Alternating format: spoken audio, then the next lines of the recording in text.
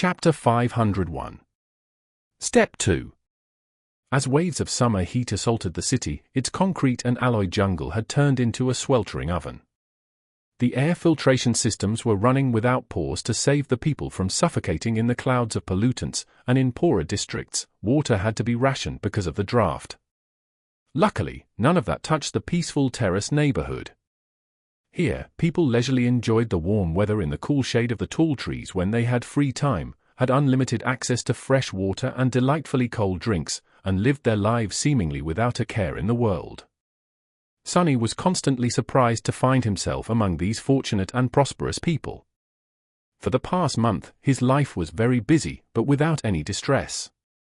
He had been steadily working toward his various goals, slowly making progress toward each. His shadow fragments were nearing full saturation, and so were Saints. He had returned to the dreamscape and participated in countless duels in the professional arenas, where the fighters were much more capable and gave him the opportunity to witness and comprehend many different battle styles. As the result, Sonny was able to further develop Shadow Dance, making his mastery of it much more solid. The Prince of the Underworld, enchantment of the mantle was now also very different from how it had been before. Even if he wasn't going to reach the mark, 6,000 defeated opponents, anytime soon, or even a third of it, he was still making consistent progress. The counter already showed 1,579, 6,000. The drawback, of course, was that with each day he went without losing a fight, Mongrel received more and more praise and attention. These days, each of his duels gathered an audience as large as that of the top Dreamscape broadcasters, especially because some sort of a yearly tournament seemed to be approaching. Mongrel's fans, however, were doomed to be bitterly disappointed. Sonny had no plans of participating in a foolish imaginary competition. He didn't care about fame and recognition, and was too busy to even spare it a thought. Apart from practicing Shadow Dance, he also continued training with Effie and Saint, slowly bringing his mastery of the spear close to that of his knowledge of the sword. He also had to run the brilliant Emporium, which was quickly blossoming into an actual enterprise thanks to Aiko's management and hard work. And of course, he had been training Rain. She was currently in his living room, staring at him with outrage. Sonny tilted his head a little. Sure. What seems to be the problem? Rain opened her mouth, then shook her head. Listen, Sonny, I understand that you are the teacher, I really do. But it has already been a month, and all you taught me were wilderness survival lessons. And one, only one. Strike, which I had repeated thousands of times already. When I asked you to train me, I thought. You thought what? That I will teach you how to decimate nightmare creatures and bring all your enemies to their knees.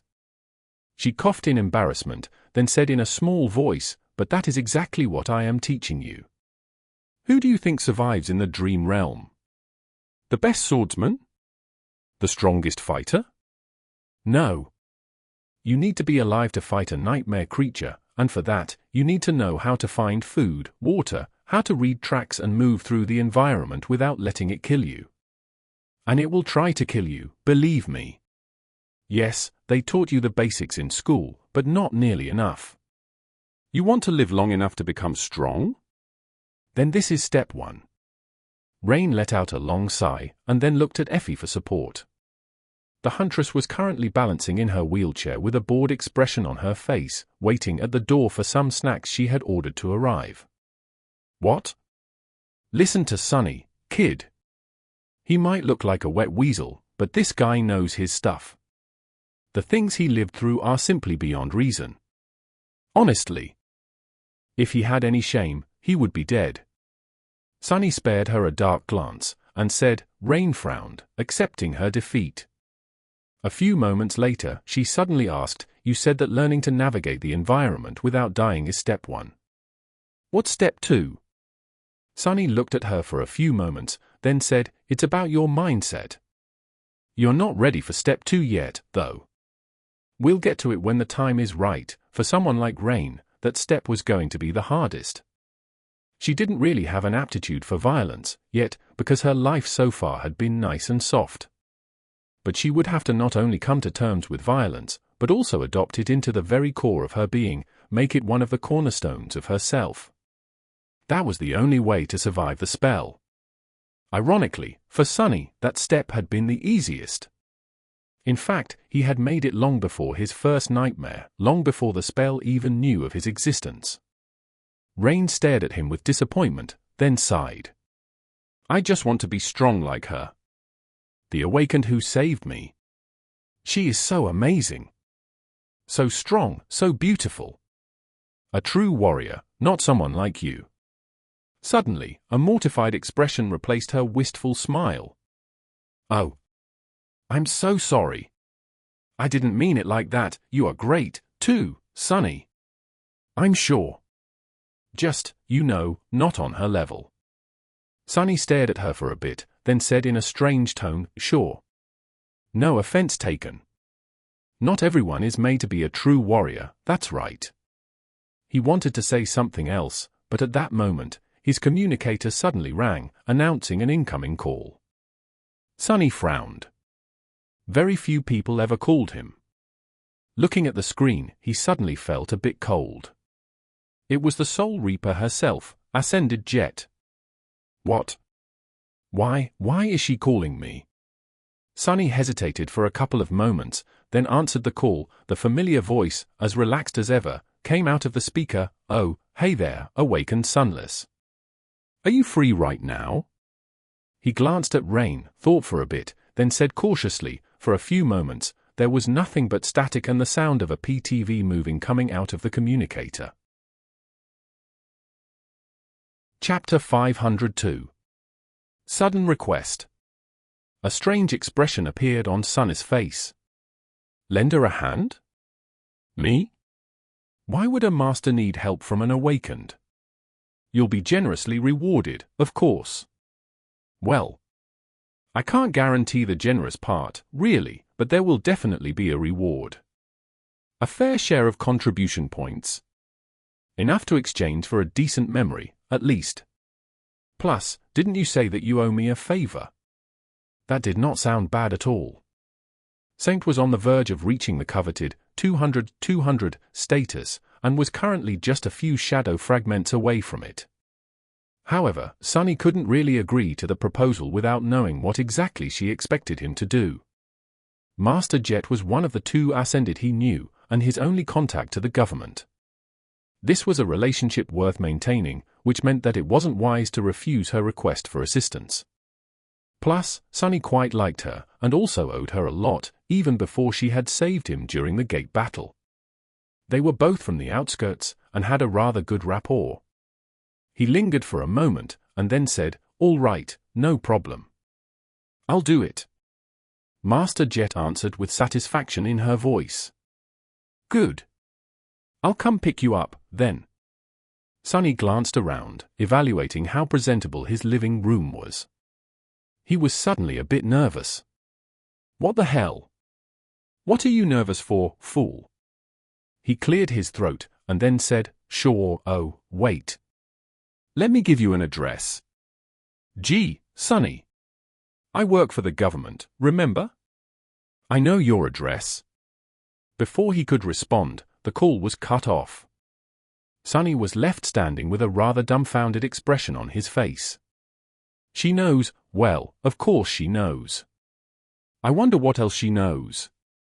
Noticing the strange look on his face, Rain asked. Sunny sighed, then slowly shook his head. No, nothing bad. Just some business I have to deal with. Sorry, we'll have to continue the lesson next time. She stared at him for a moment, then shrugged. Well, all right.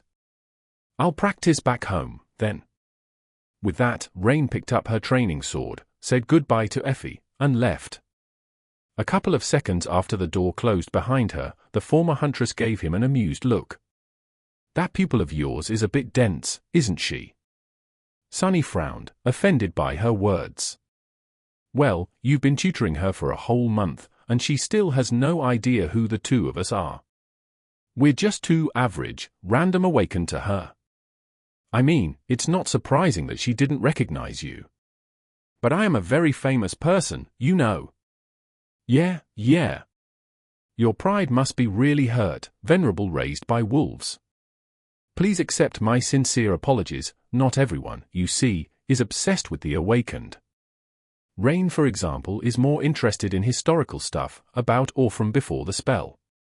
Plus, the government mostly uses your dream realm appearance to plaster all over the city, so. I'm joking, you doofus. She's a good kid.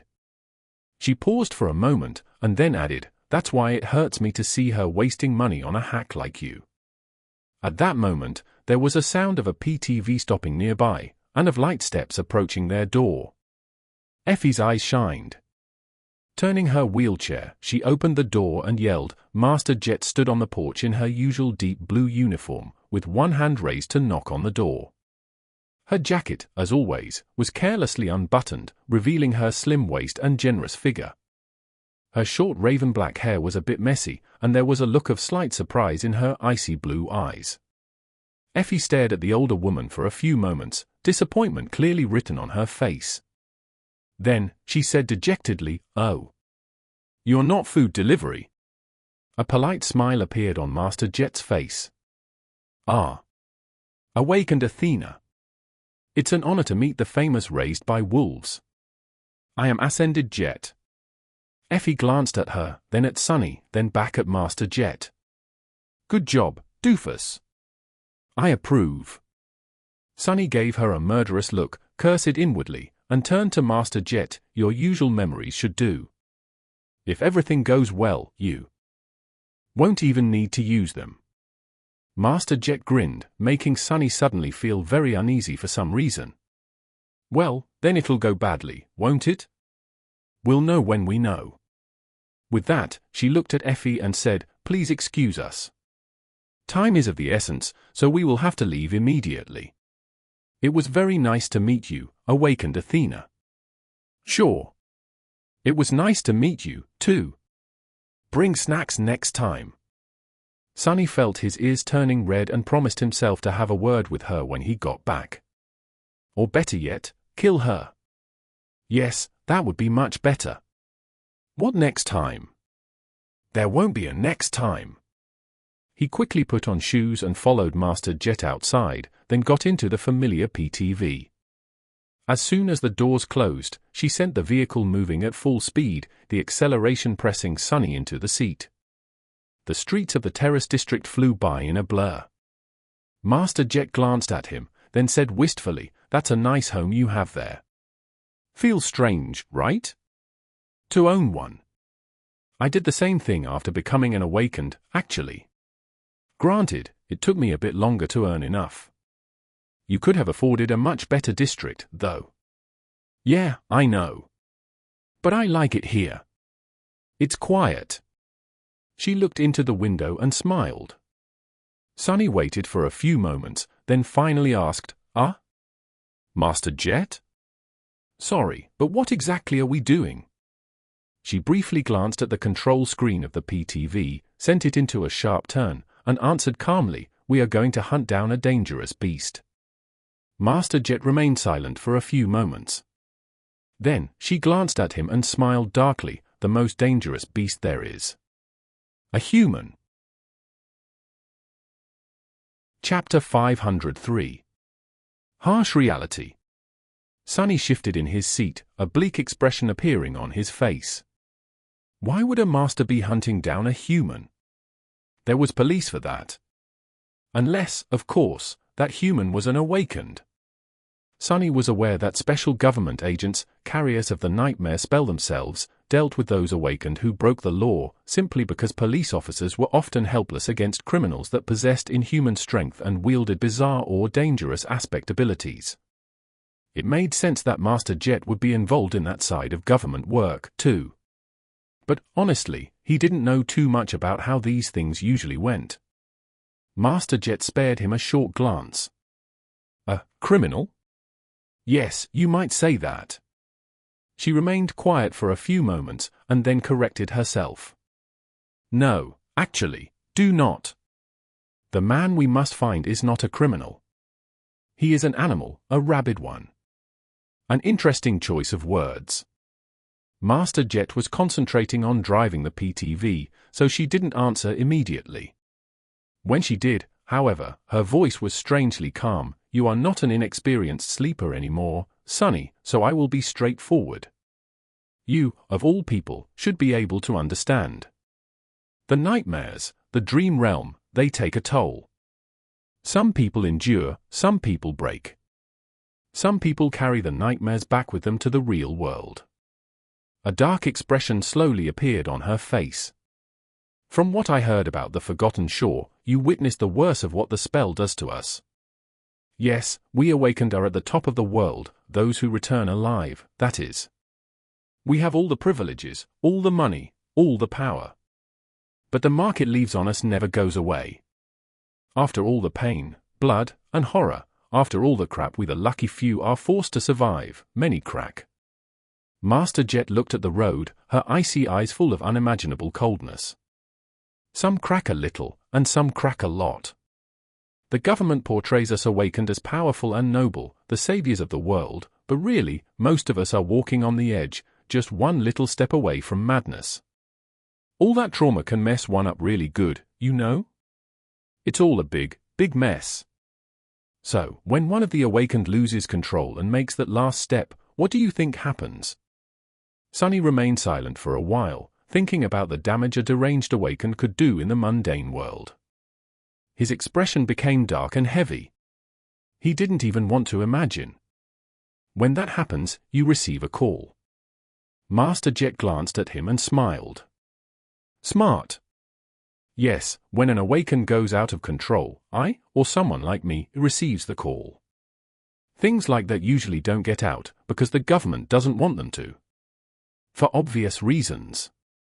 Everything is dealt with quietly, and so, here we are." Sonny didn't speak for a bit. Then, he asked, "So, what exactly is going to happen?" "We find this guy, talk him down or overpower him, and then put him in cuffs. Arrest him." What a funny thought that was. Him, making an arrest.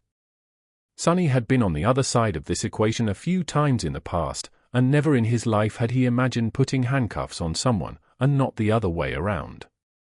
Master Jet gave him a complicated look. There was almost pity? "No. We are not going to arrest him." Sonny blinked a couple of times. "Will he be free to walk around as if nothing happened until the trial?" Of course, there was another, much darker answer. As if reading his thoughts, Jet slowly shook her head. "No. No, he won't be walking around. If they summoned me, then things are already beyond that. Think about it, if a mundane human needs to be contained, you can put them in prison. But we are awakened. Realistically, there is no prison that can be built to hold us. Not with every aspect being unique and demanding unique means of containment. So there will be no arrest, and there will be no trial." She accelerated the PTV even further, and then said evenly, "There will only be an execution." Sonny looked out the window, not sure how he felt about that. Yes, what Master Jet said made sense. Awakened were too powerful, and too dangerous. If one of them lost control, then they needed to be dealt with, somehow. In a perfect world, they would go through the same process that mundane humans went through. They would be arrested, tried, and either locked in a cell or receive proper help in a mental institution. But this was not a perfect world. So, instead, they would just be hunted down and executed, and the whole thing would be swept under the rug to preserve the spotless reputation the awakened enjoyed. Although harsh, this was the somber reality. He wasn't against the idea itself. He just didn't know how to feel about the fact that this time, he was going to be the executioner. Finally turning to Master Jet, Sonny lingered for a few moments, and then asked, "So why me, of all people? Why ask me for help?" Master Jet glanced at him, then grinned. She blew through an intersection, almost crashing into a heavy cargo vehicle, and then dodged it at the last second. "First, I know you. There are many people who could have helped, but very few whom I would trust to have my back." Sonny nodded, strangely pleased to hear that. Second, from the initial information I received, the suspect might have an aspect that is somewhat similar to yours. High affinity to shadows. So, you'll be helpful when we're tracking him down, and if things go south, he won't be able to escape easily. Another shadow user, interesting. She gave him a calm look, and added, and lastly, there are a lot of people working for the government, but very few who are suited for this kind of work. Unlike you and I. Sunny considered her words. After a while, he asked, because I am from the outskirts, just like you. Master Jet remained silent for a bit and then gave him a bright smile. No. Because you are a killer. Just like me. Chapter 504. The Right People. Sunny wanted to deny her words, but in the end, simply turned away to look at the city streets flying by. She had long known that he had the capacity to be a killer because of the cruel past the two of them shared, and more than that, she had access to the records about the event of the Forgotten Shore that the government agents had compiled. Out there, Sunny had killed his fair share of people. He had not been the most active participant in the civil war for the throne of the Bright Castle, but his hands were covered in blood, too. There were very few survivors of the Dark City who, like Aiko, managed to go through that morbid ordeal without staining themselves with human blood. And then there were other lives that almost no one knew that he had ended: Caster, Harris, the hunters who had kept Kai locked in the dark well, and Harper. Even before that, he had killed the old slaver, Shifty, Scholar, and Oro of the Nine without batting an eye. Honestly, it was not a big deal. Except for maybe Harper, Sunny never lost sleep over any of the humans that had died by his hand. If he was honest with himself, he had to admit that some of them he even enjoyed killing a little. And it was precisely the fact that he didn't think of it as a big deal that proved Master Jet's words. Sunny was a killer, and not in the sense that he had killed before or had been taught how to. He had an innate aptitude for that sort of thing, and there were not a lot of people who did. In fact, he only knew 3. The first one was himself. The second was Nephis. She was the one who had taught him about murder, after all. Maybe that was one of the reasons why Changing Star had chosen to impart her family battle style to Sunny. Maybe she had recognized that the two of them were similar, that both of them had seen and known the truth of this world. That he would be able to understand. Sunny suddenly realized that he didn't know much about her, apart from her rank, her past as a kid from the outskirts, and her role as a government operative. Everything that he thought he knew about Master Jet had come from what others told him about her, painting an intimidating and imposing picture of the fearsome Soul Reaper. That picture, however, did not reveal the real human hidden behind the loud nickname. In fact, it only served to obscure her more. What nightmares had Jet herself survived on her path to becoming a master? What were her hopes, her convictions? What were her goals? Thinking about it, Sunny hesitated for a while, and then said, "Master Jet? Can I ask you a question?" She glanced at him briefly and smiled. Sunny carefully chose his words before formulating a question. In the end, he asked simply. Master Jet laughed, her voice full of amusement. "What a peculiar question. You say it as though becoming a saint is something that just anyone can do." He shook his head, not willing to let it go. "But you are not just anyone. Sure, you might be younger than most masters out there, but very few of them can compare to you in terms of talent and power. The fact that you chose to challenge the second nightmare proves that you have ambition. So why stop?" She spared him another glance and asked with an easy smile, "I've been told that no one wants to go into a nightmare with you because of your problematic personality. Murderer, savage and psychopathic killer, these were the precise words they used." Sorry. Really? Haven't heard those before. Who? I like it. But what do you yourself think? He remained silent for a bit, and then said with a bit of doubt, "I don't think I buy it. I just took it at face value as an inexperienced sleeper, but after the Forgotten Shore, that statement doesn't seem to make sense. Sure, it is important to trust those who you enter the nightmare with, but at the end of the day, strength is strength. And you are very strong. You also work for the government, which proves your ability to be an adequate part of a larger collective. To work in a team. So, I simply don't understand. Master Jet did not speak for a while, concentrating on the road. Eventually, she answered, a hint of darkness finding its way into her voice. That is because you don't know enough. You're young, and haven't had to deal with the awakened affairs a lot. Plus, some of these things people only learn after reaching a certain stage. You're not at that stage yet, but since you asked, I'll answer. She looked at him, the smile disappearing from her face. It is very simple, really. Basically, you need the right people to help you become a master. But to become a saint, you need for the right people to not obstruct you. Take it as you will. She didn't say anything else, and Sunny did not ask, a deep frown appearing on his face. For the right people, to not obstruct you. He understood what Master Jet was hinting at, of course. He knew enough to come to the right conclusion. What she just told him was that to become a saint, one had to receive permission. And it wasn't too hard to realize who had to give that permission. Who else but them? The three supremes who ruled the most powerful awakened, the legacy clans, from the shadows. Come to think of it, such an arrangement made a lot of sense. There were just a few dozen saints in the world, and each of them possessed unbelievable, mind-boggling powers. Would the sovereigns have allowed for such powerful individuals to exist outside of their control?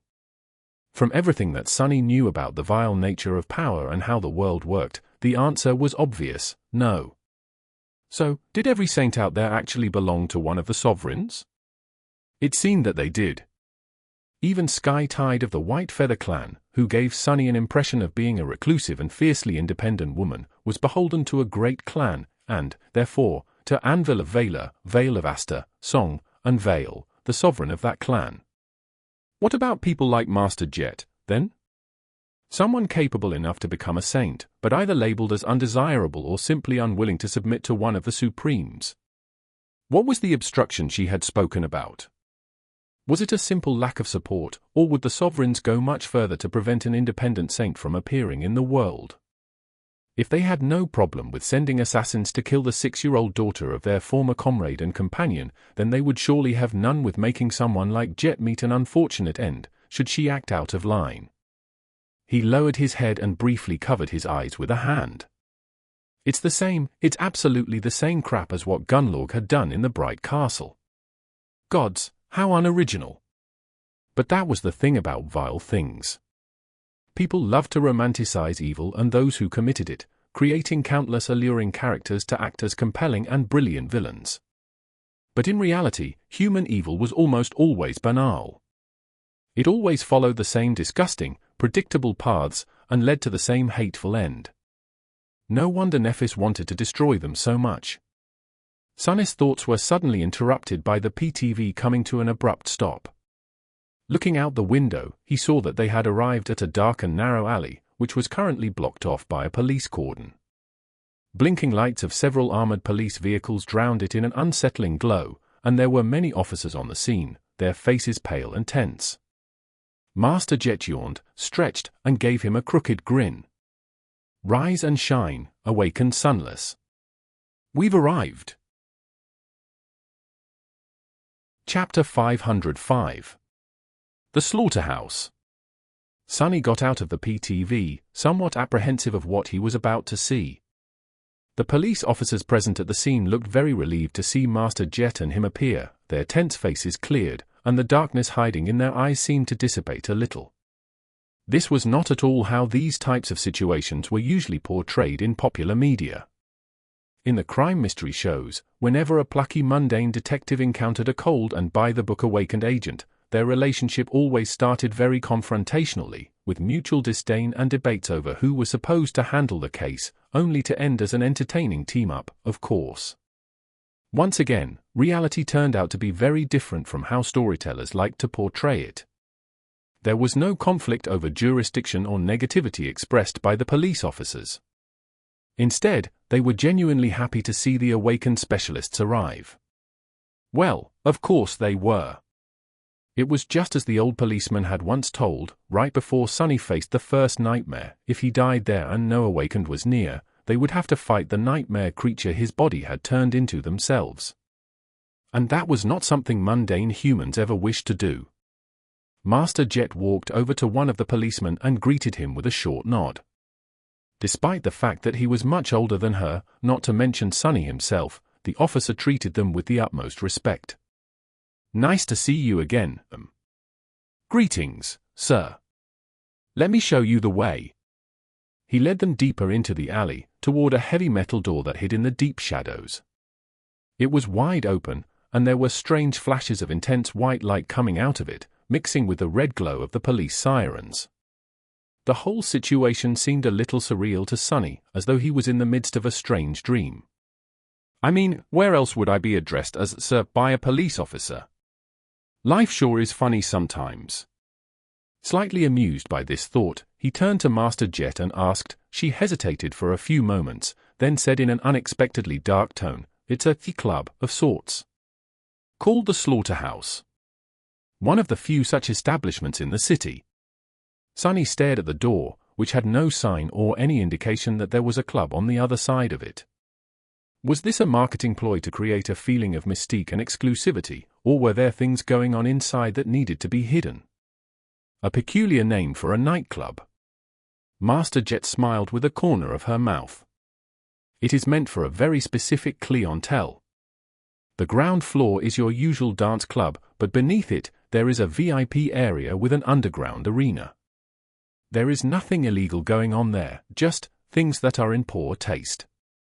She paused, and then added somberly, "They send echoes, usually dormant beasts, to fight against mundane fighters there. The fighters are paid generously, of course, and the club profits from the rich assholes who enjoy watching this sort of thing enough to recoup losses if one of the echoes is accidentally destroyed. Everyone wins. I guess."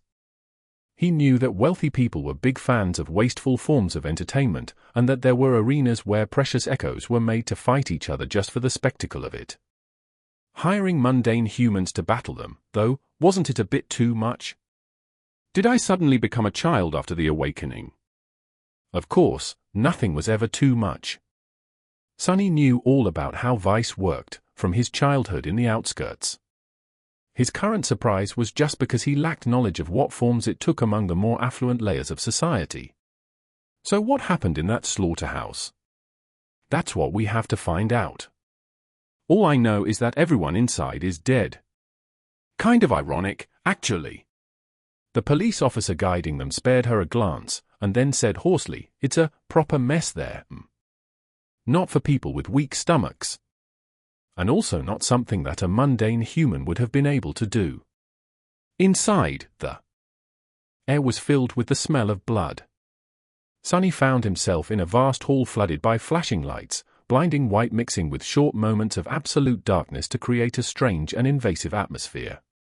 It was hard to perceive anything in this strobe light hell. The policeman looked down in embarrassment.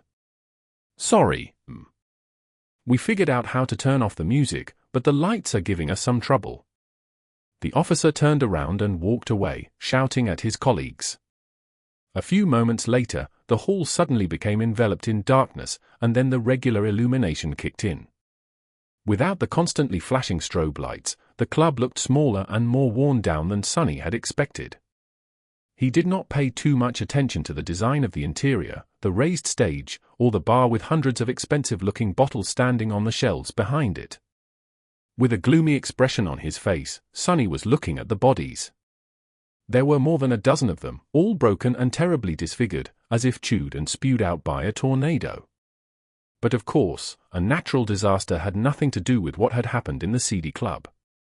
The result only looked like it. This was the work of an awakened. Suddenly, he remembered Master Jet's question, seeing it in a new light. When an awakened loses control, what do you think happens? The answer was right in front of him. Terribly battered human bodies were lying on the floor, drowning in pools of blood. Indeed, this was not a sight for those who had weak stomachs, but, for better or worse, Sonny had seen enough horrors to not be moved too much by such a scene. It left a deep impression even on him, though.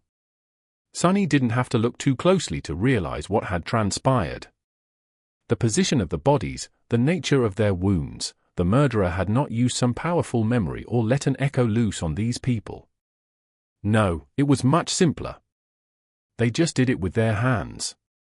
Back during the gate battle, Sunny had thrown a heavy vehicle at the advancing horde of nightmare creatures, carving a bloody path in their ranks. That was the strength of an awakened. Even if he had been augmented by a shadow, his own strength was still vastly superior to that of a mundane human. A frenzied awakened could tear through a dozen humans in a matter of seconds, and none of them would be able to do anything to stop it. In front of a spell carrier, mundane humans were like paper dolls. It only took a little effort to destroy them. Sunny remembered how he had doubted whether or not he wanted to play the role of an executioner on the way to the crime scene. Rain could have been one of the victims. He could have been one, too, before becoming an awakened. As he was looking at the broken bodies, all his doubts disappeared. Chapter 506. Silent Witnesses. As Sunny studied the bodies, Master Jet went away to talk to the police officers, and then returned with one of them. There was a disappointed expression on her face. No usable recordings left. Figures, places like this one only exist because they value the privacy of their clients. And the few cameras they did have shown nothing but darkness. Sunny looked at her, then sighed, not much to tell from the victims, too. The murderer just used their fists. That's how it usually goes, in situations like this. The most likely scenario is that the murderer was one of the clients, who went on a rampage because of either alcohol or stimulants, and a momentary failure to hold on to their sanity. So I doubt that this mess was premeditated. Master Jet remained silent for a moment, and then added, he was lucid enough to use his aspect to obscure the cameras, though. So dealing with him won't be too simple. With that, she turned to the police officer and asked, any survivors? Do we have witnesses? He hesitated for a bit, then gave her a strange look. Yes, actually, there are a few. But? The officer didn't finish the sentence, and just stared at them with an uneasy expression. But what? Are they refusing to talk? The policeman shook his head slowly. No, they're not refusing. They just... I don't know, something is wrong with them. They just don't speak, or even react really. I've seen a lot of people in shock, and sometimes, they can seem almost catatonic. But this is something else. Gave us all the creeps, to be honest. Sunny and Master Jet glanced at each other, and then, one of them said, the officer sighed, then escorted them to the back of the club, where an inconspicuous door led to the service rooms. The witnesses were gathered in a small office, standing there motionlessly, with nervous paramedics trying to determine the reason for their condition. There were 5 of them, all sharing the same blank, strangely peaceful expression on their faces. They were completely silent, motionless, and still. They did not react to the arrival of new people at all. Their eyes were calm and empty. It only took him a second to recognize what was wrong with the survivors, of course. In fact, they weren't survivors at all. These people were dead. To be more precise, they were hollow. How can a mundane human be hollow? Suddenly, he felt a cold shiver run down his spine. Looking at Master Jet, he saw that she had a deep frown on her face, too. The massacre in the dance hall was bad enough. But this just made the whole situation frightening and eerie. If before Sunny was just disgusted, now, he was starting to get concerned.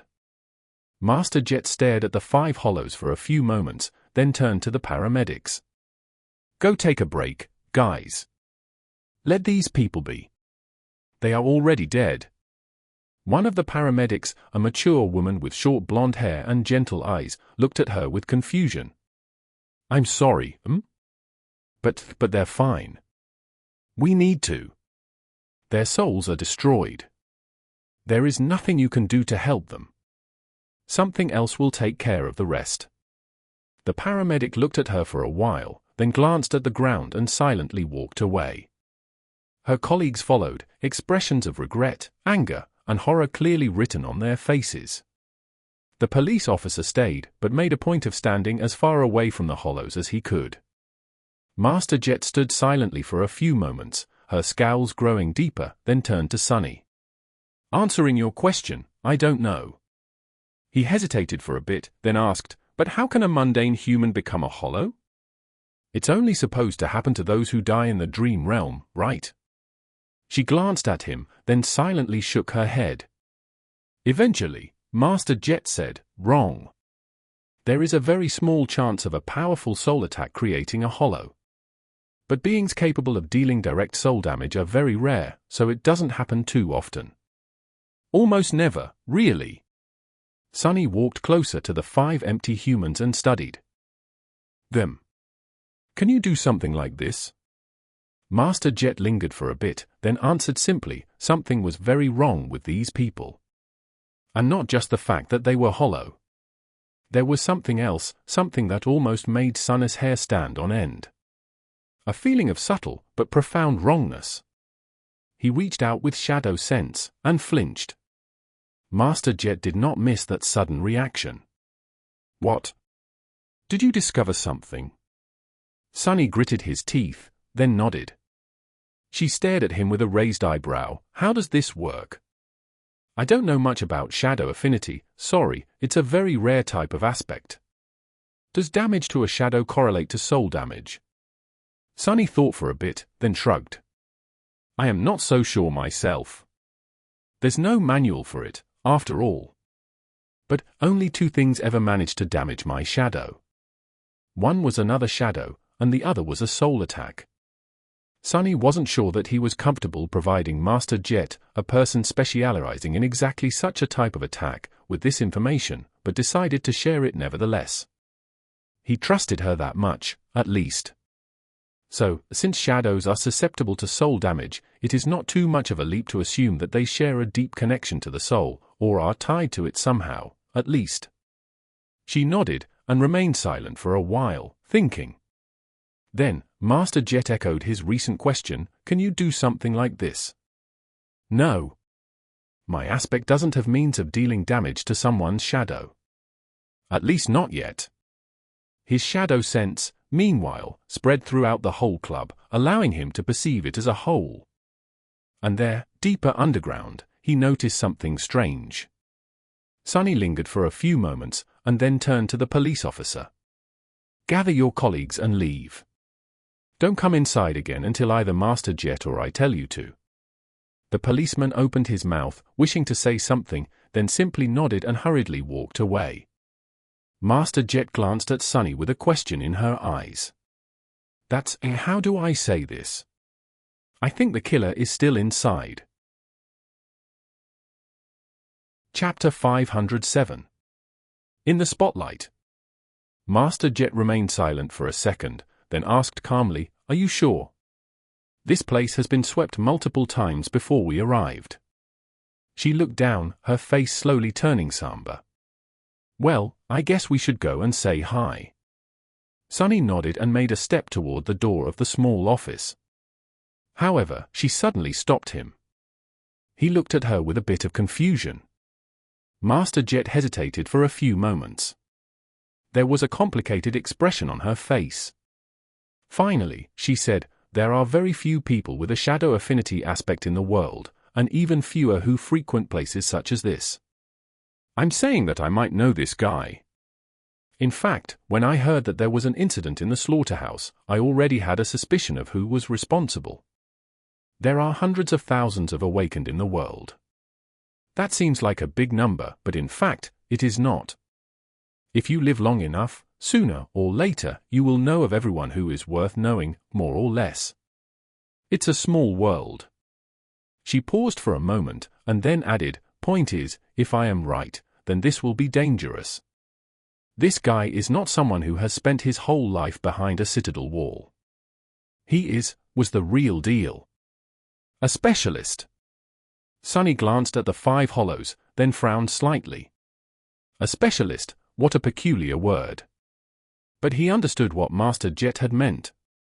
Most of the awakened were thrust into the spell and tried desperately to survive, striving to return to a semblance of a normal life. A much smaller amount, for whatever reason, embraced their new nightmarish reality and adapted to it, even thrived in it. They shaped their lives to suit the deadly challenge of the nightmare spell, and not the other way around. Sunny was one of these specialists himself, after all. If he is such a specialist, then how did this mess happen? Who do you think are the most compromised awakened? Folks who spent as little time as possible in the dream realm and then returned to their actual lives. No, it's people like us, the professionals. He thought on it for a bit, then said with confusion, I don't get it, even if he is a seasoned fighter, so what? You are an ascended. Surely, dealing with him will be easy. Nothing is ever easy, Sunny. That is a mindset that will get you killed. No matter how powerful you are, one mistake is all it takes. Raw power doesn't always decide the outcome of the fight. You should know this already. Every aspect has a flaw, and every power has a counter. So keep your guard up. Sunny had to agree that she was right. His own experience served as the perfect proof. Harris had died by his hand because Sunny's aspect was a perfect counter to his formidable ability, and Caster had been undone by his flaw. He remained silent for a few moments, and then said, when we confront this guy, pay attention to your shadow. Don't let him get anywhere near it. Master Jet frowned, and then gave him a simple nod. Together, they returned to the dance hall, and then found another heavy metal door. Behind it, a narrow staircase led further down, to the underground arena. The arena itself was larger than Sunny had imagined, and looked more like a luxurious theater than a fighting pit.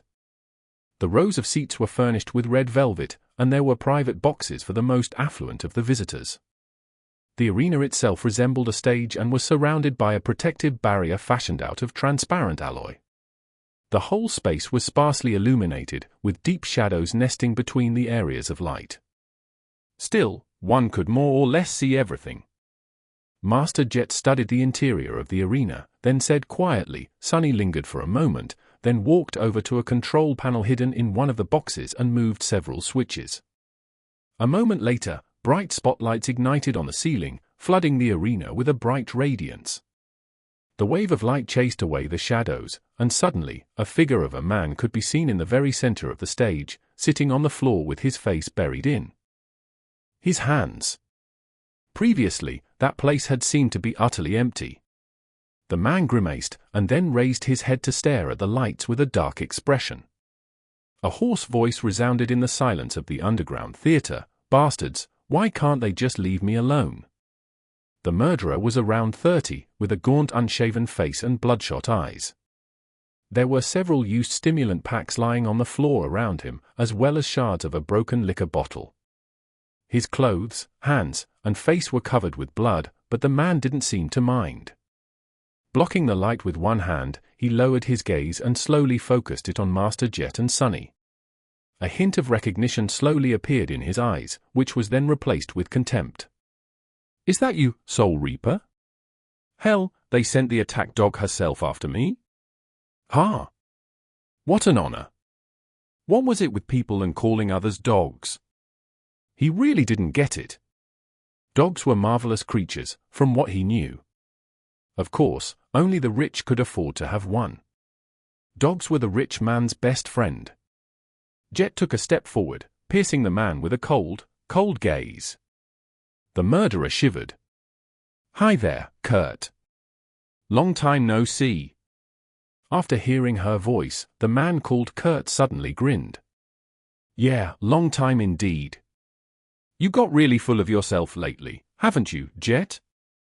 Funny that a government lapdog like you finds it beneath herself to associate with upstanding people like me.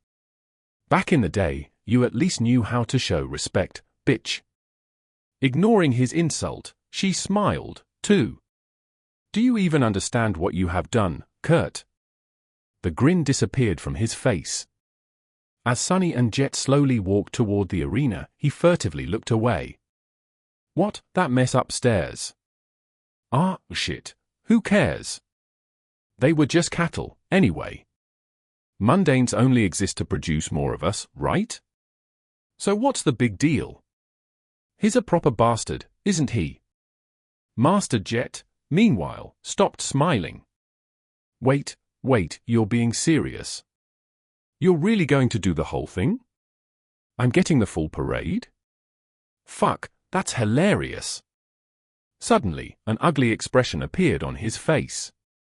Have you forgotten who you are, Jet? Gods, did becoming a master give you that big of a head? Come on, we all know who you work for, and who I work for. You'll still be a master when I am a saint, wench. He glanced at Sunny, and then added in a mocking tone, look, you even had to bring a kid to help you out. I guess no adult is willing to get your stench on them.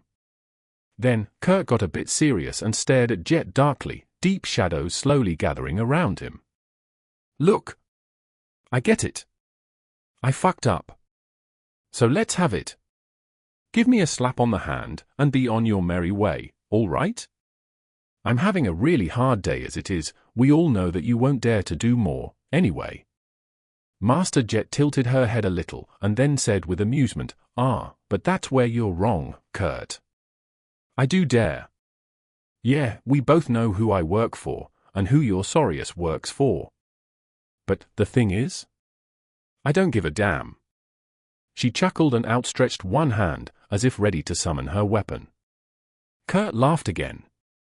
This time, however, his laugh was a bit desperate. Then, he looked down and whispered, well. Not like it matters, anyway. You know about the Obel scale, so why even bother? Nothing will change. He remained still for a moment, and then suddenly exploded with movement. After that, everything happened very fast. Chapter 508. Battle of the Shadows. Kurt moved with terrible speed, covering the distance between the center of the arena and the first row of the seats, where Sunny and Master Jet were, in a split second. Just from the way he moved, it was easy to tell that his soul core had been fully saturated a long time ago. He was indeed a powerful awakened. Still, it wasn't enough time to summon a memory. The white sparks that were supposed to form into a glaive were just starting to manifest themselves around Jet's hand, but he was already upon her. One of Kurt's hands shot forward, a knife forged out of a strange lusterless alloy appearing in it as if out of nowhere. There was no magic involved in its sudden appearance, though. The knife had just been hidden in a secret sheath on his forearm. Of course, Master Jet was much faster. She blocked the strike before it could ever reach her flesh. At the last moment, however, Kurt twisted his wrist and let go of the handle, sending the knife flying past her. He had barely any time to react. The cruel sight was still in the process of being summoned, so Sunny used his other hand to try and swat the knife away. It jerked up, but then froze. A fraction of a second too late, Sunny realized that the knife was not aimed at his body. And since he had wasted precious time being mistaken about the killer's intentions, it was too late to move his body away to make the shadow shift out of harm's way. Luckily, Sunny's shadow could move on its own. It suddenly went out of the sync with his movements and jumped away, letting the knife bury itself in the floor and send a net of cracks through the sturdy synthwood boards. Shaken, Sunny belatedly jumped back. Any other awakened would have been killed by that devious attack, most likely. To Kurt's misfortune, though, he had met a fighter well versed in all things shadow. A few steps away, Master Jet was already turning her block into an attack. Her fist seemed to teleport forward, tearing through the air so fast that it sent a small shockwave rolling through the underground arena. Kurt had long disengaged, though. As soon as he threw the knife, he saturated his body with essence and lunged back, smashing through the velvet seats and momentarily appearing a dozen meters away. As soon as his feet touched the ground, he was already moving again, dashing sideways. At the same time, 3 more knives flew at terrible speed toward Master Jet and Sunny. Their purpose was not to kill or wound them, but just to slow them down.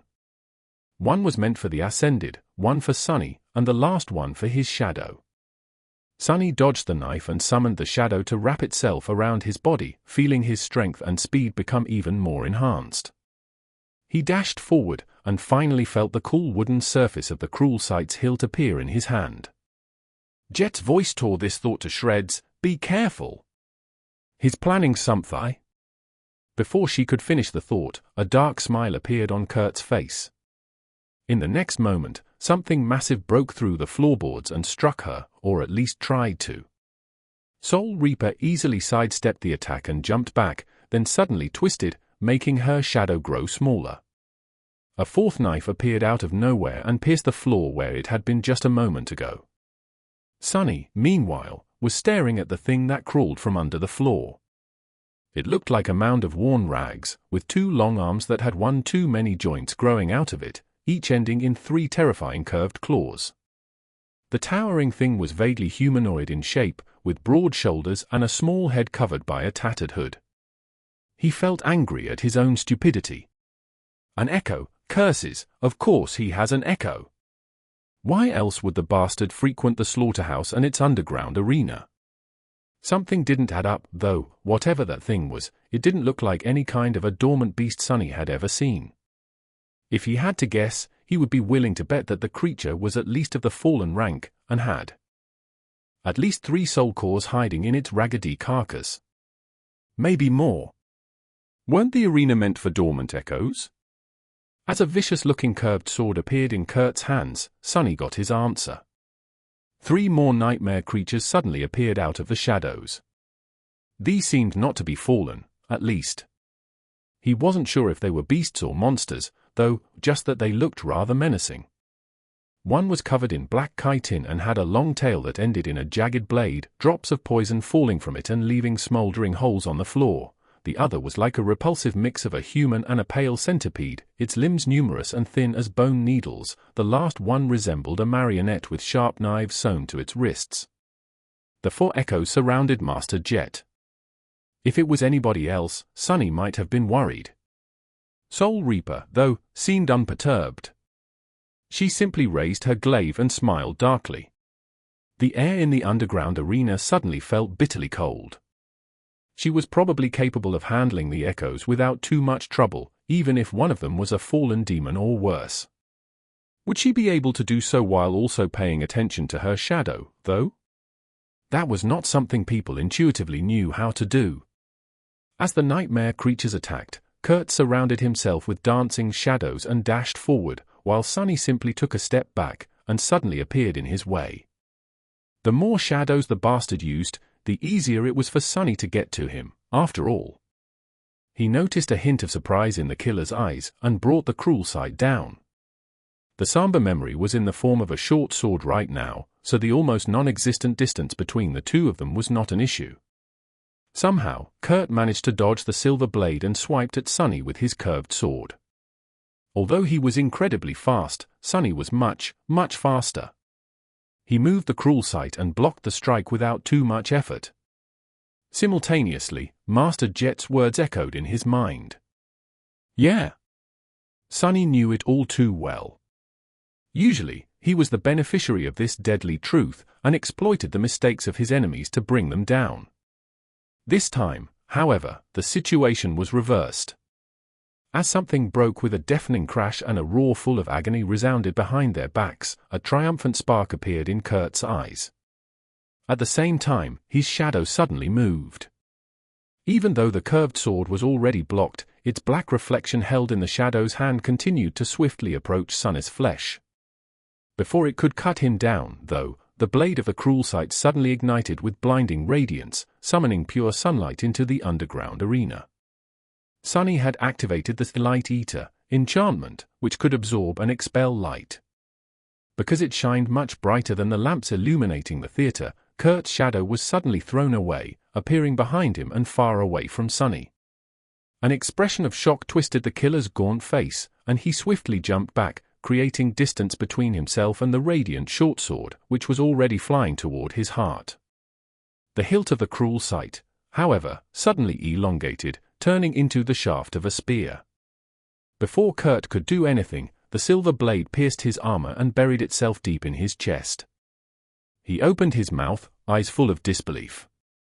Before any words could escape it, though, the spearhead turned furiously incandescent, and suddenly, the killer's body became enveloped with white flames.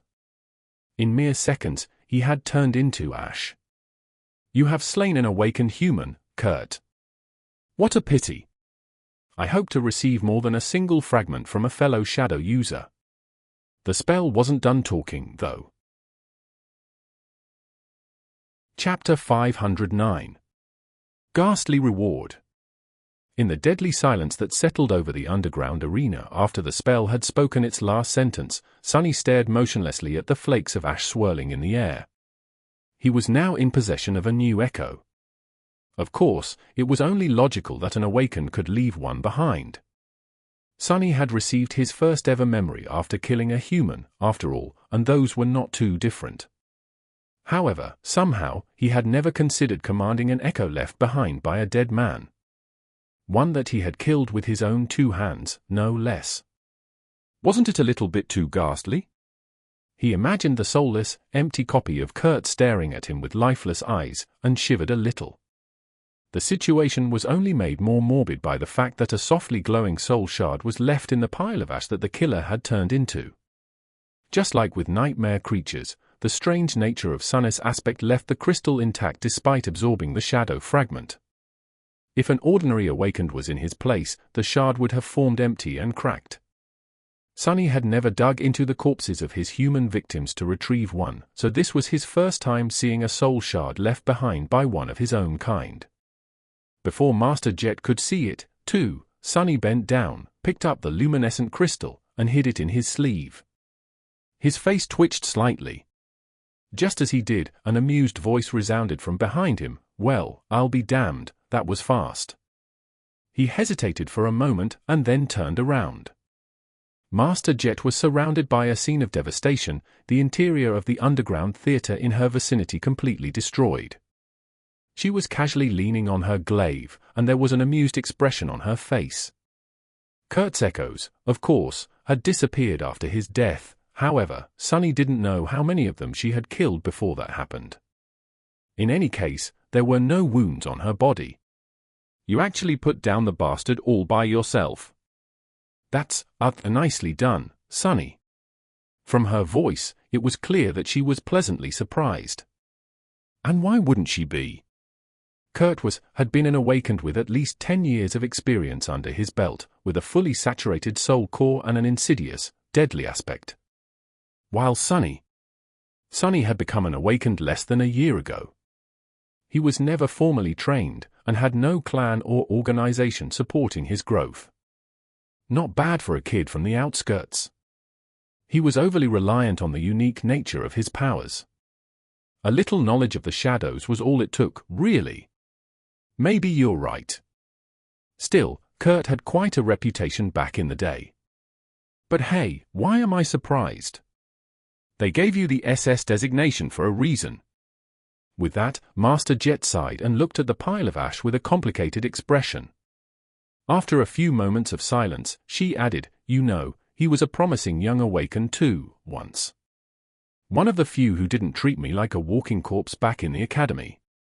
Sunny glanced at the ashes, trying to imagine Kurt as young and promising. It wasn't too hard, however, thinking about a person he had killed this way made him uncomfortable. It was better to remember him as he had been at the end, a depraved, demented murderer. More of a rabid beast, really, than an actual human. Sunny scratched the back of his head. So then what happened to him? Master Jet lingered for a bit, and then shrugged. Life, I guess. Not everyone is cut out for the kind of life we live. In fact, very few are. Sunny dismissed the cruel sight, thought for a few moments, and then asked the question he really wanted to ask, so, that stuff he told about having a powerful protector. What was that all about? Are you going to be in trouble? Wait, am I? What, did you believe that fool? Don't worry, he was just being delusional. Sure, he had rather powerful masters. But these people, they're not going to make a fuss about someone like him. Kurt became of no use to them the moment he lost control.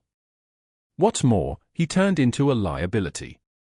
So, if anything, we did them a favor by taking care of the mess ourselves.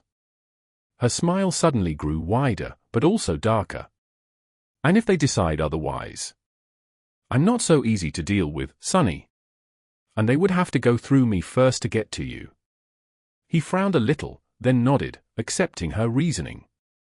It all made sense, after all. Powerful people were also a practical sort. They wouldn't hesitate to discard a broken tool, and that was what people like Kurt were, tools to be used and discarded once they couldn't be used anymore. Good thing I didn't join a legacy clan. I guess that is what I would have become if I did. Master Jet warned me against it for a reason. Then, something else came to his mind. The strange words Kurt had said right before launching his suicidal attack. Not like it matters, anyway. You know about the Obel scale, so why even bother? Nothing will change? What did he mean? It almost seemed as though the knowledge of this mysterious Obel scale was the real reason for why he allowed himself to lose control. Of why he had lost hope? Sonny lingered for a few moments, then asked cautiously, "Oh, by the way, what was that nonsense Kurt went on about?" The Obel scale? What is that? Master Jet gave him a long, somewhat strange look. Then, she simply shook her head. Don't worry about it. It's not some secret, anyway. You can find the information on the network. Obel was the name of a scientist who developed the spell tech system the government uses to detect signs of a manifesting gate. The infrastructure of that thing is getting old, though, so the readings have become less reliable lately. Nothing that some thorough calibrations can't fix. Sonny tilted his head a little. Why was he so fixated on it, though? She looked at him with amusement. How would I know what went on in that crazy head of his? The bastard massacred 20 people, and thought that I would let him go after a stern reprimand. He was obviously not all there at the end. He frowned, and decided to let it go. Either Jet knew, or she didn't. Either way, it didn't seem like she was going to tell him. Master Jet dismissed her glaive and massaged her shoulders. Now? Nothing much. Give me 20 minutes to settle things down with the police, and then we'll go get you your reward. She looked at him and added with a smile, by the way, thanks. This would have been much messier without your help. With that, Master Jet walked toward the exit from the arena, leaving Sonny alone. He stood silently for a while, and then sighed heavily. It was time to see about his new Echo, and decide whether he was going to keep the ghastly thing or not. Chapter 510. Human Echo. Sonny looked around the destroyed theater, then found an intact seat and sat down.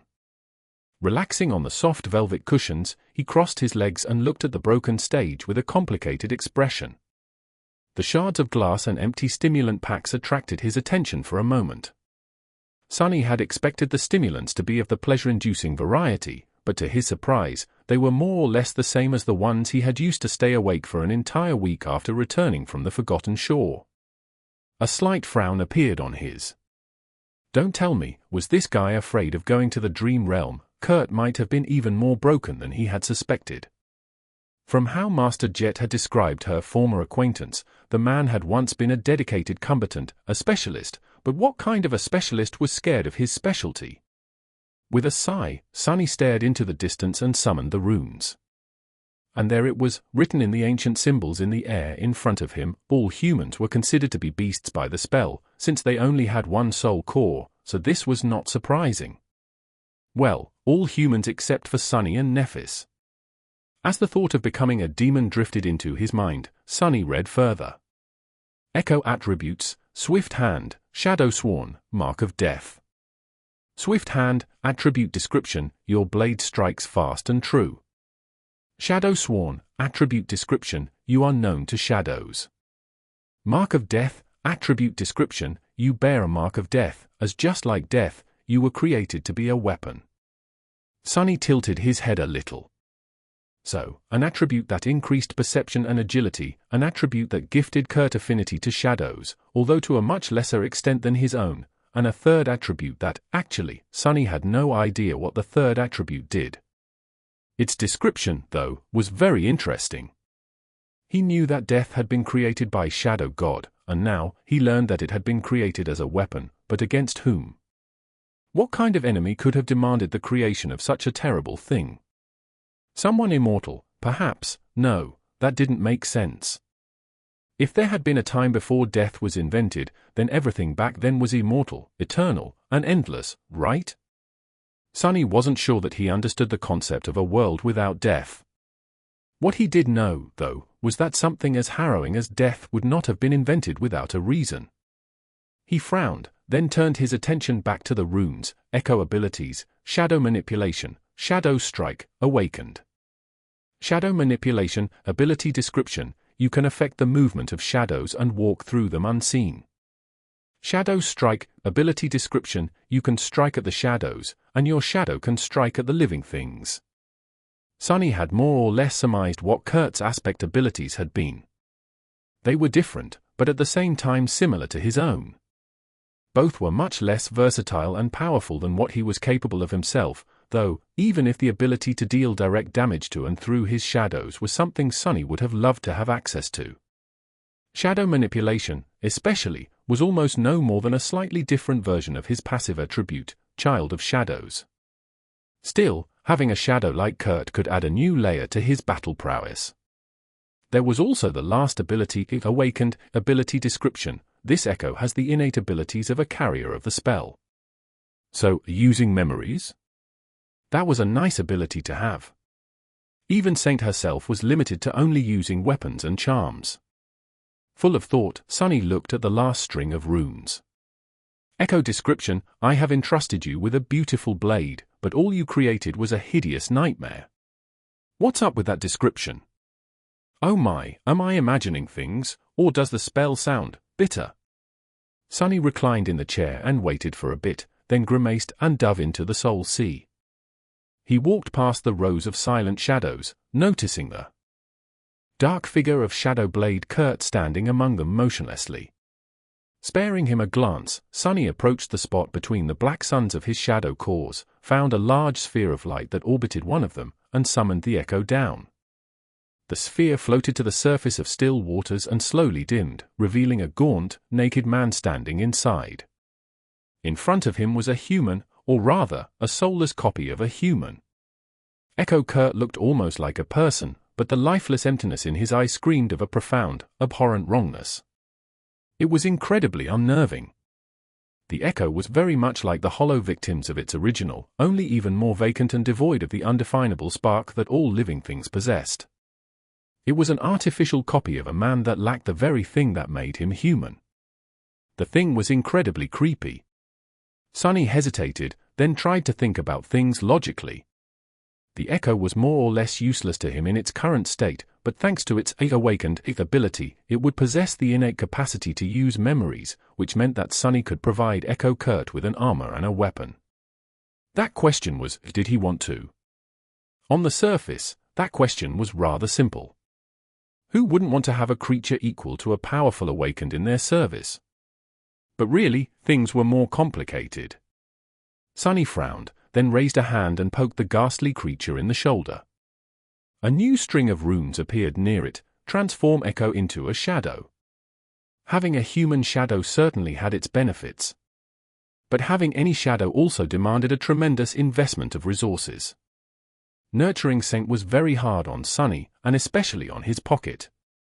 Less importantly, but still somewhat pressing, was the need to spend 100 shadow fragments to complete the transformation.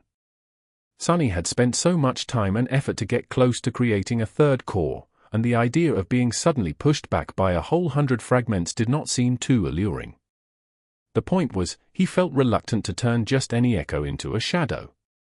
Even though Sonny was very curious to see what would happen if one of the silent shadows was placed into a human echo, the answer was no. The first one was rather simple, but also not too convincing. Master Jet had said that all of them, seasoned awakened, were walking one step away from the madness. Sonny felt like dragging around a reanimated copy of a man he killed would bring him closer to making that step. His humanity and sanity, to be honest, were already on thin ice. However, that wasn't the main reason. The second reason, and the most important one, was the nature of the shadows. Shadows weren't soulless, empty copies of their originals. They possessed a semblance of a consciousness and a distinct personality. Saint was living proof. Yes, she was created from a powerful nightmare creature, but her attributes and abilities were not what made her strong. Saint was strong because she was Saint. Her will, intellect, and unbreakable resolve were what made her such a deadly presence on the battlefield and a valued companion for Sunny. And that was why he didn't want to create a shadow of Kurt. Yes, Kurt possessed powerful abilities that shared the affinity with Sunny's aspect. His weakness was the cause of why he had drowned himself in alcohol and distasteful hobbies, and why he had eventually surrendered to the burden of the nightmare spell and massacred defenseless humans in a fit of demented frenzy. No matter how powerful, Sunny didn't want to possess a shadow of an unstable butcher, but more than anything, he didn't want to possess a shadow of someone who was weak. How could he rely on someone like that? On the path he was taking, there was no place for weakness, at least not for the weakness of that kind. With a sigh, he summoned Saint, and watched her appear near the naked figure of Kurt in a whirlpool of black flames. The taciturn demon stared at him with her indifferent ruby eyes, not paying any attention to the human echo. Seeing them side by side only made Sunny more sure of his decision. He remained silent for a few moments, and then gestured at Kurt. "Do you, maybe, want to eat him?" Saint remained motionless for a few moments, then silently turned to the echo and raised one hand. Her gauntlet easily pierced the chest of the dead killer, and a few moments later, his body disintegrated into a flood of white sparks. Those sparks formed into 3 brilliant streams and entered into the darkness that hid inside the shadow, then flowed into her 3 core remnants. "Your echo has been destroyed." Sunny felt a wave of bitterness wash over his heart, but very soon, it disappeared. He was watching the shadow fragment counter in the runes describing Saint. Apparently, feeding on echoes was much more nourishing for a shadow.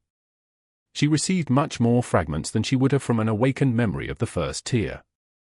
Right now, the counter was showing a simple number. A triumphant smile appeared on Sunny's lips. Chapter 511.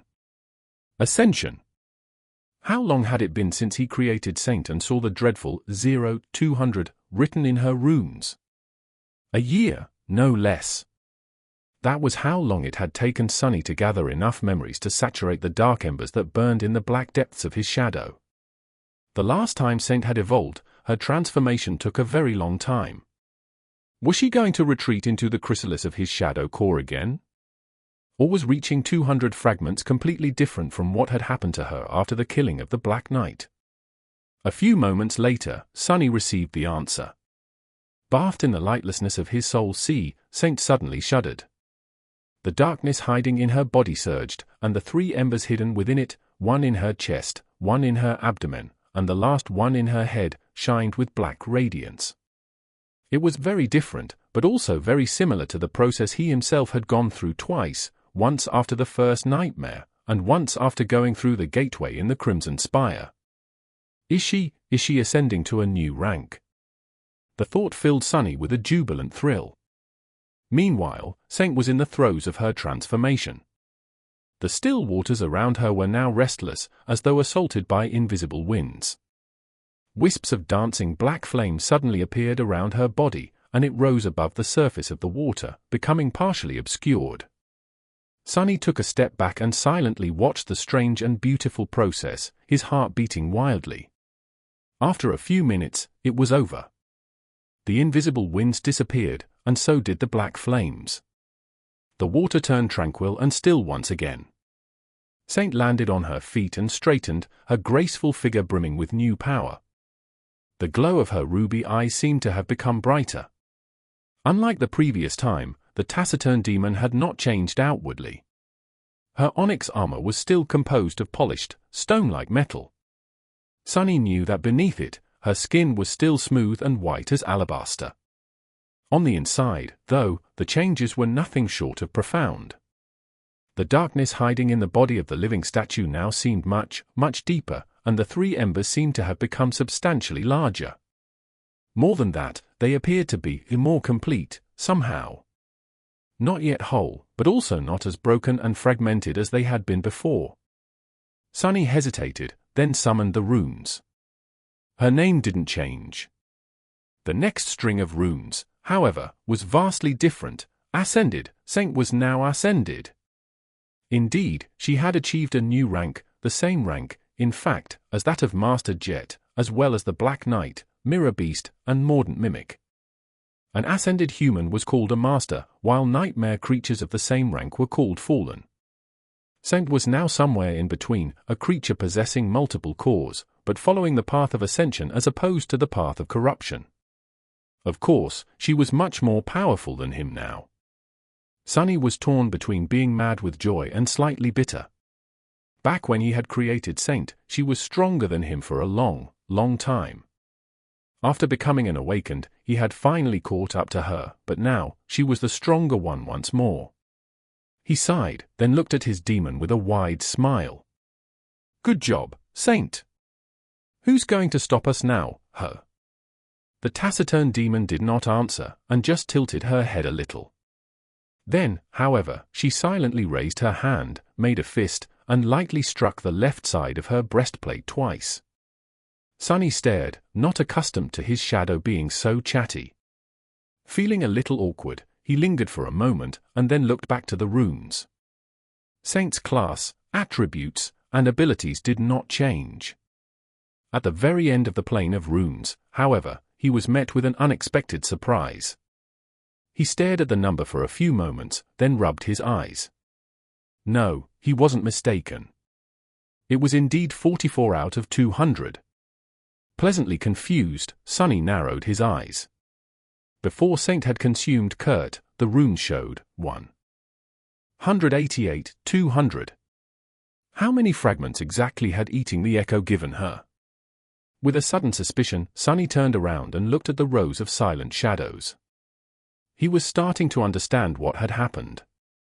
Most likely, a larger share of the fragments came not from the echo, but from the shadow of its original. Kurt had been an experienced awakened, one in possession of a fully saturated core. By absorbing his shadow, Saint must have inherited a portion of all the soul fragments he had accumulated over his life, just like a human would after slaying another human. That amount was enough to bridge the gap to the next rank, and then some. Of course, since his shadow was now an ascended, she required shadow fragments of similar quality to grow one-to-one. Those that came from Kurt were only awakened, though. So, in fact, the current number would have been 88, 200 if Saint's rank had not changed. That meant that she received almost 100 shadow fragments by consuming the echo of Shadow Blade Kurt, an utterly insane number, considering that it had taken Sunny somewhere around half a year to feed her that much before. Suddenly, the regret he felt over sacrificing such a valuable echo disappeared. That's a windfall, a crazy windfall. Today, luck was truly on his side. And an ascended demon was now by his side, which instantly propelled Sunny to a completely new level of capability. Together with the newly transformed Saint, he would be able to do much more, challenge much more powerful nightmare creatures, and therefore, accelerate his own growth even further. Even better, this change could not have come at a better time. Because it was nearly time for him to return to the shipwreck island, and challenge the terrifying being that dwelled in the ancient wreck. Having an ascended shadow by his side would be of enormous help. Sunny only noticed that a wide, stupid smile appeared on his face when Master Jet returned to the underground arena. He hurriedly erased it and stood up. She gave him a relaxed nod, then yawned. "Yeah. We are free to go, a little paperwork, and the contribution points I promised will be yours to spend. We can grab a bite first, if you want. Oh yes, there is also the reward from the government." Now that he didn't need to spend all the contribution points on bringing Saint to full saturation as soon as possible, what else would he be able to get? Chapter 512. Unburdened. Sitting on the very edge of the sanctuary island with his feet dangling above the abyss of the sky below, Sunny was enjoying the view of the clear streams falling down into the darkness and turning into clouds of water dust. After a while, he lowered his eyes and looked at the item laying on his palm with a bit of confusion. This was one of the 2 memories he had exchanged for the contribution points given to him for helping Master Jet deal with Shadow Blade Kurt. It looked like a long, narrow needle forged out of black steel, with gold wire wrapped around one of its ends, sort of like an antique acupuncture needle, but much sturdier. The needle's name was Heavenly Burden, a very ironic name for a memory, here on the Chained Isles. He had just received it this morning, and this was his first opportunity to properly study the thing.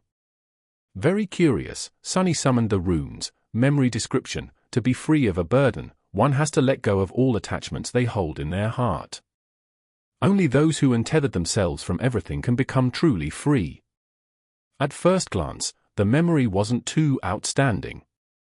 Its rank wasn't high, and neither was its tier. With the amount of money Sunny was making, he could probably buy something like this after a week or 2 of collecting soul shards in the Dream Realm.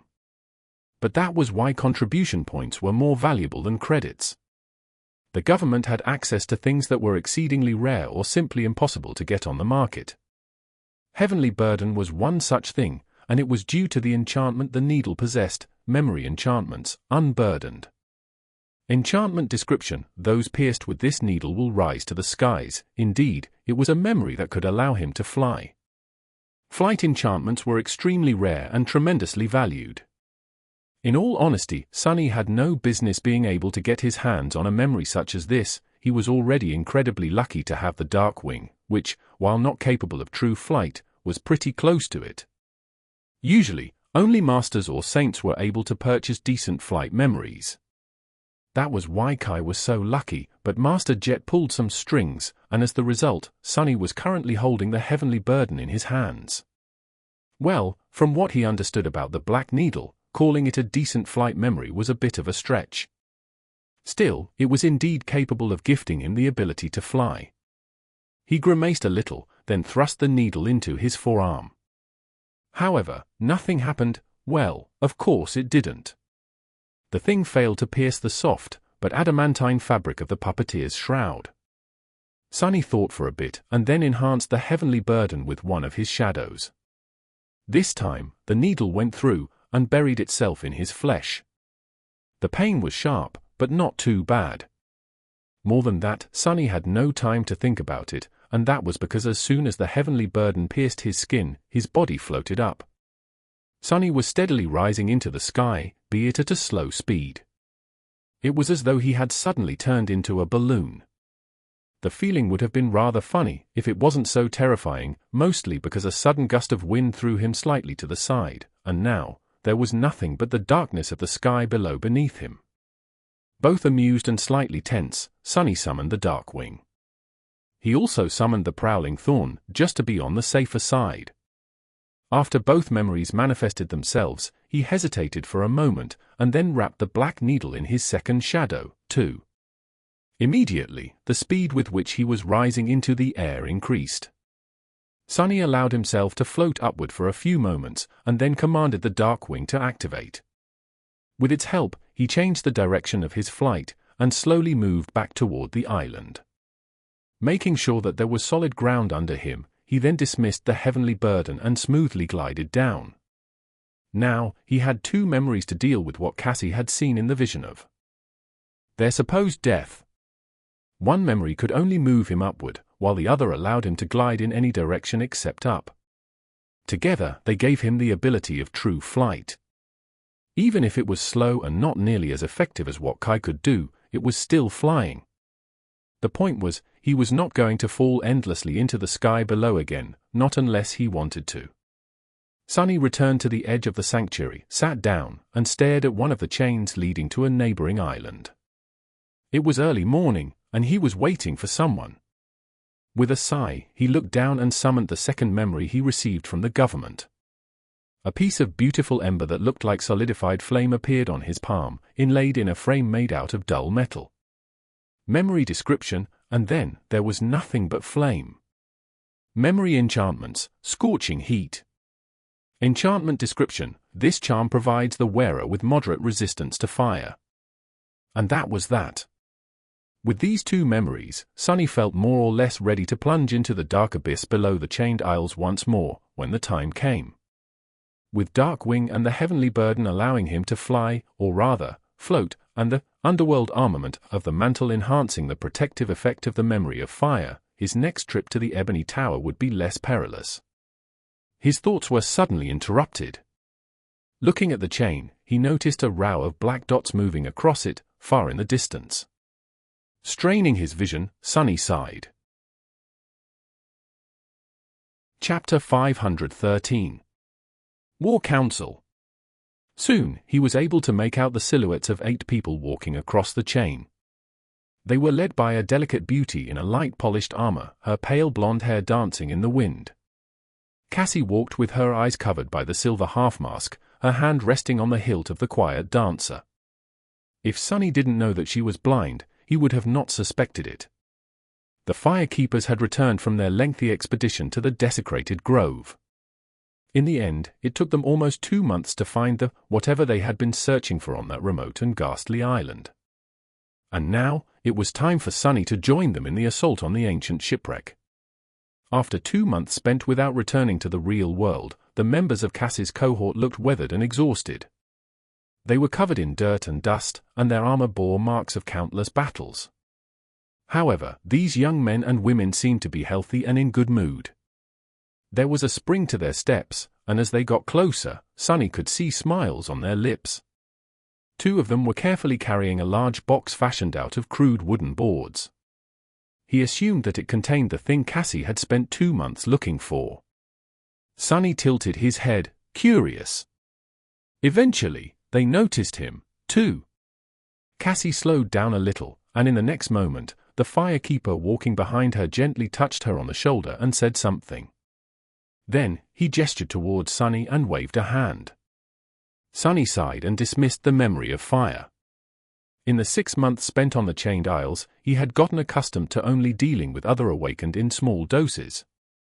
Knowing that he was going to have to be in the company of relative strangers for a while and fight with them side by side did not make Sunny happy.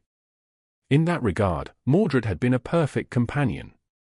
He only appeared once every few days for a short while, helped Sunny with advice, and then disappeared without a trace, not asking for anything in return. If only all relationships could be so simple. Sadly, the mysterious prince was still nowhere to be found. Sunny had not heard from him ever since returning from the ivory tower, almost making him think that he had simply imagined the whole thing. The mirror shard he kept in the covetous coffer reminded him that he had not, though. Sunny forced a smile to appear on his face, and waved at the firekeepers in return. "Welcome back, guys. It's good to see you, sort of." After the firekeepers had time to clean themselves up and fill their stomachs, they gathered in a spacious room provided to them by the White Feather Clan. Sunny looked around the room and sighed inwardly. Why were his own quarters so tiny? Even if his true name remained a secret, Sunny was still an SS-class awakened. Where was his preferential treatment, huh? The large wooden box was placed in a corner, and the 7 awakened gathered around a table. He hesitated a little, then joined them. "Hey, Sunny.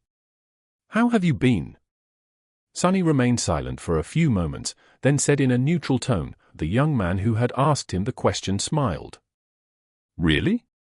What's keeping you busy?" Sunny summoned his runes, and glanced at a particular string. "All kinds of things. Haven't you heard? I am the most indispensable shopkeeper on the Chained Isles. By the way, if any of you want to purchase something, just let me know. Toothpaste, spices, underpants, we have it all." The firekeepers gave him strange looks, then laughed. "What's so funny? That's a legitimate business, you fools."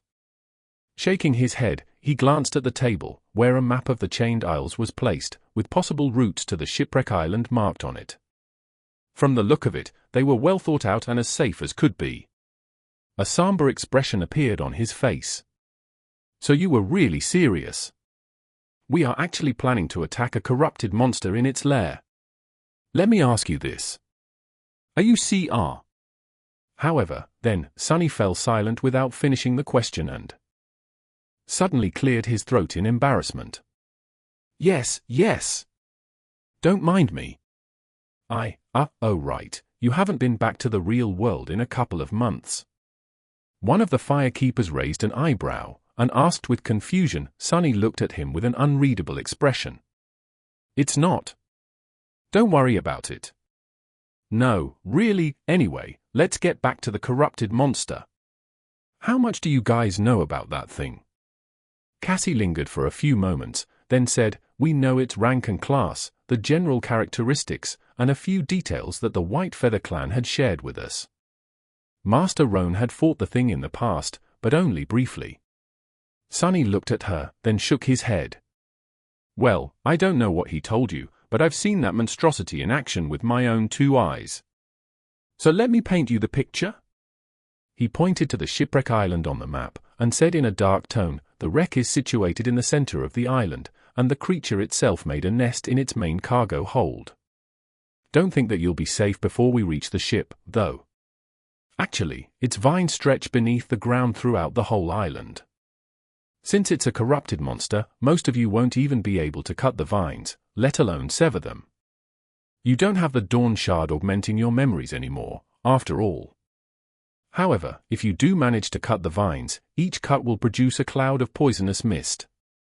There will be poison in the air whether you cut them or not, though, especially inside the wreck. There, breathing is almost impossible. With each word he said, the firekeepers grew more and more serious. However, they were still in too good of a mood. What is wrong with these idiots? Oh, and by the way, there are other nightmare creatures on the island, too. Big nasty fallen beasts called sailor dolls. Well, if there is one good about the whole situation, it's that the creature in the wreck usually slumbers until one of its vines is disturbed. Cassie told me that it is weak to fire. So my suggestion would be to just burn the whole ship down, and the scary bastard with it. The firekeepers glanced at each other with strange expressions. Cassie remained silent for a bit, and then said awkwardly, no, we can't burn the ship. Sonny blinked a couple of times. She turned her head to the large wooden box in the corner, lingered for a moment, and then answered, because we are going to repair it. Chapter 514. Hidden Blade. You are going to repair the ancient, broken, monster-infected ship. Well, it made a lot of sense, actually. Yes. We are going to cleanse, repair, and make it fly again. Oh, so it was a flying ship, too. Honestly, Sonny shouldn't have been surprised. All the clues had been there for a long time. He had already known that the ship depicted on the miraculous coins was, most likely, the very same that lay broken on the shipwreck island. The connection was pretty easy to make, considering that they looked alike, and that the coins had come from its treasury in the first place. Sonny had also asked himself the question of what a sailing ship was doing in the middle of chained isles, which had no sea and no rivers for it to sail on. The thought that it had actually been designed to fly through the skies had crossed his mind, among other things. And finally, on the coins, the ancient ship was shown as having a beautiful tree wrapped around its mast. It had also belonged to the enigmatic person called Noctis. Wasn't it too much of a coincidence, then, that Cassie had come to the sanctuary of Noctis and ventured on a long expedition to a desecrated grove? The word desecrated implied that the burned grove had been sacred once. After all, only sacred things could be desecrated. And a sacred tree sounded exactly like something capable of making a massive ship fly. Sonny stared at the large wooden box with a ponderous expression. After a while, he asked, Cassie walked over and gently put a hand on its lid. A sapling. We spent 2 months searching for a living root in that ghastly place. And finally, deep underground, we found the only one that remained. The wondrous tree which kept the ancient ship afloat in the sky had come from that grove, once. The sapling will grow into a new one. She sighed, and then turned to the firekeepers. Shark-T and Kea were artisans back in the bright castle. Shark-T is gifted with an aspect that helps plants thrive, and was Kido's apprentice. Kea is an awakened carpenter. We have more people on the way to the Chained Isles, too, to help with the reconstruction. Sunny remained silent for a while. So she had been planning to commandeer the ancient wreck for a long time. From before he had come to invite her to challenge the second nightmare with him, was it a coincidence? They were going to have to brave the sky below to get to the seed, after all, and here was Cassie, conveniently planning to claim and repair a flying ship.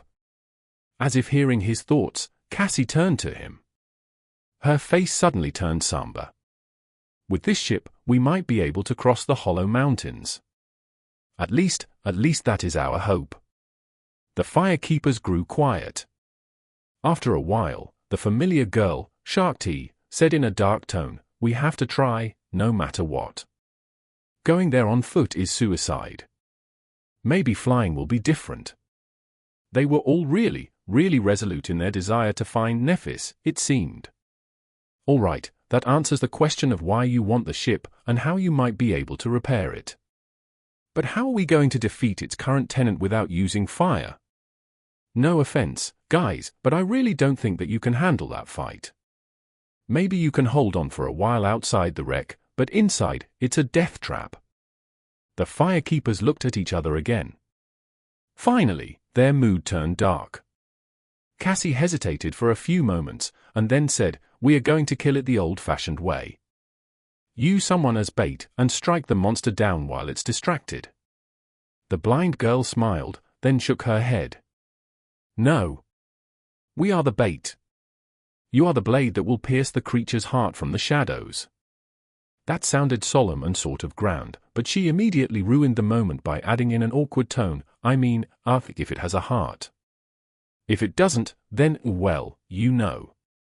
Kill it some other way. Not exactly the icon of eloquence, are we?"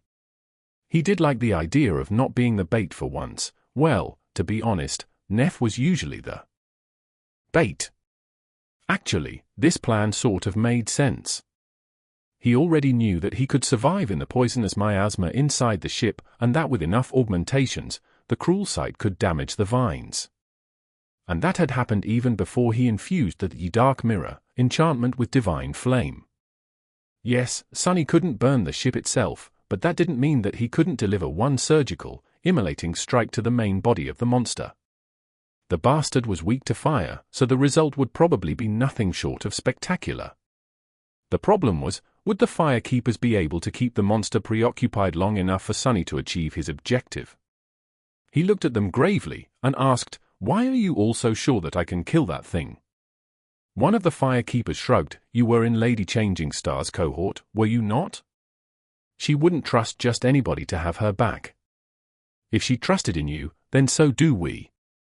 No one weak survived the Forgotten Shore, anyway." Sunny barely suppressed a laugh. Wouldn't trust just anybody to have her back. Oh, the irony. He almost wanted to tell them about how Neph made the person literally sent into the dream realm to kill her the second in command. Yes, I suppose I was in her cohort. Plus, Cassie thinks that you'll be able to do it. She is rarely wrong, you know. She wasn't wrong this time, however. In fact, her plan to deal with the thing that dwelled in the wreck was simple, but ingenious. Mostly because it relied on the only awakened capable of delivering a fatal blow to such a creature, him. Without Sunny, it would have been really impossible. What a fortunate thing that he needed her help with something else. He thought for a bit and finally asked, "Are you guys certain that you can survive drawing the monster's attention? Even after everything I told you?"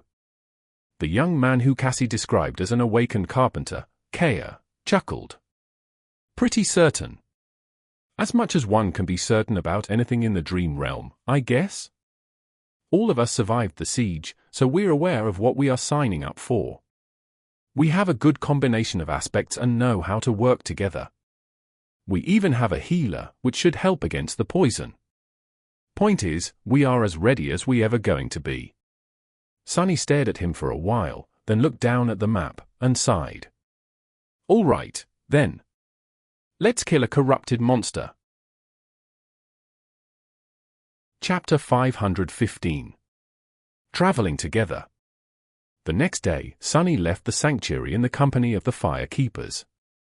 Traveling across the chained isles with Cassie and her cohort proved to be somewhat inconvenient. After all, they couldn't all turn into shadows and swiftly glide across heavenly chains as he could, but also a much more safe and pleasant experience than he was used to. In fact, this was probably the most relaxed and serene journey Sunny had ever undertaken in the dream realm. Even if the party moved slower, it was also much more battle-ready and capable than any solitary awakened could ever dream to be. Each of the Firekeepers was a talented fighter with years of experience under their belt, and more than that, they fought together like a singular, finely tuned battle machine. Even though Sunny didn't want to admit it, he had to give Cassie credit. Under her leadership, the cohort had become a beautifully cohesive battle unit in less than a year. She must have learned well from how Nephis had built her cohort, and then her army, back in the Dark City.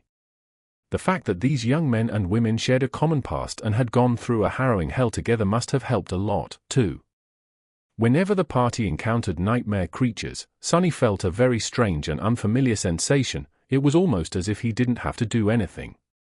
He could literally remain still, and nothing would happen to him. His temporary companions were more than capable of dealing with the abominations themselves. Of course, that was only because the route they were taking had been carefully chosen to avoid the really dangerous places. There was another reason for why this expedition was going so smoothly. Cassie herself. Traveling with a powerful oracle was a very convenient thing, indeed. Not only was she able to steer the cohort clear of anything they were not equipped to deal with, she also had a supernatural intuition when it came to predicting which islands were going to enter into a descent, and which were going to rise instead. Thanks to that, they were able to avoid being caught by the crushing and having to either endure it or scramble to escape to the nearest isle, which could have landed them into the hunting territory of extremely powerful nightmare creatures. Just like before, Sunny and she worked together to make sure that nothing unexpected happened. With Cass's intuition and his shadow scouting ahead, the cohort always had plenty of time to avoid a confrontation with dangerous abominations or thoroughly prepare for it. It was almost like the good old times. The fact that Sunny, unlike the Firekeepers, who had spent most of their time on the chained isles up north, knew this part of the region pretty well also helped. On the way, they had passed through many islands that he had explored and hunted on before. Plus, he had the Covetor's Coffer now, which made their rest stops and meals much more enjoyable. So, as far as traversing the Dream Realm went, this journey was almost enjoyable. After a calm and comparatively uneventful week, they finally reached the Shipwreck Island. This close to the tear, the nightmare creatures were much more dangerous and vile.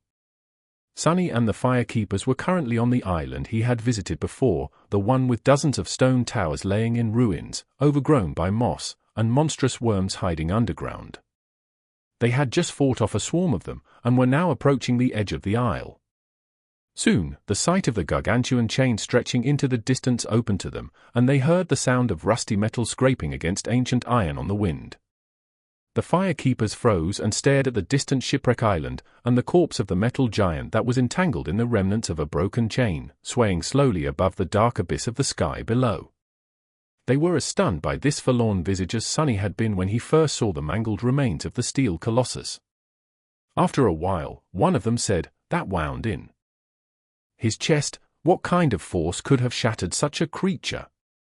And his arm, we saw it already, didn't we?"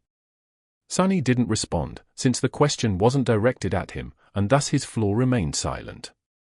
Another Firekeeper lingered, then asked in a curious tone, "Maybe we should climb down and investigate, after taking control of the island." Sunny glanced at her, then shook his head. The young woman raised an eyebrow. A dark smile found its way onto his face. "You think the monster in the wreck is bad? The being that dwells on the dark side of the island is much, much worse. Believe me. And that giant is well within its reach. In fact, I think that it uses him as bait to feed on the chain worms. Those are fallen demons, by the way, and of a very nasty variety. They're just candy to that thing, though." The Firekeepers turned their attention to the underside of the Shipwreck Island, which was shrouded in darkness. Their faces turned solemn, and after a while, one of them asked, "I have no idea. I only saw the tip of its root."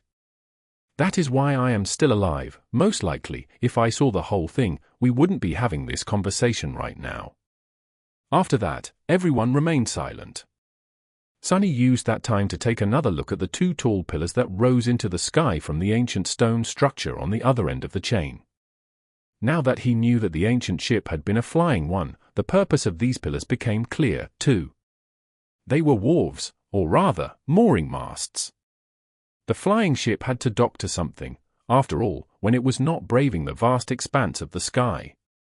That made him think there were several such pillars on the island, which suggested that Noctis had not been the only one in possession of a sky vessel in the ancient past.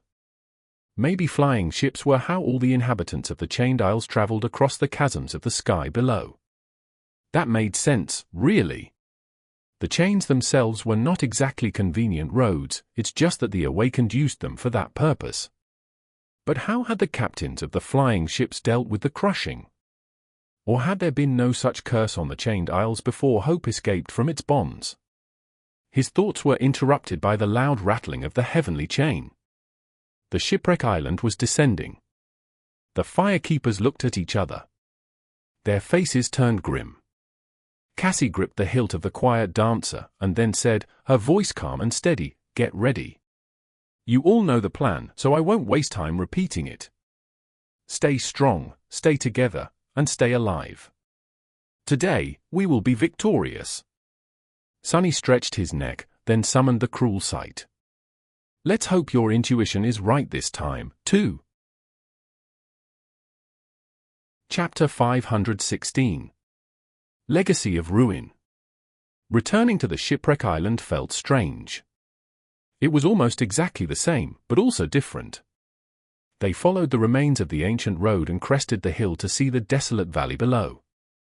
The wreck of the once graceful ship was at its center, the dead tree wrapped around its mast. Thick vines were growing out of the breaches in its hull and spreading outward, some laying on the ground, some buried beneath it. Here and there, piles of wooden debris could be seen. Those were the sailor dolls, which had yet to assume their humanoid form after shape-shifting to withstand the crushing. What had changed, however, was that there was no chain on the other side of the valley anymore. The twisted rock had been destroyed and crumbled into the sky below, and now, the shipwreck island directly bordered the tear. Sunny felt as if the air itself was slightly different as the result. He gestured at the wooden debris and said, "Those are the sailor dolls. In a few minutes, they will assume their usual form, and after one notices us, the others will know of our presence, too. They'll swarm you pretty fast." The firekeepers had already summoned their weapons and were prepared for a fight. The faces were calm, cold concentration burning in their eyes. "This is it, then. We will see you on the other side." Sunny hesitated for a moment, then glanced at the members of the cohort.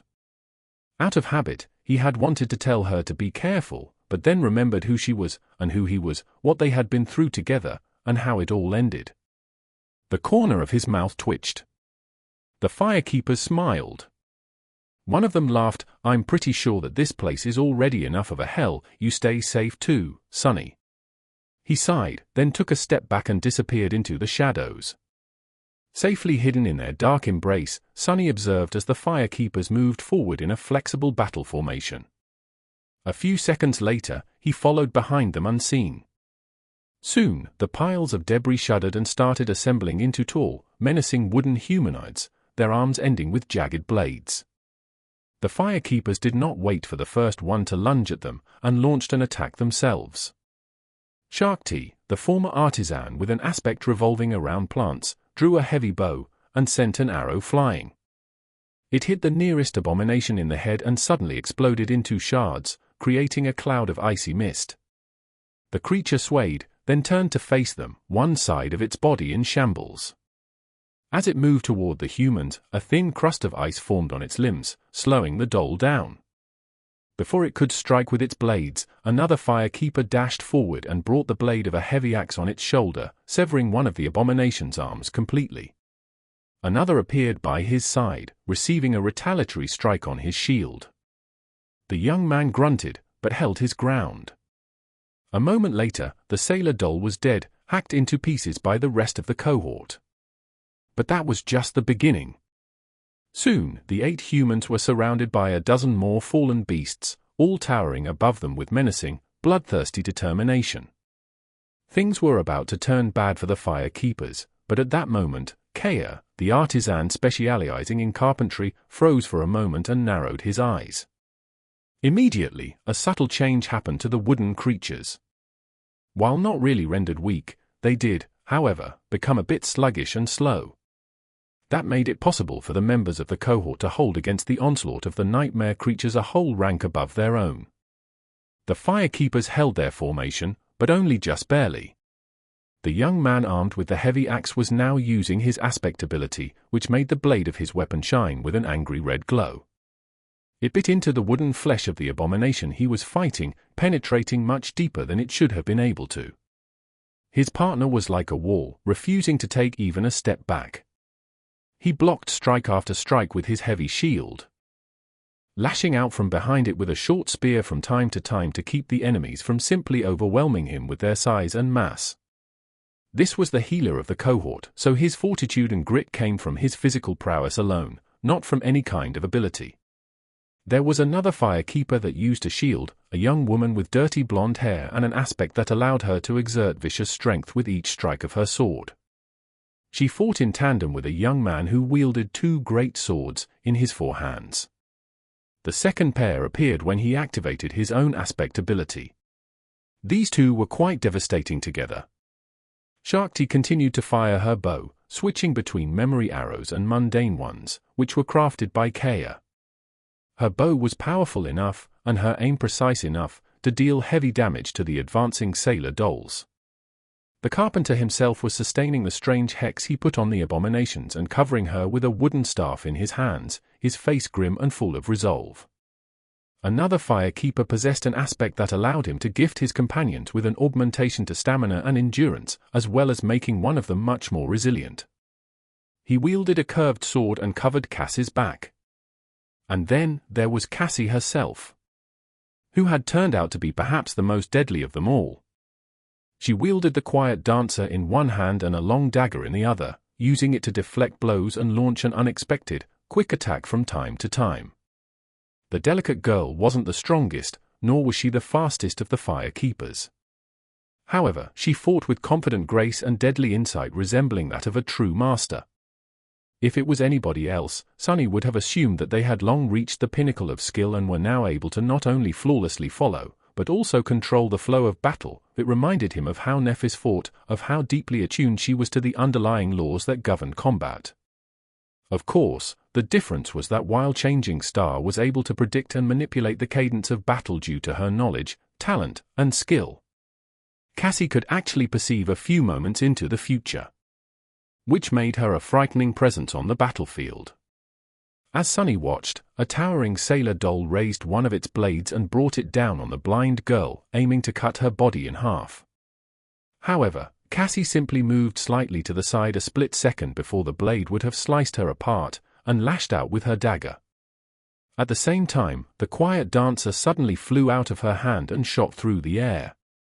The dagger pierced the creature's chest, while the rapier threw its second blade a few centimeters off course, then continued forward and tore through another abomination's neck. In the span of a second, 2 fallen beasts were heavily wounded, and soon fell dead to the ground. Still, Sunny recognized the truth of it behind the superficial appearance. Yes, Cassie had an incredible advantage due to her unique and powerful aspect. But not just anyone would have been able to make use of it. In fact, almost no one could have done what she did. In the havoc of a battle, especially a battle between awakened and nightmare creatures, where a fraction of a second could mean the difference between life and death, it was already immensely hard to perceive, comprehend, and react to the enemy's actions in time. It must have been so much harder, then, to perceive both the present and the future, to comprehend not one but 2 states of the battle, and swiftly act in response to achieve the result, not to mention that Cassie was doing all that while being blind. The mental strain and burden of it all. Sunny couldn't even imagine it. What he did know, however, was that it was impossible to perform such a feat without one crucial thing. It seemed that Cassie had not listened to the lessons Nephis had taught them for nothing. She was Changing Star's other pupil, after all. Soon, the firekeepers had dealt with the first wave of the sailor dolls. But the second, larger one was already approaching. Before it could reach them, though, Cassie grabbed the quiet dancer from the air, turned to her cohort, and yelled. Then, she covered her mouth and nose with a hand, turned the rapier down, and thrust it deep into the earth. A moment later, the ground shook. Chapter 517. Baiting the monster. Suddenly, the whole of the valley seemed to be moving. The ground shook and seethed, and slowly, green and brown vines started rising from beneath it like vile snakes. The hulking sailor dolls that were about to descend upon the firekeepers froze, as if consumed by fear. Then, they turned around and stumbled away. Some simply crumbled into piles of debris, pretending to be dead. Even these fallen beasts were terrified of the being that dwelled in the heart of the ancient wreck. Cassie and her cohort, however, remained unperturbed. Moving with swift determination, they made their preparations. Just a moment after the blind oracle thrust her rapier into the ground, the firekeepers had strips of cloth wrapped around their mouths and noses. The corpses of the slain sailor dolls were dragged to form a circle around them and set aflame. Soon, the cohort was surrounded by a ring of tall bonfires, the 8 awakened bathed in the waves of heat. They stood back to back, their weapons drawn and their faces full of grim resolve. Only Shark Tea was on one knee, her hand pressed to the ground. After a moment, she screamed something.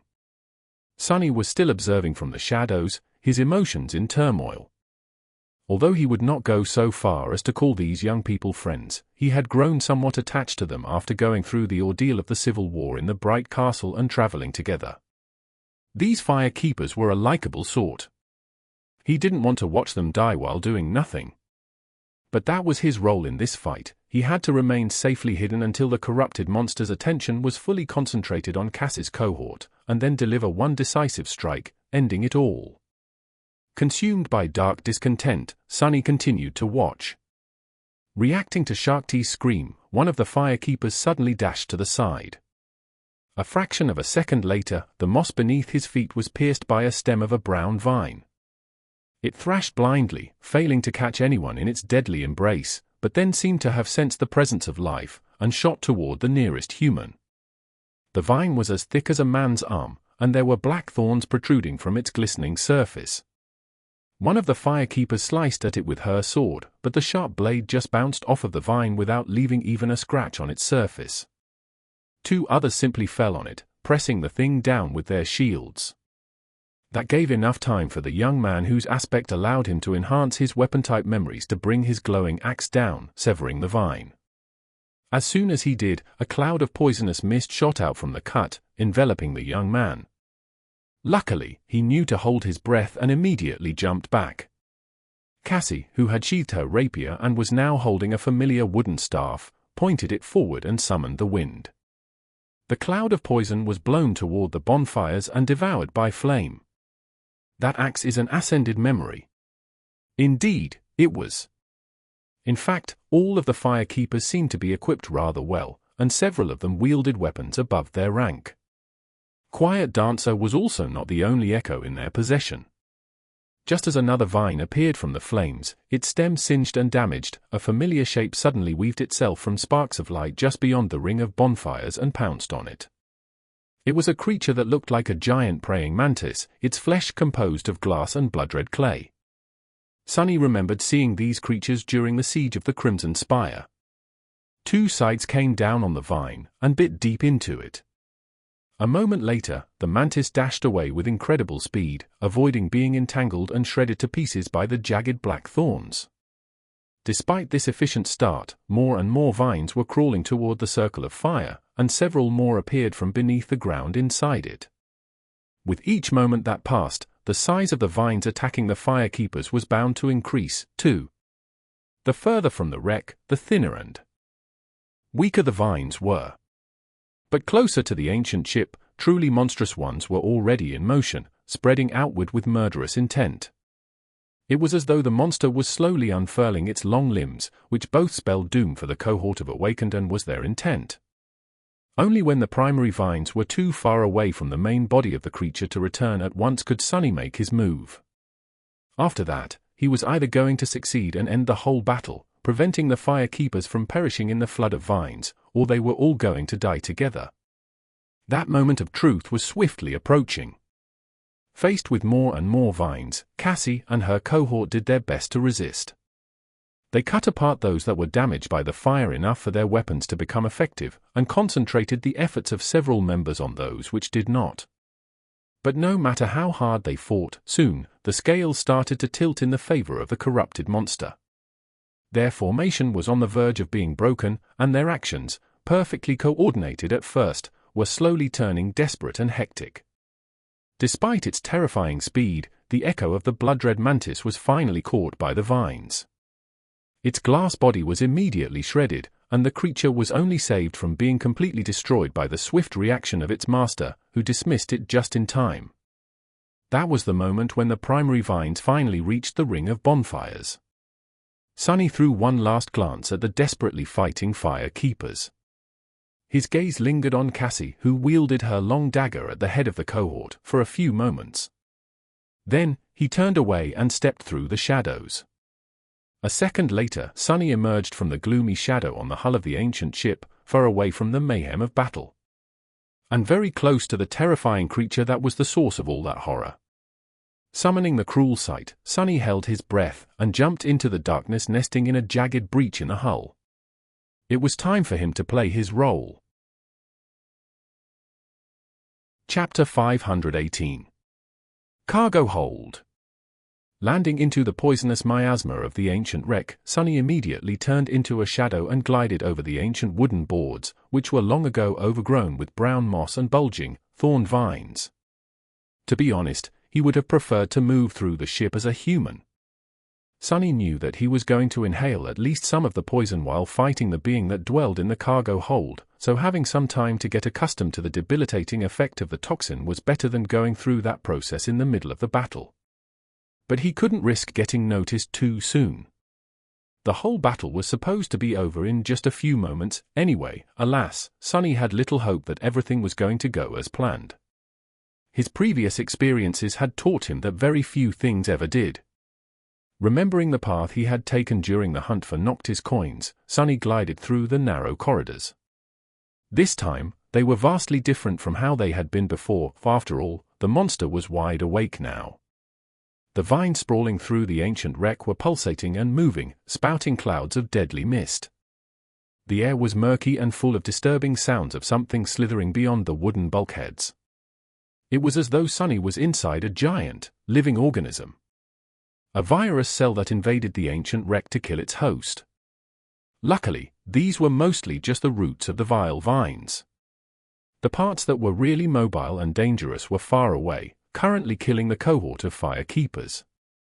Suddenly grim, Sunny increased his speed, and soon reached the gates of the cargo hold, which were bent outward, as if straining to contain something pressing on them from the other side. He could feel the vast space beyond the gate, and a massive shadow of the creature in its center, its form rhythmically expanding and contracting, as if breathing. With each contraction, a wave of warm wind blew through the remnant of the flying ship. He lingered for a fraction of a second, and then gathered his resolve. Spending a small fraction of his essence to step through the shadows once more, Sunny appeared in the cargo hold, and froze, slightly stunned by the terrible visage of the corrupted monster. What the hell is that? The cargo hold was very large, and filled almost entirely with thick, brown vines that snaked outward and disappeared in the breaches in the ancient wood. They all originated from a single source, a vast, pulsating mass of moss in its center. In the very heart of the mass, however, there was a shape of a human, their body twisted in a terrible convulsion. Sunny couldn't tell if the human was a man or a woman, alive or dead, but he was sure of one thing: the vines sprawling through the entire island all came from within the flesh of that creature. They grew from the mouth of the abhorrent corpse, from their ears, piercing their chest and abdomen, snaking from beneath the skin of their arms and legs. The sight of it was both terrifying and repulsive, but most of all, it was ghoulishly wrong. It was as though the vines had once exploded from the body of the ancient human, killing them, but also somehow keeping them alive and breathing. And as long as the human breathed, the vines would continue to exist and grow, too, slowly absorbing the ancient ship, the valley beyond, all of the shipwreck island, and then, one day, who knew? That is the thing I need to kill. Sonny had seen many horrors in his life, and killed his fair share of them, but no matter how experienced and powerful he became, there were things that humans were just not meant to be able to behold calmly. Staring at the Ghastly being trapped in the cargo hold of the flying ship, Sonny didn't lose his composure or resolve, but he couldn't help but feel a deep, cold sense of fear. Fear, however, was a welcomed guest. Fear told him that he was still sane, and had some measure of humanity left in his soul. As long as Sonny did not surrender to fear, it was all right to feel it from time to time. One strike, get close, exit the shadows, and thrust the cruel sight into its chest. The divine flame is going to do the rest. Steeling himself, he began to glide forward, trying to traverse the vast cargo hold as quickly as possible. The plan, however, went wrong just a moment later. Because as soon as Sonny moved, and long before he was able to get anywhere near the terrible creature, the corpse suddenly opened its eyes. Those eyes were empty, dead, and as dark as the abyss of the sky below. And they were staring directly at him, as if the creature could easily pierce the veil of darkness and separate the intruding shadow from all the rest. He froze for a fraction of a second, stunned by the fact that the incredible stealth augmentation of his aspect was broken with such ease. And then, all hell broke loose. Sonny's first thought was to retreat and run as fast as he could. After all, he was currently a shadow, and as far as he knew, thorny vines and poison were not capable of harming a shadow. But if he did so, the firekeepers were going to die. And more than that, he was determined to kill this thing. He wanted its shadow fragments, its memory, if there were to be one, and its secrets. The terrible creature had to die for his plans to go smoothly, for his challenge of the second nightmare to have as high a chance of success as possible. Instead, Sonny dashed forward, flying toward the pulsating mass of brown moss and vines with as much speed as he could muster. It was only going to take him a second to reach the ghastly corpse, as long as simply stepping through the shadows would. However, the host of the ancient wreck did not remain idle. Countless vines sprawling on the floor and the walls of the cargo hold suddenly surged, spewing clouds of poison, and more emerged from the mangled flesh of the ancient being. These vines, however, did not shoot at Sonny in a futile attempt to catch a shadow. Instead, they flew upward, tearing the hull of the ship apart. Bright sunlight flooded through the wide breach, and as it banished the shadows populating the cargo hold, Sonny was suddenly expelled from their safe embrace, rolling on the floor while the sharp thorns of the vines bit into his flesh through the fabric of the puppeteer's shroud. His thoughts were in a state of momentary panic. Chapter 519. Trapped. Sonny rolled over his shoulder and jumped to his feet, the blade of the cruel sight slicing through a vine that was flying through the air to ensnare him. Blood was streaming down his back, and poison was entering his lungs. What's worse, a concentrated dose of it must have been infused into his bloodstream by the black thorns. Sonny suddenly felt feverish and weak, and a sense of cold paralysis was spreading through the left side of his body, which took the most damage. He was still able to move, and Bloodweave was already working to contain and devour the toxin. But before it prevailed, Sonny was in a dire situation. Gritting his teeth, he dashed to the side, hoping to escape the sunlight and use Shadow Step to reach the abominable creature in the center of the cargo hold. Before he could dive into the saving darkness of the shadows, however, a massive vine crashed into the floorboards, shattering them and barring his way. Sonny froze for a fraction of a second, realizing that there was nowhere to escape. Dozens of vines were already moving in his direction, glistening in the sunlight as clouds of murky mist escaped from the pores on their surface. Even though the root section of the vines was not very mobile, the sheer amount of them made it almost impossible to survive the onslaught. What's worse, the vines were contracting, pulling more and more of their length into the cargo hold. At least the pressure on the firekeepers should have diminished. Sonny, however? Sonny was one moment away from being killed. He was not going to be able to reach the monster without the help of the shadows, but bathed in the merciless sunlight, he also had no chance of diving into their embrace. All he could do was use his own. Commanding one of the shadows to unwrap itself from his body, Sunny sent it toward the ghastly corpse and staggered as the strength and resilience provided by it disappeared. The second shadow slid from the cruel sight and attached itself to his feet, meant to serve as a threshold through which he was going to step. Now, all he had to do was to survive the short second it was going to take the first shadow to reach its goal. That was easier said than done. Straining the flexibility of his body to its limit, Sunny felt his joints groan and his tendons tremble on the verge of tearing apart. Twisting at an almost impossible angle, he dodged one of the vines, placed his hand on the spongy carpet of the brown moss, and performed a bizarre spin, narrowly sliding between two more. If not for the torturous training he had put himself through to accommodate the inhuman demands of shadow dance, this would have been impossible. Feeling the skin of his palm burn, as though submerged in stomach acid, he retrieved his hand from the brown moss and immediately jumped backward to save himself from being entangled in the slithering vines. He was swift enough to avoid being caught, but not swift enough to escape unscathed. The black thorns tore into his right side, and more blood flowed down his body, while more poison entered his bloodstream. Sunny ducked, dashed desperately to the side, then rolled and threw himself upward from an impossible position, feeling his ligaments rip. Dodging the swarm of vines was like being a fly surrounded by a contracting mass of spiderwebs. Luckily, he only had to survive in their lethal, moving maze for a second. Before the vines could turn into an impenetrable barrier all around him, Sunny dove into his shadow and emerged right in front of the vile mass of brown moss and the remains of the human encased within it. The cruel sight flashed with pure light, and in one fluid motion, he thrust its incandescent blade into the chest of the monster. The corpse didn't react to receiving a mortal wound at all.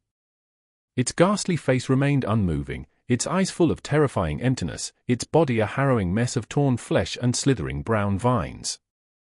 The mass of moss continued to contract and expand, and the vines themselves continued to pursue the invader.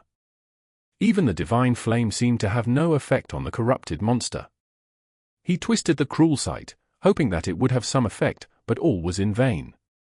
The corrupted monster simply refused to die, for whatever reason, and the ancient remains that were its source appeared to be immune to flame, even if the vines themselves were susceptible to it. The information Cassie shared with him came from Master Roan, who had fought the vines once. But he had never entered the wreck, so of course, the dashing griffin rider couldn't have known that the creature itself did not share the weaknesses of its sprawling thorned limbs. The vines were already upon him. Before they could ensnare Sunny, though, two ruby eyes ignited in his shadow, and a graceful figure of the demonic knight lunged forward out of it. The blade of her stone-like sword flashed through the air, easily severing several vines, and then her shield crashed into the slithering vernicose wall, pushing it away and making the whole cargo hold shudder. Now that saint was ascended, and augmented by one of his shadows, her strength was truly frightening. The taciturn demon spun in the mass of vines, cutting them down like a demented gardener. For a moment, none of them could reach her. Sunny wrapped the second shadow around himself and retrieved the cruel sight, thinking feverishly. What the hell, how do I kill this thing? He could try to place the broken oath near it and retreat, but no, that wouldn't work. Unlike the mordant mimic, who had been paralyzed by the crushing, the being trapped in the cargo hold of the ancient ship could simply move the charm away with one of its vines, or crush it. And if Sunny tried to prevent it from doing so, he would succumb to the soul damage first. Even with the help of the mantle of the underworld, he would still be just an awakened, a corrupted monster's soul was much, much more vast and resilient. Leaving Saint to fend for herself was also not an option, since even with her newfound might, she had no chance of surviving in a battle against this powerful creature alone. Not all corrupted monsters were created equal, and the two of them had the misfortune of stumbling on an especially dreadful one. Sunny couldn't damage the abhorrent abomination itself, but he could damage the vines. That would buy him some time to come up with a solution, at least. Jumping back, he sliced at the root of a thick vine growing out of the ancient human's forearm, severing it. As a side effect of this attack, the corpse seemed to retrieve some control of its hand, which slowly rose and stretched toward Sunny. Suddenly feeling a sickening, cold sensation in his heart, he hurried to create as much distance between himself and the corpse as he could. However, the abomination didn't seem to be launching an attack. Its hand strained to rise, held down by the mass of vines growing from it. Struggling against this terrible burden, it twitched and moved slightly, then froze. One of its fingers trembled. The creature seemed to be pointing at something. And for the first time, the expression in its empty eyes changed, betraying that there was still a hint of consciousness trapped in this mangled body. Those terrible eyes were not burning with bloodlust, hunger, or wrath. Instead, they were full of harrowing agony and pleading. Chapter 520. Deliverance. Sunny almost stumbled because of the terrible realization. Was the mutilated body inside the nest of moss still alive? Thousands of years must have passed since the flying ship crashed on this desolate island. How long had this poor soul suffered this harrowing torture? What sin had they committed, and who had doomed them for an eternity of ghastly suffering? How had the vines ended up growing from their flesh, and why? But most importantly, how the hell was that mangled thing not dead? Even divine flame was powerless to end its grisly, gruesome existence. If Sunny could find the answer, maybe he would be able to kill the corrupted monster, after all. Using the momentary lull in the onslaught of the vines that Saint's appearance had brought him, he faced away from the fight and tried to understand what the host of the abominable growth was pointing at. He desperately hoped that the ancient human was, indeed, trying to point at something, and not just convulsing in terrible pain. His gaze flew to a certain point on the wall of the cargo hold and lingered on it. At first glance, there was nothing different about it. That section of the bulkhead was just like all the rest, ancient and overgrown with brown moss. But as he looked closer, he noticed a small gap in the layer of moss, as well as a strange bend to the vines growing on that particular wall. It was as though they, too, wanted to avoid something lodged into the wooden boards. However, Sunny didn't see anything in the small circular gap, just a splinter of wood sticking out of it at a sharp angle.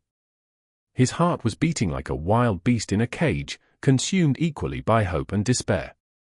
Throwing a glance at Saint, who was slowly drowning in the flood of slithering vines, he hesitated for a moment, and then rushed toward the wall instead of joining her in the fight. There has to be something, there has to be. He was certain that the ancient human pointed at that section of the wall for a reason. Or rather, he hoped that they had. Jumping over an attacking vine and staggering sideways to avoid another one, Sunny slashed, hacked, and tore his way through the cargo hold, feeling more wounds appearing on his body and more poison flowing through his bloodstream. At this point, even Bloodweave was having trouble resisting the deadly toxin. Well, it was miraculous enough that he could withstand it at all, considering that the poison came from a creature 2 whole ranks above Sunny. Weaver's lineage was, indeed, a terrifying thing. Maybe there was a reason for why it was described as forbidden.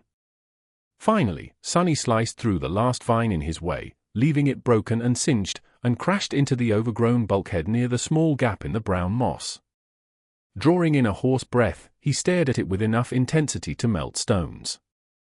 The thing that he had thought to be a splinter turned out to be something else. Out there on the wall of the cargo hold, thrust deeply into it by someone's hand, was a rather simple-looking knife. Its shape, however, was very familiar to Sunny. It was exactly the same as the knife that lay on the white altar of the sanctuary of Noctis, except for the fact that this one wasn't cut from a single piece of obsidian. However, it also wasn't cut from ivory. Instead, it seemed to be made entirely of wood, as if a tree branch had somehow grown in the shape of a knife, and was then broken off to become one. Sunny allowed himself to remain confused and perplexed for a split second, and then decisively grabbed the handle of the knife. Act now, think later. Damn it all, please don't tell me that I need 1,000 coins to lift this one, too. Luckily, this time, there was no need for an offering. Although it took some effort, a moment later, the wooden blade slid from where it was thrust into the wall, and Sunny found himself holding the cruel sight in one hand, and the strange wooden knife in the other. Something else happened, though. As soon as he laid his hands on the wooden handle, all the vines in the cargo hold surged in his direction with frenzied fury, utterly forgetting about Saint and her vicious sword. Before the mass of slithering vines could crush him, he abandoned all attempts to escape and thrust his hand forward instead. The wooden knife slipped from his grip, cut a sharp arc in the air, and was nimbly caught by Saint. Without wasting the opportunity that the sudden shift in the corrupted monster's behavior gave her, the taciturn demon immediately dashed toward the pulsating mass of brown moss, and thrust the wooden knife right into one of the ancient human's empty eyes. In the next moment, the whole wreck shuddered. The mass of moss violently contracted, throwing Saint away. The vine suddenly lost any semblance of cohesion and thrashed violently, forcing Sunny to retreat as close to the wall as he could. Still, the sea of black thorns was mere centimeters away from his face, raging in a storm of chaotic movements. Even the brown moss he was pressed against seemed to be convulsing, as if overwhelmed by unbearable pain. Despite all that, the only thing Sunny saw was the one remaining eye of the terribly malformed ancient human. It stared at him for a few moments, the emptiness and darkness slowly giving way to something else. A feeling of relief so vast that it was almost beyond the concept of emotion. Then, that look of deliverance was gone, too. The terrible eye was empty once again, now truly and forever. The head of the ancient human lifelessly rolled back. And as soon as it did, the vine suddenly fell to the ground, too, dead and motionless. Suddenly weak, Sunny powerlessly slid to the floor. The voice of the spell whispered into his ear, "You have slain a corrupted monster, Worm Vine. You have slain a transcendent human, Solvane." Chapter 521. Undying Chain. Sitting on the floor of the cargo hold, with his back against the soft and spongy layer of rotting brown moss, Sunny bent down and spat a mouthful of blood. Breathing hoarsely, he stared at it for a moment, and then tiredly leaned back. "Your shadow grows stronger." A bitter smile appeared on his face. After all that had just happened, Sunny felt that he really deserved more. This time, his hopes were not for naught. The spell remained silent for a bit, as though to torture him, and then added, after that, he groaned and coughed some more blood. All around Sunny, the brown moss was rotting, withering, and turning into dust. The same thing was happening to the vile mass of vines, albeit at a slower rate. Now that both the corrupted monster and its host were dead, the ancient wreck seemed to be cleansing itself. He couldn't be bothered to pay attention to these changes, though, and was fully concentrated on his own miserable state. Even though the whole battle took less than a minute, Sunny had sustained a lot of damage. His body was pierced and torn by the black thorns, and he had too much poison running through his veins. One of his ligaments seemed to be seriously torn, too, which brought him a lot of pain now that the adrenaline was starting to dissipate. The puppeteer's shroud was a wonderful armor and accompanied him on his misadventures from almost the very start of it all, but Sunny had to reluctantly admit that with the caliber of enemies he was facing these days, its protective qualities left a lot to be desired. Sadly, even such a powerful memory could not keep up with the progress of its master. If there was one good thing about his condition, though, it was that the effects of the poison did not seem to be growing stronger. "Blood, we've had the situation under control, and he was bound to feel better soon." In any case, the battle was over. The plan worked, in the end, even if killing the worm vine had turned out to be much more complicated than anyone would have thought. Still, somehow, Sunny had managed to achieve his goal. The Firekeepers, if they were still alive, were going to have to clean up the remaining sailor dolls should the beasts regain their courage after the corrupted monster's death, but he couldn't muster enough energy to care, at the moment. Saint stared at the quickly disintegrating corpse of the person who had once been called Solvane for a bit, then walked over and stood above him silently, looking away in her usual indifferent manner. Sunny rested for a while, not even summoning the runes to take a look at his new memory. Slowly, his exhaustion diminished, and he could think clearly once again. As that happened, numerous questions inevitably assaulted his mind. What had happened in the cargo hold of the ancient ship was just too peculiar. Who was Solvane, and how had they ended up as the host of the worm vine? How had they survived for thousands of years? Why was Solvane immune to divine flame and couldn't be harmed by the cruel sight, but succumbed to one strike of the wooden knife? Where had that knife come from, in the first place? And why was it so similar to the obsidian one that lay on the altar in the sanctuary of Noctis? As Sunny considered all these questions and found no answers, one thought gradually encompassed all the others. The spell had described Sylvain as a transcendent human, which was what saints were really called. Sunny knew it to be true, but still couldn't quite believe it. He was not someone to sell himself short, but not even in his wildest dreams had Sunny ever considered being able to kill a saint, at least not at his current rank. Saints were simply creatures of another plane, unrivaled demigods with enough power to level entire cities. Technically, a corrupted monster was of the same rank as a saint, and even possessed one more soul core, but there was no comparison. Due to their aspects and nature, transcendent humans were much more of a force to be reckoned with than any beast or monster could ever hope to be. Only a devil of the same rank, or maybe a powerful demon, could stand a chance in a battle against them. He had also killed a corrupted monster with the same strike. Well, technically, it was Saint who had delivered the strike, but it didn't matter. The result was the same. Now that is definitely something that no one is going to believe. Who? Sunny chuckled, then grimaced from pain, and finally summoned the runes. The first thing he did was check his fragments. The number was just as he expected. He had managed to kill a few nightmare creatures on the way to the shipwreck island, and killing a human and a monster 2 ranks above him gave 12 more fragments, 4 from the saint, and 8 from the worm vine. Sunny sighed, lamenting the unfairness of his aspect for the 1000th time, and looked at the list of his memories. New runes appeared at the end of the list.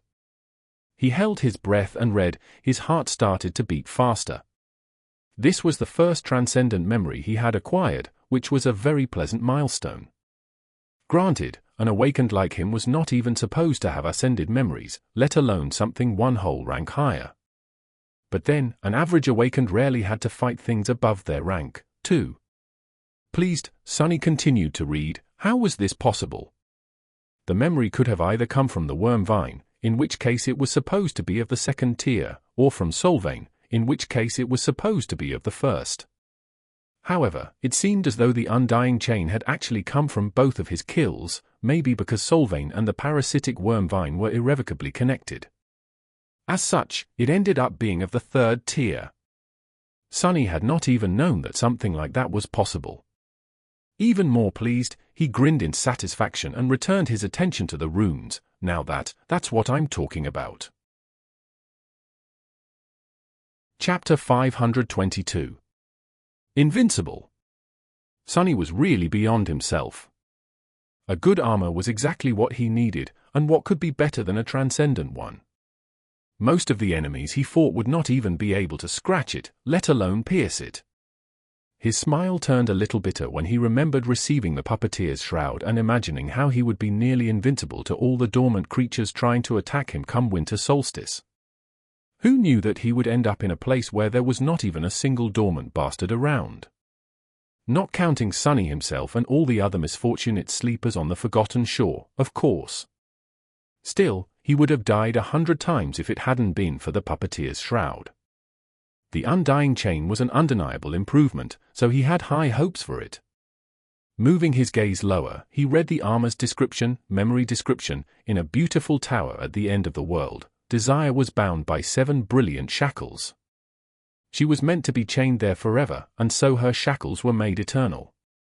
Yet in the end, Desire was unleashed upon the world. Her shackles were destroyed, and the will of the gods was broken. Sunny stared at the shimmering runes, wondering. He knew that the spell, for whatever reason, behaved strangely when speaking about diamonds. In fact, he had never seen or heard it use that term, as though the word itself was somehow forbidden. Sunny only learned it from the writings left behind by the prisoner of the hidden cell beneath the ruined cathedral in the Dark City. The closest the spell had ever come to mentioning the word demon was calling the prince of the underworld a prideful demon. Yet, there was no doubt that the desire it spoke about here was a demon, the demon of hope, who had been once chained in the ivory tower. Sunny had seen the place where she had been imprisoned himself, as well as the seed of nightmare growing from her broken shackles. At first glance, the meaning of the description was rather obvious. Or at least it was to him, with how much he already knew. But something told Sunny that it wasn't. The thing that didn't seem to add up was the fact that he had received the Undying chain for killing Solvane, or the Wormvine, both of whom had seemingly nothing to do with the description. Unless he was thinking about it all wrong. Wormvine was susceptible to fire, as well as other means of dealing damage powerful enough to wound the abomination's flesh. But Solvane was not so simple. The saint from whose flesh the terrible monster had been born seemed immune to any form of harm, including the immolating divine flame. Almost as if Solvane was immortal. That would certainly explain how the poor saint had survived thousands of years of harrowing torture after becoming Wormvine's host, and why the memory Sunny received from their death had the epithet of Undying. Was there a second, less literal meaning to the 7 brilliant shackles mentioned in the description of the Undying chain? Which, apparently, were made eternal. Even if his tentative theory was technically not impossible, the existence of the wooden knife went against it. What was that knife, and why had it killed Solvane when nothing else seemed to have been able to? The knives, perhaps, were an even greater mystery. In any case, he didn't have enough information yet to try and glean the truth. With a sigh, Sunny returned to the runes.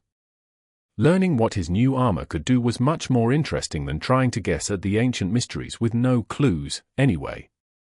Memory enchantments, chains of longing, brilliant will, undying. Chains of longing, enchantments description, this armor provides the wearer with high protection against mind attacks. Resistance to mind attacks was the second rarest form of protection, right after resistance to soul damage. And yet, this was the third armor-type memory he had received that boasted it. His luck was incredibly good. Or maybe his tendency to run into especially terrible monsters was incredibly bad. In any case, this enchantment made sense. If this memory was connected to the imprisonment of hope, whose powers had been most likely tied to mind manipulation, then having protection against such attacks was logical. The fact that the Undying chain had only 3 enchantments, as opposed to 5 of the mantle of the underworld, was also to be expected. The tier of a memory seemed to dictate how many enchantments it could accommodate, and the mantle, despite being of a lower rank, was higher by a few tiers. The second enchantment of the Undying chain was very interesting. Brilliant will, enchantment's description, this armor becomes stronger when worn by those of divinity. Even without looking at the Undying chain and its spellweave, he could tell how this enchantment worked. It was an overall enhancement based on how high the wearer's divine affinity was. Which meant that a random awakened would not receive any augmentation to the resilience of their armor, while someone with the E-mark of divinity attribute would receive a decent amount. Sunny, though? With his Ember of Divinity, the augmentation would be enhanced 3-fold. It was a very solid enchantment. When his eyes fell on the third enchantment, though, he forgot all about his previous joy, intense as it was. His eyes widened slightly. Undying, enchantment description, the wearer cannot die. Being unable to die surely sounded great, even if he had just seen what terrible fate had befallen Solvane.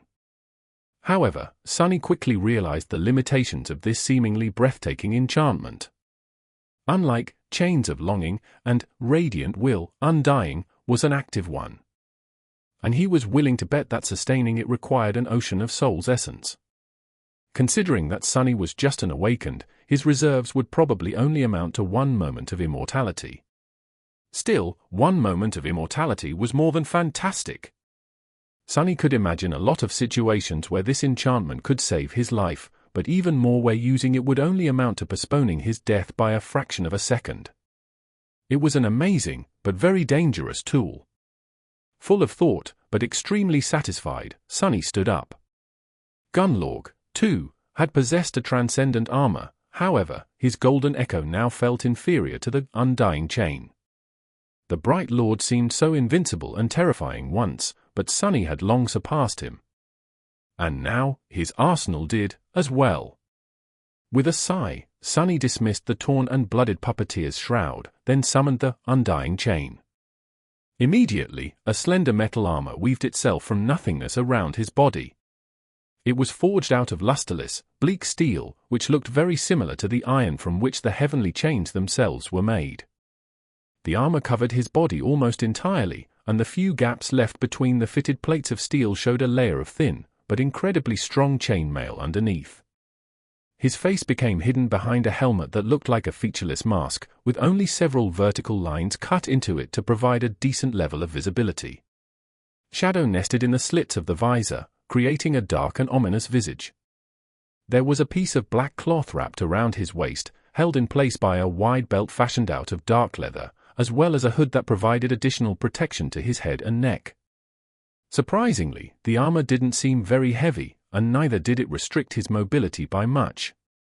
The design was so intricate, and the steel plates fitted so perfectly to his body and to each other that it felt like a second layer of skin, if that skin was cast of impenetrable steel.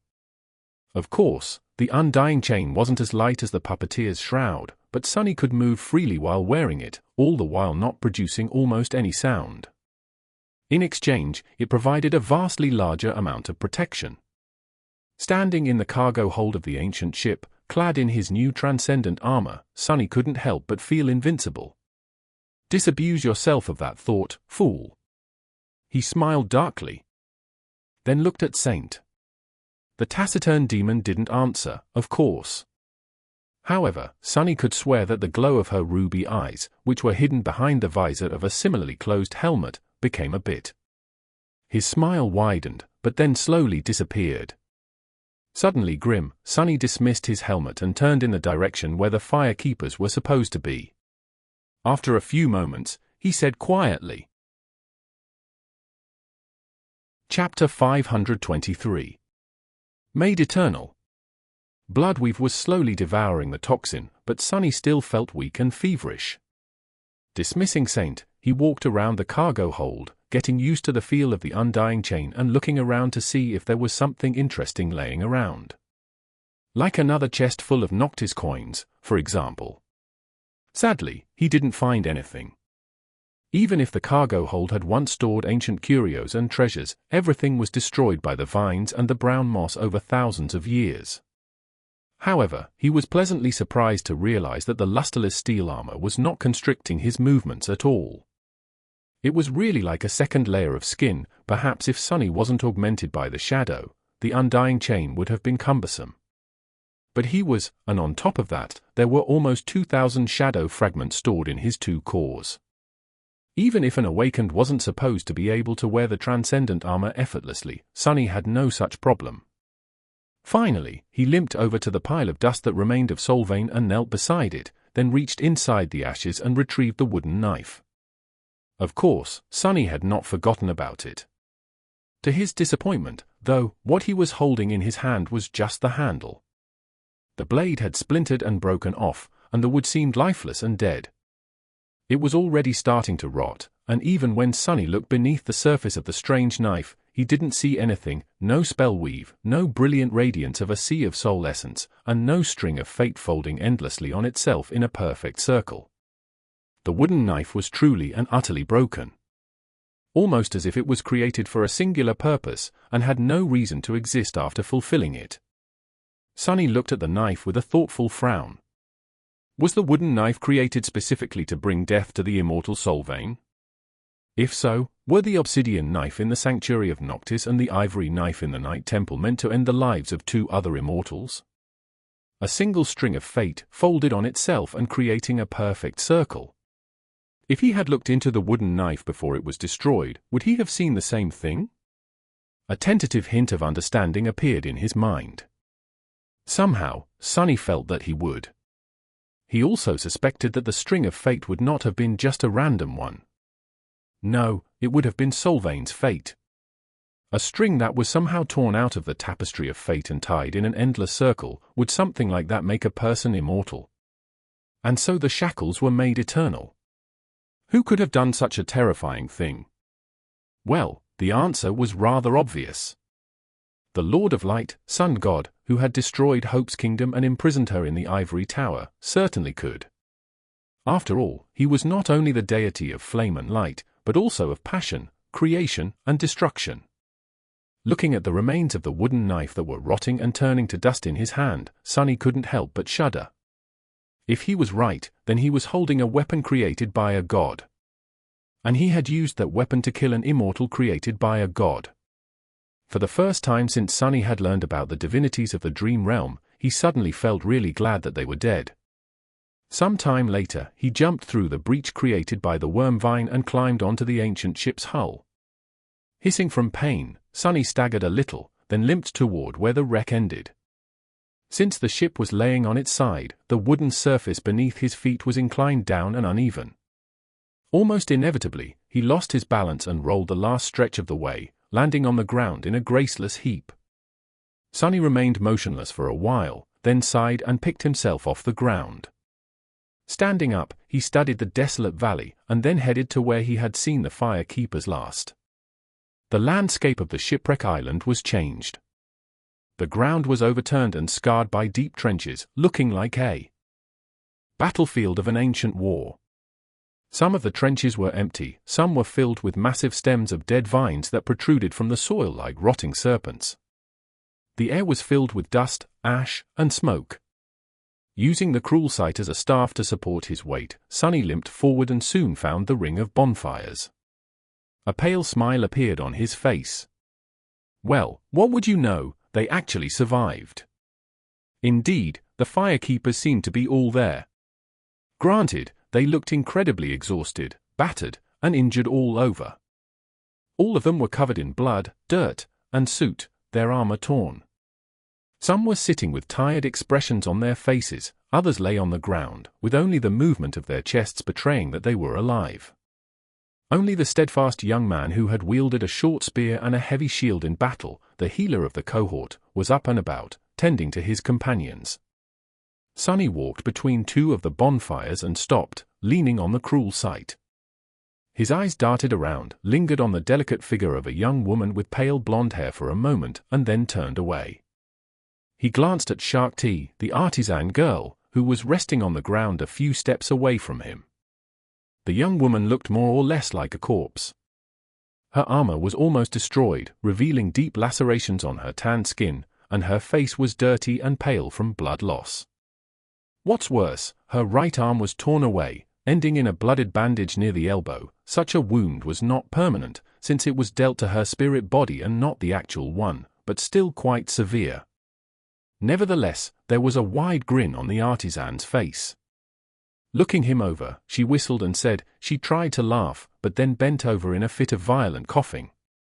It seemed that all of them were still suffering from the effects of the wormvine's poison, even if the healer had used his aspect to make it less lethal. The others looked in their direction, alerted to his arrival by Shakti's voice. Their eyes brightened. Thank the gods! Sunny, you're alive! Crazy bastard, you actually did it. Obviously. Why wouldn't I? It was just a corrupted monster. Actually, I also went and killed an immortal saint that happened to be nearby. One strike for the both of them, to not waste any time.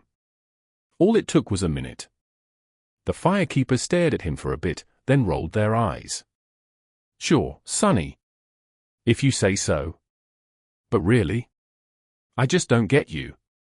Killing a corrupted monster is already an incredible thing, why do you even have to invent some ridiculous story? Sunny blinked a couple of times with an innocent look. What do you mean, invent a story? It's the truth.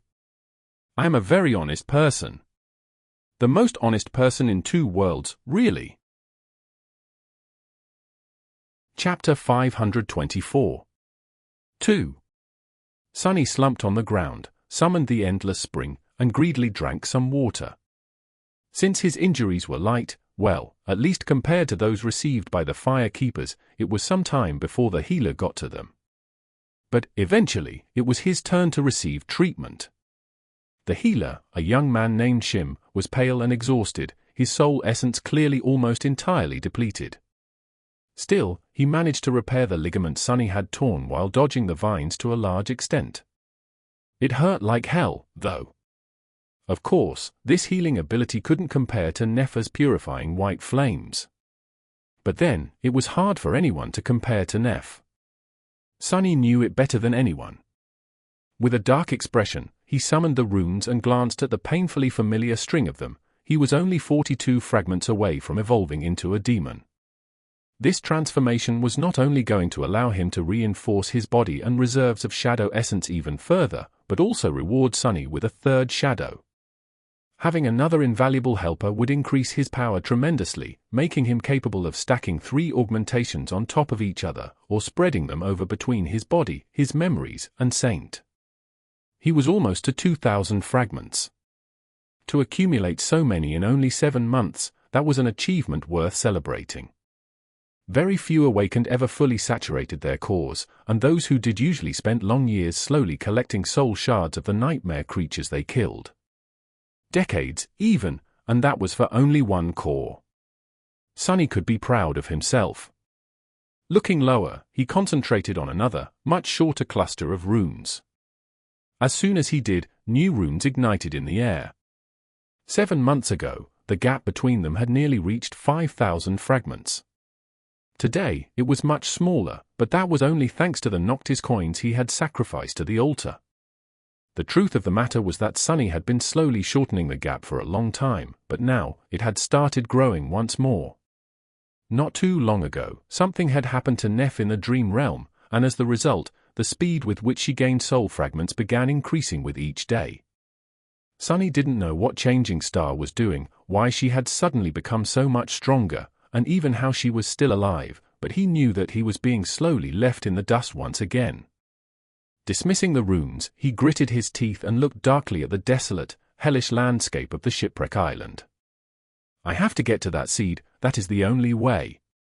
Compared to all other awakened and their rate of growth, Sunny might have been a monster. But Neff? Neff was not even human. She was the devil himself. He didn't know what else to do to surpass her. His heavy thoughts were interrupted by the light sound of approaching steps. Looking up, Sunny saw Cassie walking over to him. She stopped a couple of steps away and lowered her head slightly. Sunny grimaced, then looked away.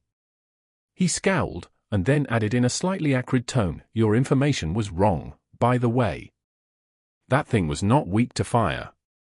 Cassie remained silent for a while, prompting him to speak. She sighed and turned toward the distant wreck. "All of us are tired and wounded, and there is a crushing approaching. We will return to the sanctuary to rest and regroup, and then come back to establish 2 camps, one here, and another one on a neighboring island. Then, we will start repairing the ship." "Good plan, I guess. Do you really think that you can make that thing fly again, though?" The blind girl hesitated. Eventually, she said without too much emotion. Sunny studied the silhouette of the ancient ship, its hull full of breaches, its bow shattered and broken, the tree growing around its mast dead and resembling a black, twisted skeleton. Then, he shook his head. "How long do you think it will take you?" 2, maybe 3 months. We will be done before autumn is over, if that is what you want to know. You remember our deal, then? Good. Sunny looked at the ground, then asked her coldly, "When are we leaving for the Night Temple, then?" Cassie lingered for a few moments, a troubled expression suddenly finding its way onto her face. Finally, she said, Sunny thought about it. There were several things he still needed to do. End of September. Everything should be ready by then. The journey to the northern edge of the Chained Isles and back shouldn't take us longer than a month. We'll be back just in time to see your flying ship rise into the air. And use it to reach the Nightmare Seed. He lingered for a second, and then asked, "Why do you look so uneasy, though?" "It's nothing. Just, the Night Temple, it's a very strange place." "What is that supposed to mean?" "I'll explain it to you later. Right now, we need to move. This island is about to enter the ascent phase." Which meant that the crushing was not too far ahead, as well.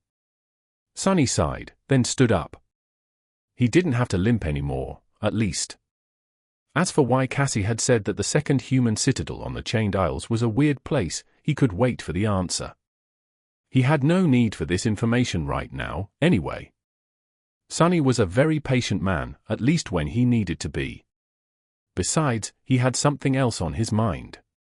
42 shadow fragments, it's not that much. Looking south and slightly to the east, he gripped the shaft of the cruel sight and stared toward the horizon with a dark expression. "I'll be a demon before we're back to the sanctuary." Chapter 525. Vengeful Ghosts. 6 days later, the cohort had almost reached the safe haven of the citadel. The speed with which they traveled reduced significantly due to the heavy wounds the fire keepers had sustained, so all things considered, it was a very good result. As days went by, their healer had continued tending to his companions, so by now, most had already recovered, except for those like Shark T with especially grave injuries, of course. Those would only be healed after they had returned to the real world and then came back. Even then, their physical bodies were going to sustain serious internal damage and require a prolonged period of treatment. As the sun disappeared in the sky below, the cohort reluctantly made camp. From where they were now, only a handful of islands separated them from the sanctuary. However, some of those islands were populated by nightmare creatures too dangerous to attempt traversing their hunting grounds, so the fire keepers were going to have to make a big detour. Since traveling in the darkness was a big risk, they had no choice but to spend another night in the wilderness and continue their journey tomorrow. When everyone fell asleep, he quietly turned into a shadow and slid unseen between the lookouts. The darkness of the night might have been a threat to them, but to him, it was an ally. For Sunny, it was time to hunt. He had been venturing alone into the deadly expanse of the Chained Isles for the past 5 nights, and this one was not an exception. During that time, Sunny had taken more risks than he usually would, challenging nightmare creatures that he had studied before, and those that he knew almost nothing about. Hunting the latter ones was a deadly endeavor, but with Scent's help, he managed to emerge victorious from each battle without sustaining too many wounds. The Undying chain had also played a big part in his success, since even when Sunny received damage, it blocked most of it. Nothing had been able to pierce the bleak steel of his new armor yet. Gliding across the heavenly chain, Sunny approached a neighboring island and soared into the sky, then crashed heavily to the ground. The silver blade of the cruel sight gleamed, reflecting starlight as it manifested in his hand. Sunny rose to his feet and grunted, then walked forward with a dark expression. The island he just reached was descending, but still high enough for him to feel the remnant effects of the crushing. Still, Sunny didn't care. Tonight, nothing was going to stop him. He was just one step away from fully saturating his cause. Sunny walked between tall, jagged stones, approaching a large ruin that stood forlornly near the center of the island. He had been to this place and explored it before, so he knew what kind of abominations made their nest in the ancient structure. The ruin might have been beautiful once, but now, it was warped and misshapen, its walls full of cracks and on the verge of collapsing. Sunny didn't know what purpose it had once served, and how it was destroyed, but had concluded many months ago that a terrible battle must have taken place inside the ruin once. The clues were in the central hall of the shattered building, where the stones were damaged and looked like melted wax. Its walls had collapsed outward, which told him that whatever force had devastated the structure had come from within, as opposed to from the outside. Regardless of any of that, he had fought the dwellers of the ruin before. There were 2 types of nightmare creatures inhabiting the island of jagged rocks. The first ones were of the awakened rank, and resembled stone gargoyles. They had lived near the edges of the island, and Sunny had already killed most of them, if not all, during his first months on the Chained Isles. The gargoyles never went near the ruin itself, because there were much more powerful creatures dwelling inside the ancient building. Those were of the fallen rank, and looked like beautiful specters.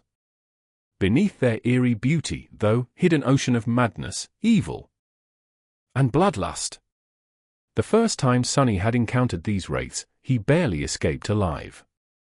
Luckily, the wraiths only appeared at night. And now that he was much stronger and had the cruel sight, which had the ability to harm incorporeal enemies, this night was going to be their last. Summoning his helmet, Sunny looked at the ruin through the narrow slits of his visor, and walked into the darkness that reigned between the ancient stone walls. "Your shadow grows stronger," Sunny growled, jumping back from the ghostly form of a beautiful young woman he had just pierced with the incandescent blade of his spear. Or rather, she had seemed beautiful before showing her true face, a twisted, terrifying mask of inhuman hatred and corruption, ancient madness burning in the dark, bottomless pits of her eyes. Fighting phantoms had turned out to be much harder than he had anticipated, even if the ghost blade enchantment of the cruel sight allowed him to strike them down. Not only because their movements were fast and unpredictable, defying the logic of combat he was familiar with, but also because their attacks seemed to be able to deal soul damage as well. In fact, the claws of the wraiths of the ruin were able to bypass armor completely. The Undying chain mitigated some damage due to its higher rank, but not enough to make the battle even remotely easy. Currently, Sunny felt weakened and in the throes of terrible pain, as if he had spent too much time in the vicinity of the broken oath. This just went to show that one could never feel safe in the dream realm. After receiving a transcendent armor, Sunny had allowed himself to become too complacent. He should have known better than to forget that, no matter how powerful a person was, all it took to die was one mistake. Every power had a flaw, after all. But still, he wasn't going to retreat now. As an ear-piercing scream echoed from the stone walls, growing closer and closer, Sunny gritted his teeth and summoned the runes. He raised the cruel sight and faced the direction of the eerie shriek with a grim smile. Chapter 526. Demon. Before the wrathful spectre had time to appear, Sunny attacked first. Stepping through the shadows, he passed through the stone wall in front of him and entered a vast ruined hall. It was illuminated by the pale rays of moonlight that fell through the broken roof, but also full of deep darkness. That darkness was cut by the bright radiance emanated by the incandescent blade of the cruel sight.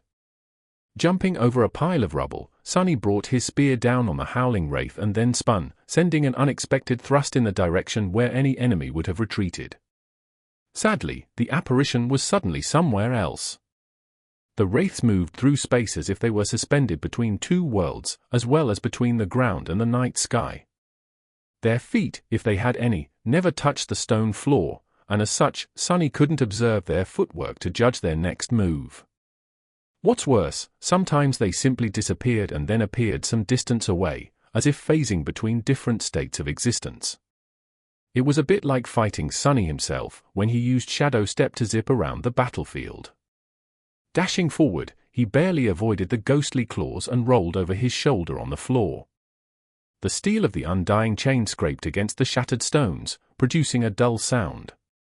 Considering how narrow the slits of the featureless mask that served as the visor of his helmet were, Sunny had a surprisingly wide and unobstructed field of view, almost as if he wasn't wearing any at all. Jumping back to his feet, he was finally able to take a good look at the hall he had entered. Ah, so that's where she was coming from.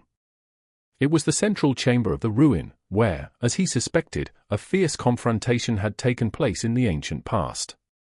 The stone slabs of the floor were cracked and misshapen, the pattern of destruction suggesting that something had detonated with tremendous force in the center of the hall once.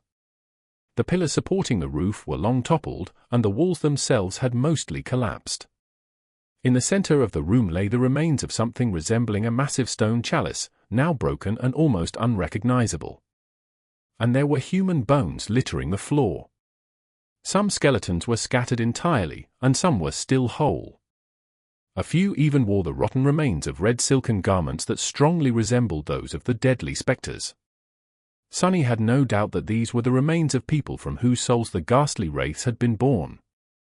He had no idea how they had died, why their souls had turned into vengeful specters instead of dissipating into the void, and what drove them to madly attack anyone who approached the ruins. All he knew was that the wraiths were very hard to destroy and full of seething hatred toward the living. Or maybe they just really hated him in particular, for whatever reason. He grinned, and then brought his armored boot on one of the skulls, crushing it into dust.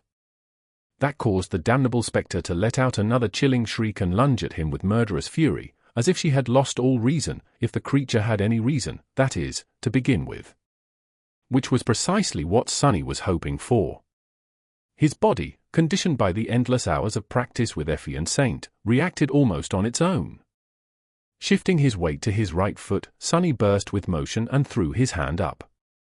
The polished shaft of the cruel sight slid between his fingers, suddenly extending forward to its full length. He only caught it near the very end.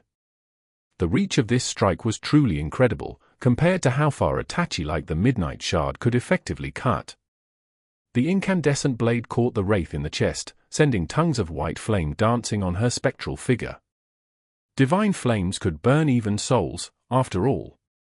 However, even engulfed in flames, the creature continued its attack. Since it was impossible to recover from performing such a strike quickly, Sunny would have been in trouble, luckily. The cruel sight was a very special weapon. Its shaft started shortening at the same speed as the wraith was advancing, continuing to burn it without a pause. In the end, Sunny found himself face to face with the hateful apparition, gripping the hilt of a short sword. Without wasting any time, he pulled it upward, slicing through the incorporeal body of the enemy and reaching her neck. White flames suddenly tore through the darkness of the creature's eyes, and before her ghostly claw could reach his flesh. Just like that, the wraith was destroyed. As her figure shimmered and started to disappear, Sunny let out a shaky breath, then summoned Saint from the shadows and threw the cruel sight to her. "You have slain a fallen demon, Chalice Maiden." The taciturn demon calmly caught the sword, weighted it in her hand, and then assumed her usual indifferent pose. "Your shadow grows stronger." The voice of the spell resounded once more, echoing in the darkness of the ruined hall. "Your shadow is overflowing with power." He screamed and fell to his knees, feeling as though his very soul was on fire, as though something was rising from its dark depths, ripping it apart. Damn it all. Why does it have to hurt so much? Sunny groaned and clawed at the floor, tears streaming from his eyes. The fingers of his armored gauntlet left deep grooves in the stone. The pain he was experiencing was not the worst he had ever felt, but really up there. He slammed his fist down, sending cracks through the slab of ancient stone, then did it again and again, pulverizing it into tiny shards. Eventually, those shards turned into dust, and only then did his agony finally begin receding. The spell whispered into his ear, released from the paralyzing pain. Sunny fell down and sprawled on the floor. Breathing raggedly, he remained motionless for a few minutes, and then summoned the runes. Familiar symbols shimmered in the air. Chapter 527. The New Guy. Now that Sunny had experienced moving up a class without simultaneously rising to a new rank, he understood the difference between the two more clearly. Ascending to a new rank was a much more profound change. It elevated the quality of his shadow cores and essence, gifted him with new abilities, and allowed for a deeper access to his aspect. The resulting jump in power was nothing short of tremendous. Reaching a new class, on the contrary, primarily affected the quantity of his shadow essence, and as such, the increase in power was much more gradual. Sunny didn't feel much stronger than he had a few hours ago, but that was because he had already been enjoying the extra strength and essence capacity for a long time. In fact, the main benefit of having several cores had been aiding him ever since Sunny passed the 1000 mark on the counter of shadow fragments. Unlike all other awakened, excluding Nephis, there was no limit to his capacity to store essence and reinforce his body. Or rather, that limit was so high that it might have as well not been there. However, that was not to say that Sunny didn't get other, incredibly potent benefits from manifesting a third shadow core. Standing up with a groan, he allowed the moonlight to bathe his slender figure and looked down at the three dark silhouettes sprawled on the ancient stones in front of him. One shadow looked like it was suffering from a toothache, the other was beyond itself and jubilant, and the third one. The third shadow was just standing there motionlessly and staring at him, its dark figure not betraying any hint of emotion. Under its silent and unnerving gaze, he suddenly felt a bit uncomfortable. For some reason, Sunny shivered slightly. Is it just me, or is this guy a bit, creepy? The creepy shadow didn't react at all to this thought and just continued staring at him without moving. Sunny hesitated, then cleared his throat. Well, welcome to the team. Meet the other two, your elder siblings. The new shadow lingered for a few moments, and then slowly turned its head to look at his other ones. Immediately, the happy shadow made an energetic move to welcome it, but then stumbled mid-step, shivered a little, and slowly backed away, somehow ending up hiding behind the gloomy one. The gloomy shadow sighed with contempt, then faced the new guy and glared at him, clearly unimpressed. Amused, Sunny watched the two stare at each for several minutes straight. In the end, the creepy shadow glanced at him, then silently walked over to one of the ancient skeletons and studied the skull with disturbing fascination. It was trying to act cool, but Sunny could tell that the new guy was a bit flustered. That's right, that gloomy one is a real menace. Even I am afraid of him, a little. The gloomy shadow looked at both of them with disdain, shook its head, and indifferently turned away. All right, time to experiment a little. After that, he summoned all three shadows and wrapped them around his body. Immediately, he felt explosive might course through his veins, his skin turning hard as stone, his speed increasing tremendously. It was as though he grew 4 times more powerful than he had been a couple of seconds ago. A dark grin found its way onto his face. So that is how it feels to be a demon. Sunny dashed to the wall of the vast chamber, then ran back, raising a gale of wind in his wake. Then, he brought his fist down on a piece of rubble, making it explode into a cloud of shards. Finally, he saturated his muscles with essence and jumped up, easily flying a dozen meters into the air and climbing onto the roof of the ruin through the breach in the dome of its central hall. His heart was beating fast in triumphant exhilaration. Sitting down, he glanced at Saint, who was far below him now, and laughed. Sunny was more powerful now than any awakened was supposed to be. In fact, in terms of pure physical ability, he was much closer to masters, perhaps even at the same level as those of them who had just reached their rank and had no time to reinforce their cause yet. That was not to say that he had a good chance of prevailing in a fight against an Ascended. Physical ability was not what made them so deadly, after all. Remembering the ease with which Master Jet had severed the arm of a fallen tyrant, Sunny sighed wistfully. What's more, he now had the ability to augment 3 things at the same time. If Saint wasn't with him, Sunny could enhance his body, his armor, and his weapon simultaneously. Depending on the situation, he could also stack augmentations either on the Cruel Sight or the Undying chain, which gave him much more choices during a battle with especially tough or dangerous opponents. Sunny summoned the runes and glanced at a particular string. Before, the Soul Serpent was a mere monster. Sunny had long thought that the Shadow's rank depended on the level of Shadow Dance comprehension he was able to achieve, while its class depended on his own. Now, he had proof. Looking down, Sunny noticed new runes shimmering in the darkness. Shadow Attributes, Shadow Guide, Soul Weapon. Shadow Abilities, Serpentine Steel. The ability was new. Excited, he read its description: Serpentine Steel, Ability Description, Shadow Serpent Soul Weapon form can assume the shape of any weapon. A crooked smile appeared on his face. Commanding the serpent to slither forth and assume the shape of the Dark Odachi, he studied the great sword for a few moments, and then gave another command. The lustreless blade suddenly flowed like black mercury, and a few moments later, he was holding a long spear in his hand. Almost unseen on the dark wood, the scales of a long coiling body were engraved on its shaft, the spearhead shaped to resemble that of a serpent. This is perfect. This is just what I needed. Dismissing the predatory spear and allowing the shadow to slither back onto his body, he looked east, where a pale lilac line had already appeared over the horizon, and smiled. The new day was coming, and Sunny couldn't wait to return to the real world. With only a few months left until it was time to challenge the Seed of Nightmare, he had a lot of things to do. Chapter 528. Personal Style.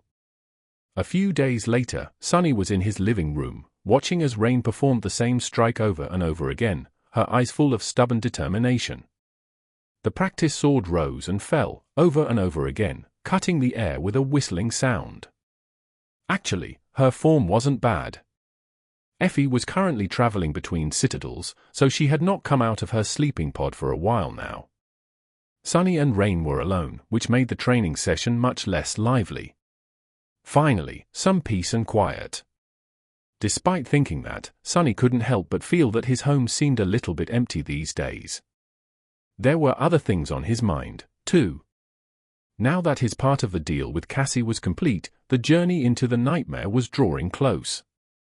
No matter how aloof about the whole thing Sunny wanted to remain, he was aware that there was a real possibility that he would not return from that trial alive. Even if he did, there was no telling how long conquering the nightmare would take. Which meant that his remaining time with Rain was limited, and he couldn't waste it. He had to accelerate her training and teach her some actual battle skills.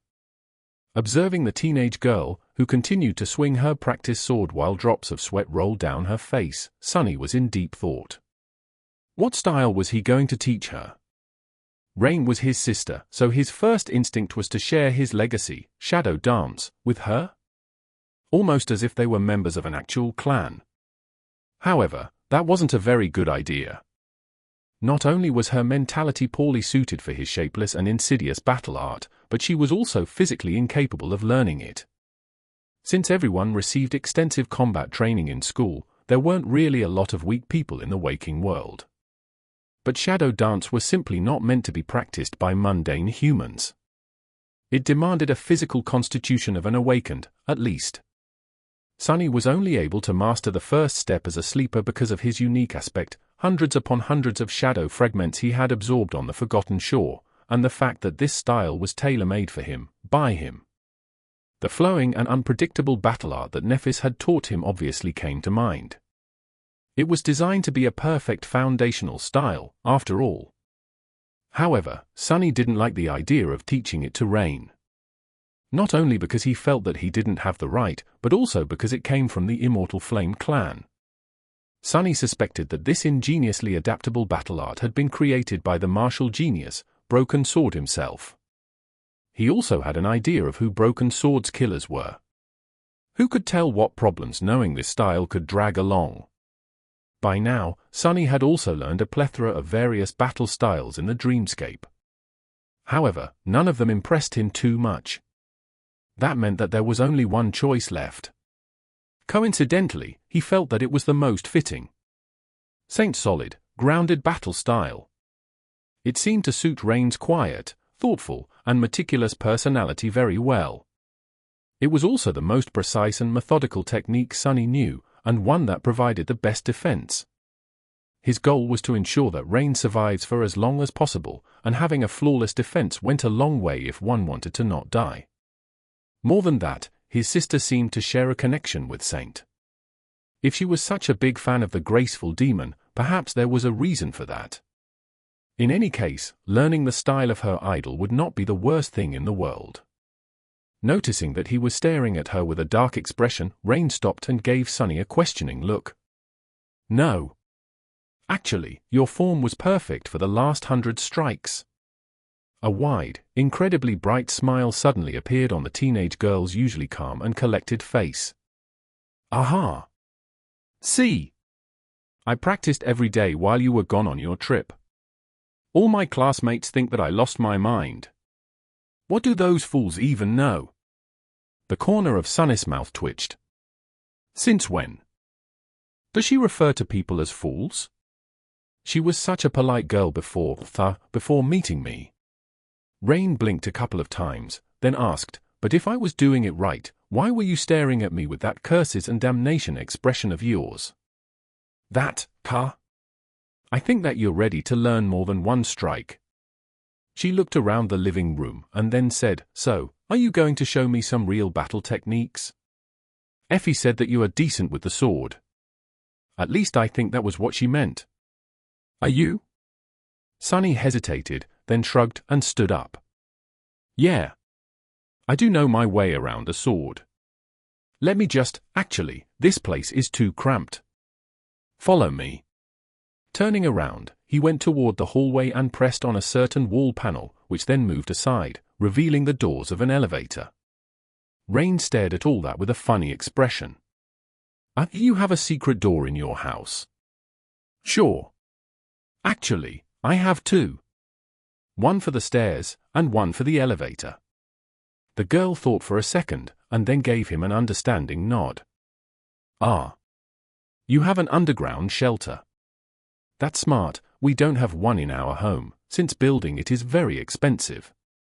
For a widely successful young entrepreneur, you don't know a lot about money, do you, Sunny? Sure, our family is not poor. But there's rich, and then there's rich. And we're not that kind of rich. Sonny tilted his head, trying to make sense of what he had just heard. What the hell is that nonsense? Rich is rich, isn't it? I know lots about money, kid. I know to make it, and how to spend it. What else is there to know? Rain stared at him for a few moments, and then silently shook her head. Together, they entered the elevator and descended into the underground dojo. Chapter 529. Secret Lair. The dojo was rather large and submerged in absolute darkness.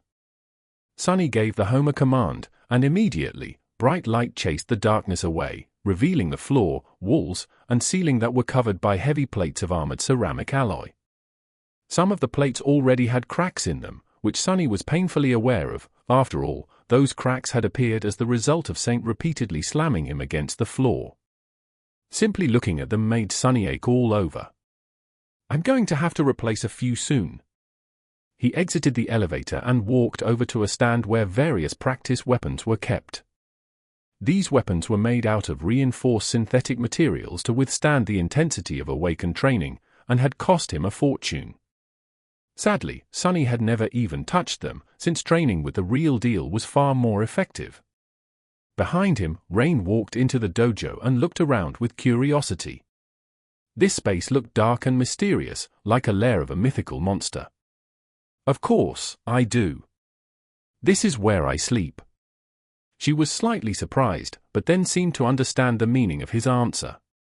For mundane humans, such a shelter would only be useful if a gate opened nearby. But awakened were more or less defenseless while in the dream realm. They needed the protection an underground bunker could provide much more, since their empty bodies could be easily destroyed when the spirit wandered away.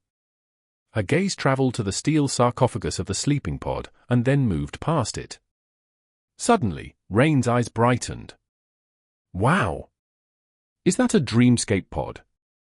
Sonny hesitated, surprised by her strong reaction. My super expensive sleeping pod is much more impressive. Why is she so fascinated by that silly thing?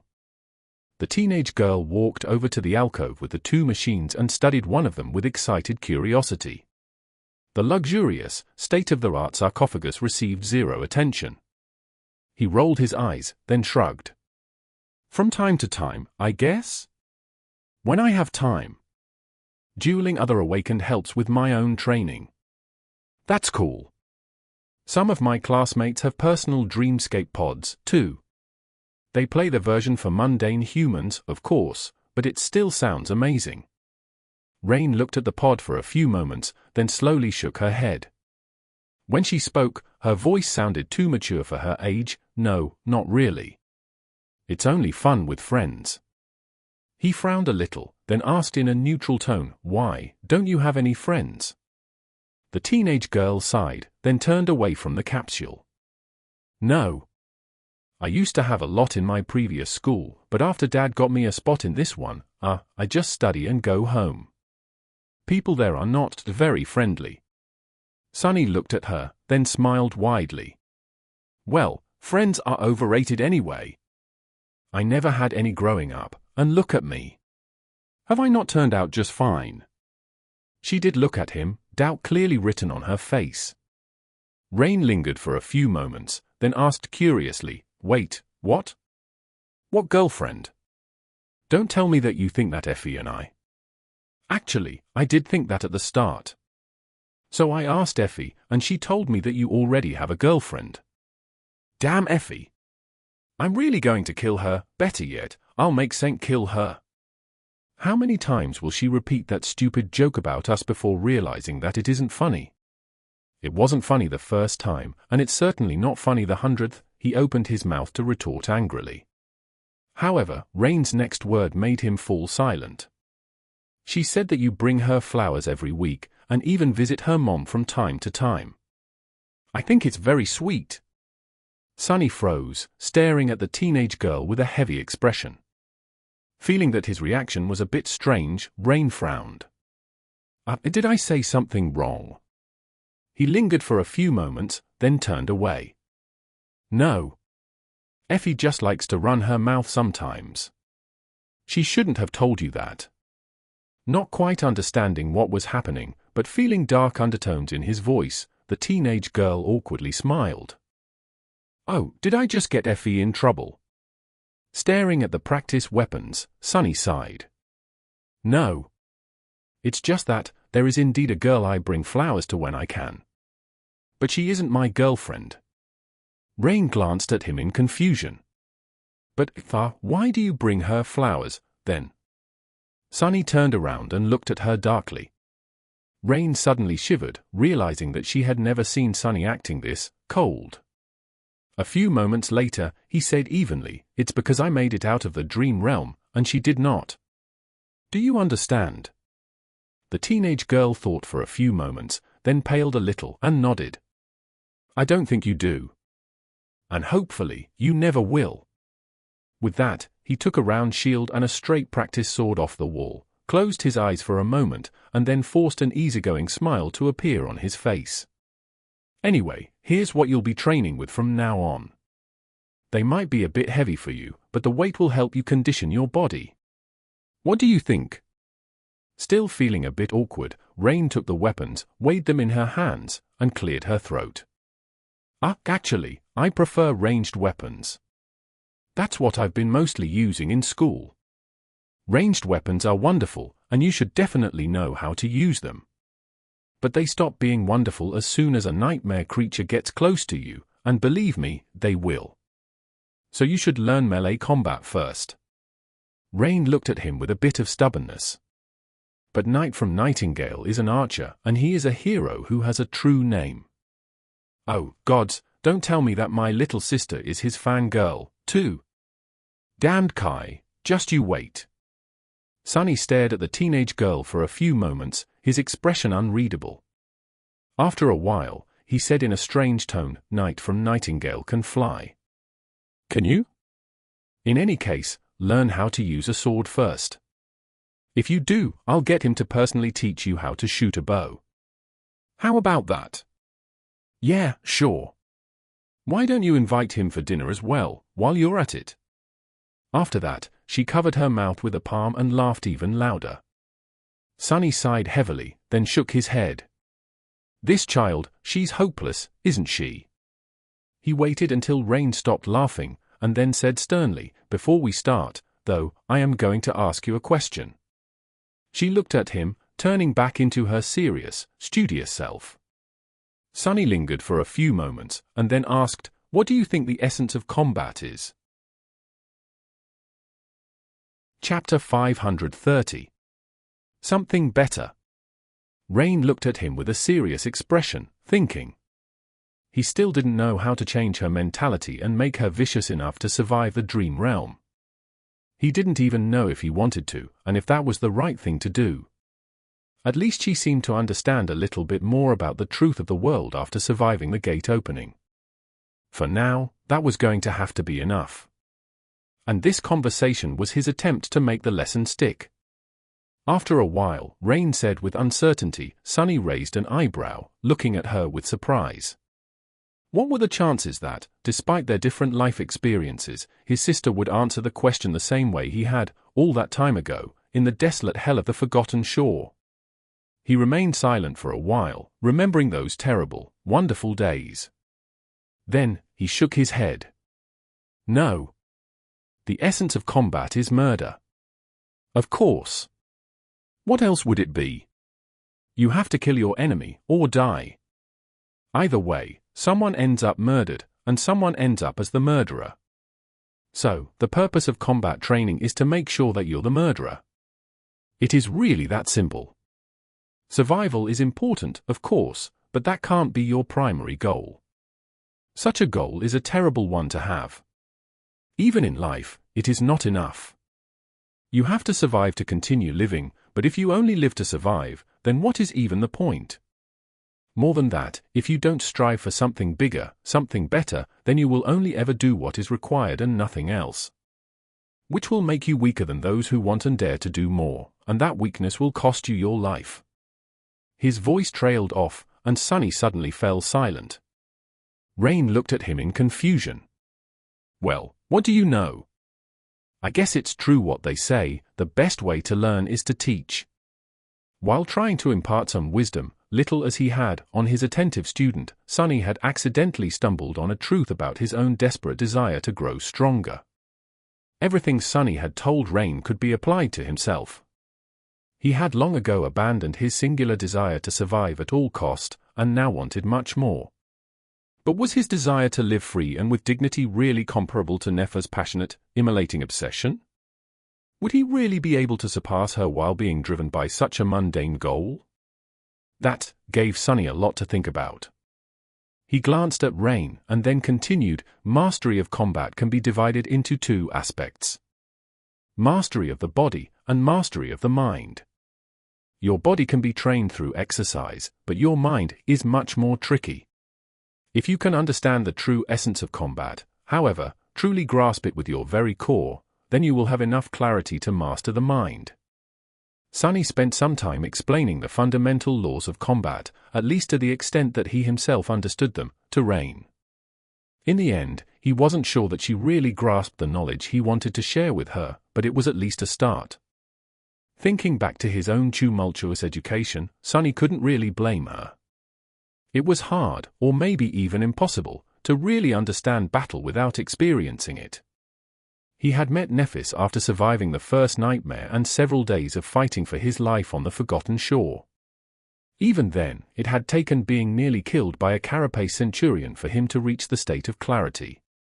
There were no carapace centurions around, and Sunny certainly wasn't going to run her through with a sword. So, for now, this was going to have to do. After the verbal lesson, Sunny showed Rain a few basic stances and katas of Saint style, and watched her struggle to replicate them. The progress was slow, but she was really a talented kid. For now, what held her back the most was her weak body. But that was okay. One couldn't expect a teenage girl to be as strong as an awakened. Her body could be trained, and of course, Rain was never going to be as strong and resilient as a burly, able-bodied man. But then, neither was Sunny. Due to his low stature and lean build, he couldn't compete with people like Caster or Master Roan in terms of physical might. However, this could be mitigated by aspect abilities, absorbing fragments, and mastering precise essence control. What's more, sharp weapons were the great equalizer. The purpose of a weapon was to reduce the amount of force one needed to apply to deliver a lethal blow. Unless one planned to beat their enemy to death with their fists, technique and skill were much more important than pure strength. And Saint's battle style could make that inherent disadvantage even slimmer. After a while, Sunny judged that Rain had had enough. The girl seemed to be sufficiently exhausted, and pushing further would not do her any good. He gestured for her to stop and place the practice weapons back on the stand, then summoned the endless spring and offered it to the tired girl. Rain was breathing heavily, her pale face glistening with sweat. Noticing the beautiful glass bottle, she smiled with excitement. Sunny tilted his head a little. The girl grabbed the endless spring and studied it from all sides, then cautiously took a few sips. "You don't get it. I've never seen a real memory up close before. It feels so real." He stared at her in bewilderment. "It is real. What are you talking about?" Rain glanced at him with scorn, drank the water greedily, and then handed the endless spring back with a bit of reluctance. "Did you get it after defeating some terrible monster? Or bought it?" Sunny frowned, hesitated for a moment, and then said darkly, "Oh. From that friend of yours." Then, Sunny dismissed the endless spring and headed toward the elevator. "Anyway, it's time for you to go. Otherwise, your parents might think that I have kidnapped you." "Oh." He thought for a bit before saying, I have some ice cream in the fridge. We can eat it before you go. If you want. Unless Effie has already devoured everything, of course." Rain giggled, then followed him with a very pleased expression. Before entering the elevator, she threw one last glance at the Dreamscape pod, and then suddenly asked, "By the way, the Dream Tournament is in a few days. Are you participating?"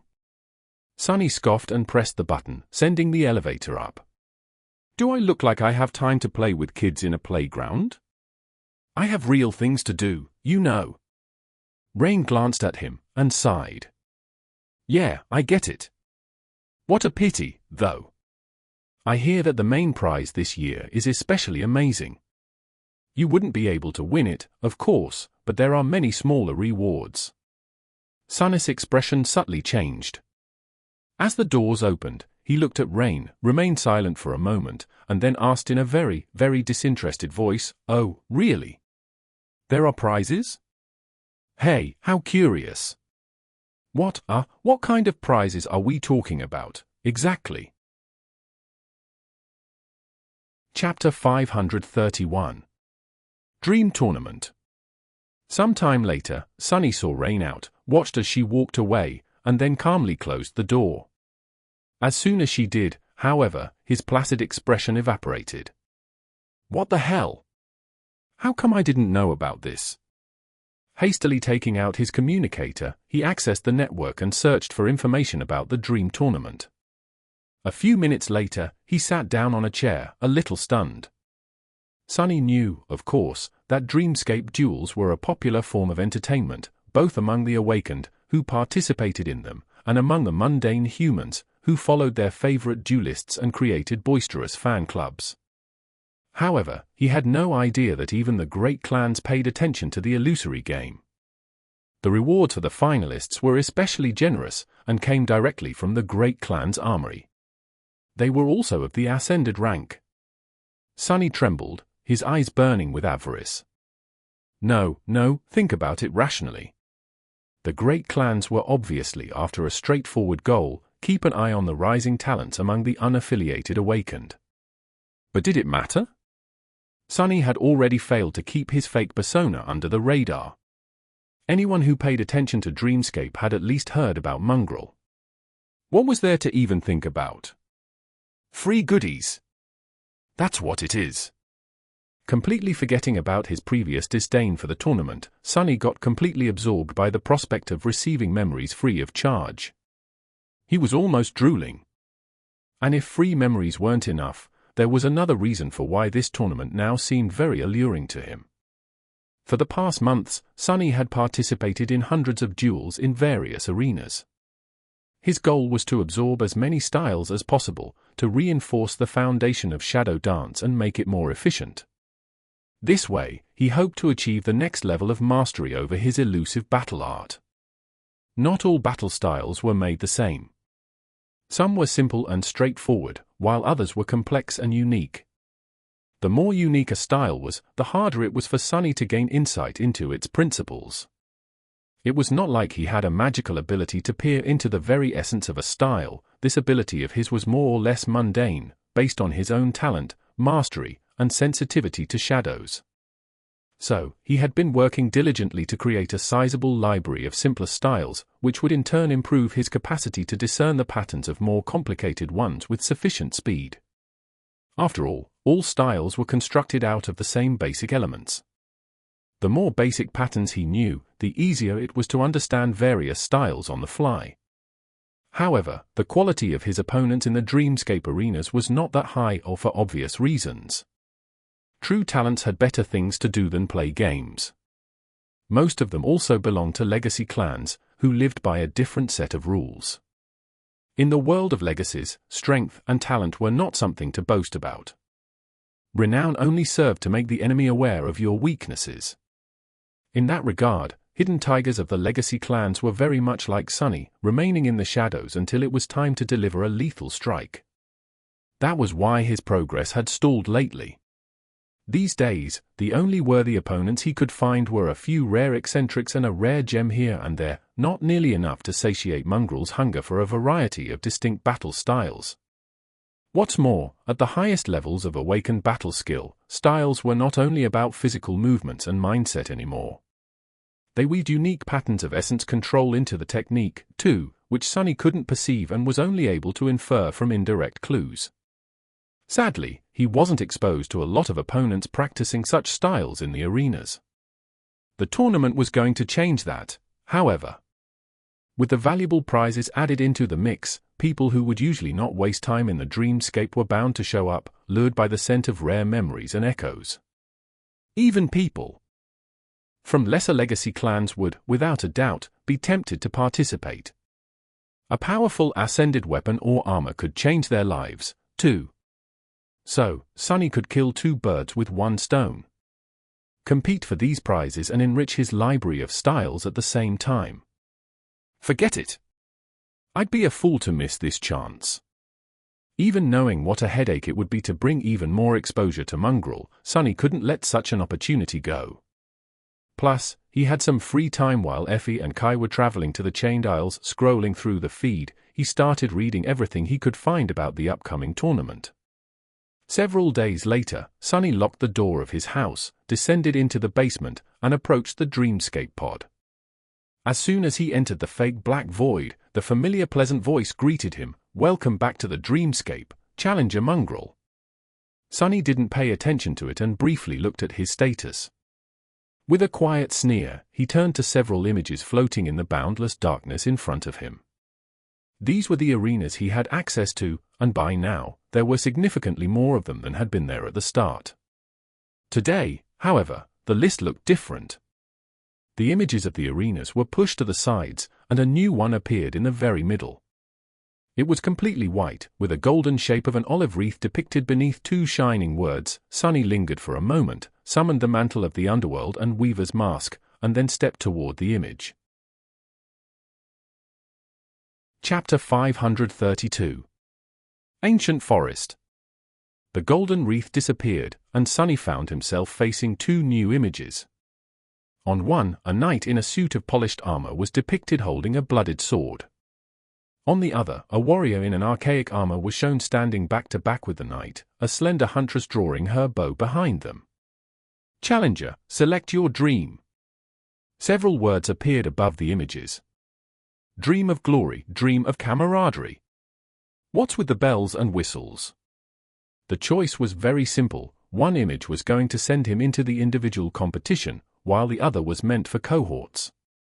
The Dream Tournament was basically two separate tournaments happening at the same time. This way, those awakened who didn't have combat aspects could also participate and earn rewards. It was a good system. Sunny had no intention of searching for a cohort, so he simply chose the image of the lonely knight and closed his eyes. Unlike the usual Dreamscape duels, the tournament included various battle modes. They were also broadcasted and happened on a schedule, so he had to wait for the first qualifier round to start. Standing in the darkness, Sunny couldn't help but feel a little excited. "Challenger. Draw your weapon and prepare. Only the best will survive." A bright light suddenly shone from above, and he found himself in the middle of a lush forest. All around him, ancient trees swayed lightly, their leaves rustling in the gentle wind. Some distance away, a tranquil lake glistened in the sunlight, and from its clear waters, a breathtakingly beautiful castle rose into the sky. The castle was built out of grey stone and was as large as a city, its ancient walls scarred by 1,000 sieges that it had withstood. Still, those scars could not diminish the ethereal beauty of the great fortress. The arena was vast, and encompassed all of the forest. There was no other awakened near Sunny, and for a good reason. The qualifying rounds of the Dream Tournament were held in the form of a grand battle royal. 1,000 challengers were sent into a large environment, and only the last one standing would be allowed to move on. Depending on their performance, a few more people could also gain entry into the tournament, but the only concrete method to qualify was to be the sole survivor. This was a necessary measure implemented in the last few years because of the sheer amount of participants. Arranging and broadcasting so many individual duels was not very practical or profitable, especially considering that most of these awakened were not very skilled. The Battle Royal was meant to weed out the weak and create an exciting show for the viewers. Sunny knew this, of course, because he had done some research in the past couple of days.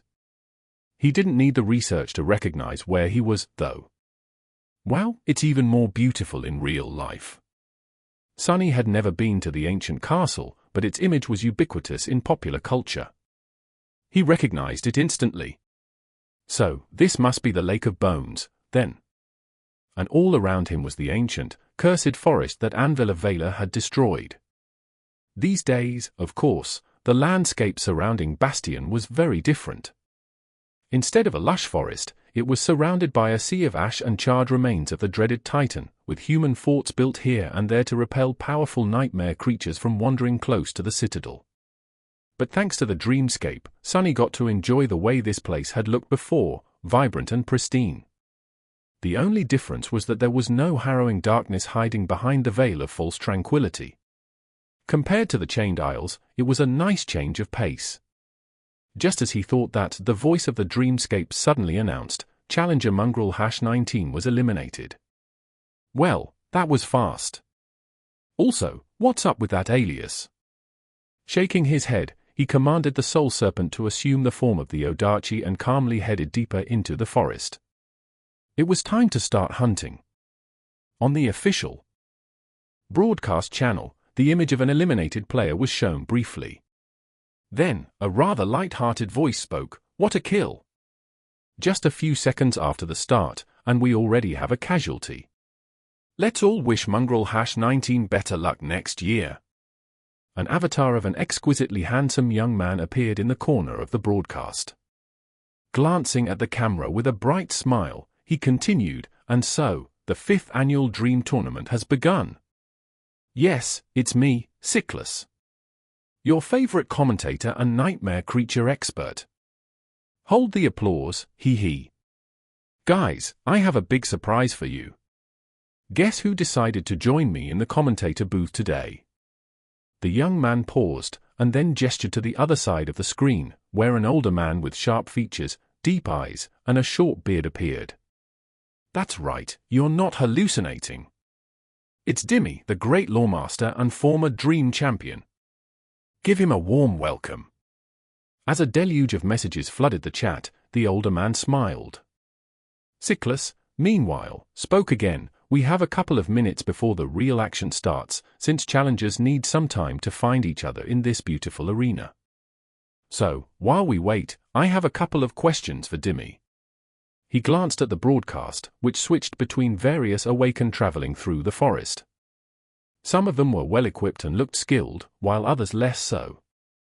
First of all, this year we had a record number of fighters signing up for the tournament. What are your thoughts on that as a veteran Dreamscape duelist, Dimmy? It's nice to see more awakened taking up the illusory sword. Some of them might even know how to use one. Of course, I have to give a lot of credit to the generosity of the great clan Valor. They have really outdone themselves with the prizes this year. No, I am not salty. Not at all. Sickless laughed and then threw a mischievous glance at his colleague. All right, then I'll ask you the question that I am sure is on everyone's mind. As an expert, who do you think will win the tournament, and why is it Mongrel? Chapter 533. Battle Royale. As soon as the commentator mentioned Mongrel, the feed changed to the image of a menacing figure in black armor calmly walking through the forest, the blade of the infamous Odachi resting on its shoulder. The lightless pits of the demonic mask's eye stared directly into the camera, as if there was nothing but darkness beneath it. As soon as Mongrel appeared on the screens, the chat exploded. "You mean Hail to the Lady? Ah, yes. This guy. Well, Mongrel is a really impressive fighter, but the results may not be as predictable as everyone thinks. Every year, the same thing happens. At the later stages of the tournament, two distinct groups clash. One is the Dreamscape elites, and the other is newcomers attracted by the rewards. Historically, the newcomers tend to do better. Plus, we don't really know a lot about Mongrel. Sure, he has a very impressive track record, but most of his wins were achieved against random opponents. Who knows what will happen when he faces the best of the best? If I were to bet, my money is still on Queen Bee.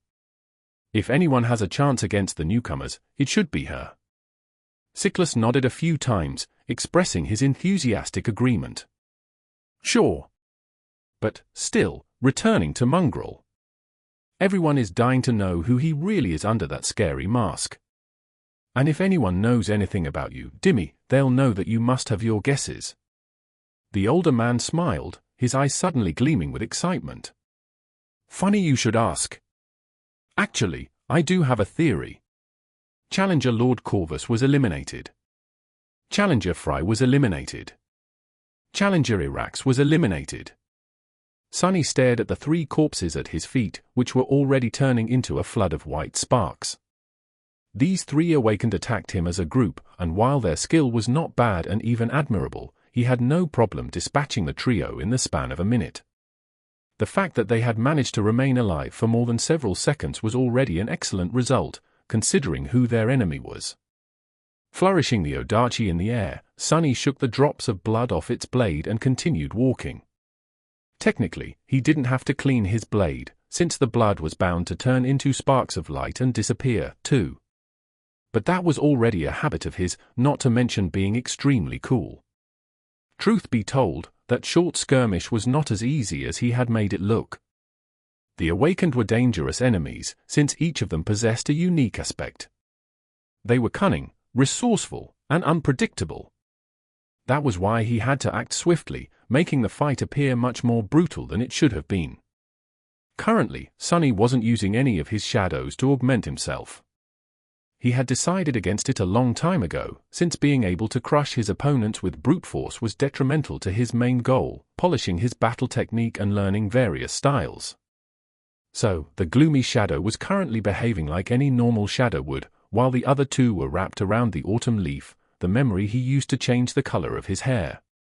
Since it had no other purpose, the augmentation did not give him any advantage. His hair must have looked gorgeous, though. Snickering under the mask, Sunny jogged forward. He was in a rush to eliminate as many other players as he could before the first leaderboard announcement was made. Meeting the group of 3 allied awakened reminded him of the inherent problem with the Battle Royale format of the qualifying rounds. As soon as true powerhouses revealed themselves, weaker participants were bound to band together and start hunting them down. Very soon, there could be a dozen fighters launching a coordinated attack on him, or even more. Sunny was confident of his skill, but not to that degree. Even for a battle-hardened veteran like him, someone who had spent hundreds of days fighting for his life in the darkest depths of the Dream Realm, such a fight would not be easy. This Battle Royale is going to be much more intense than I had expected.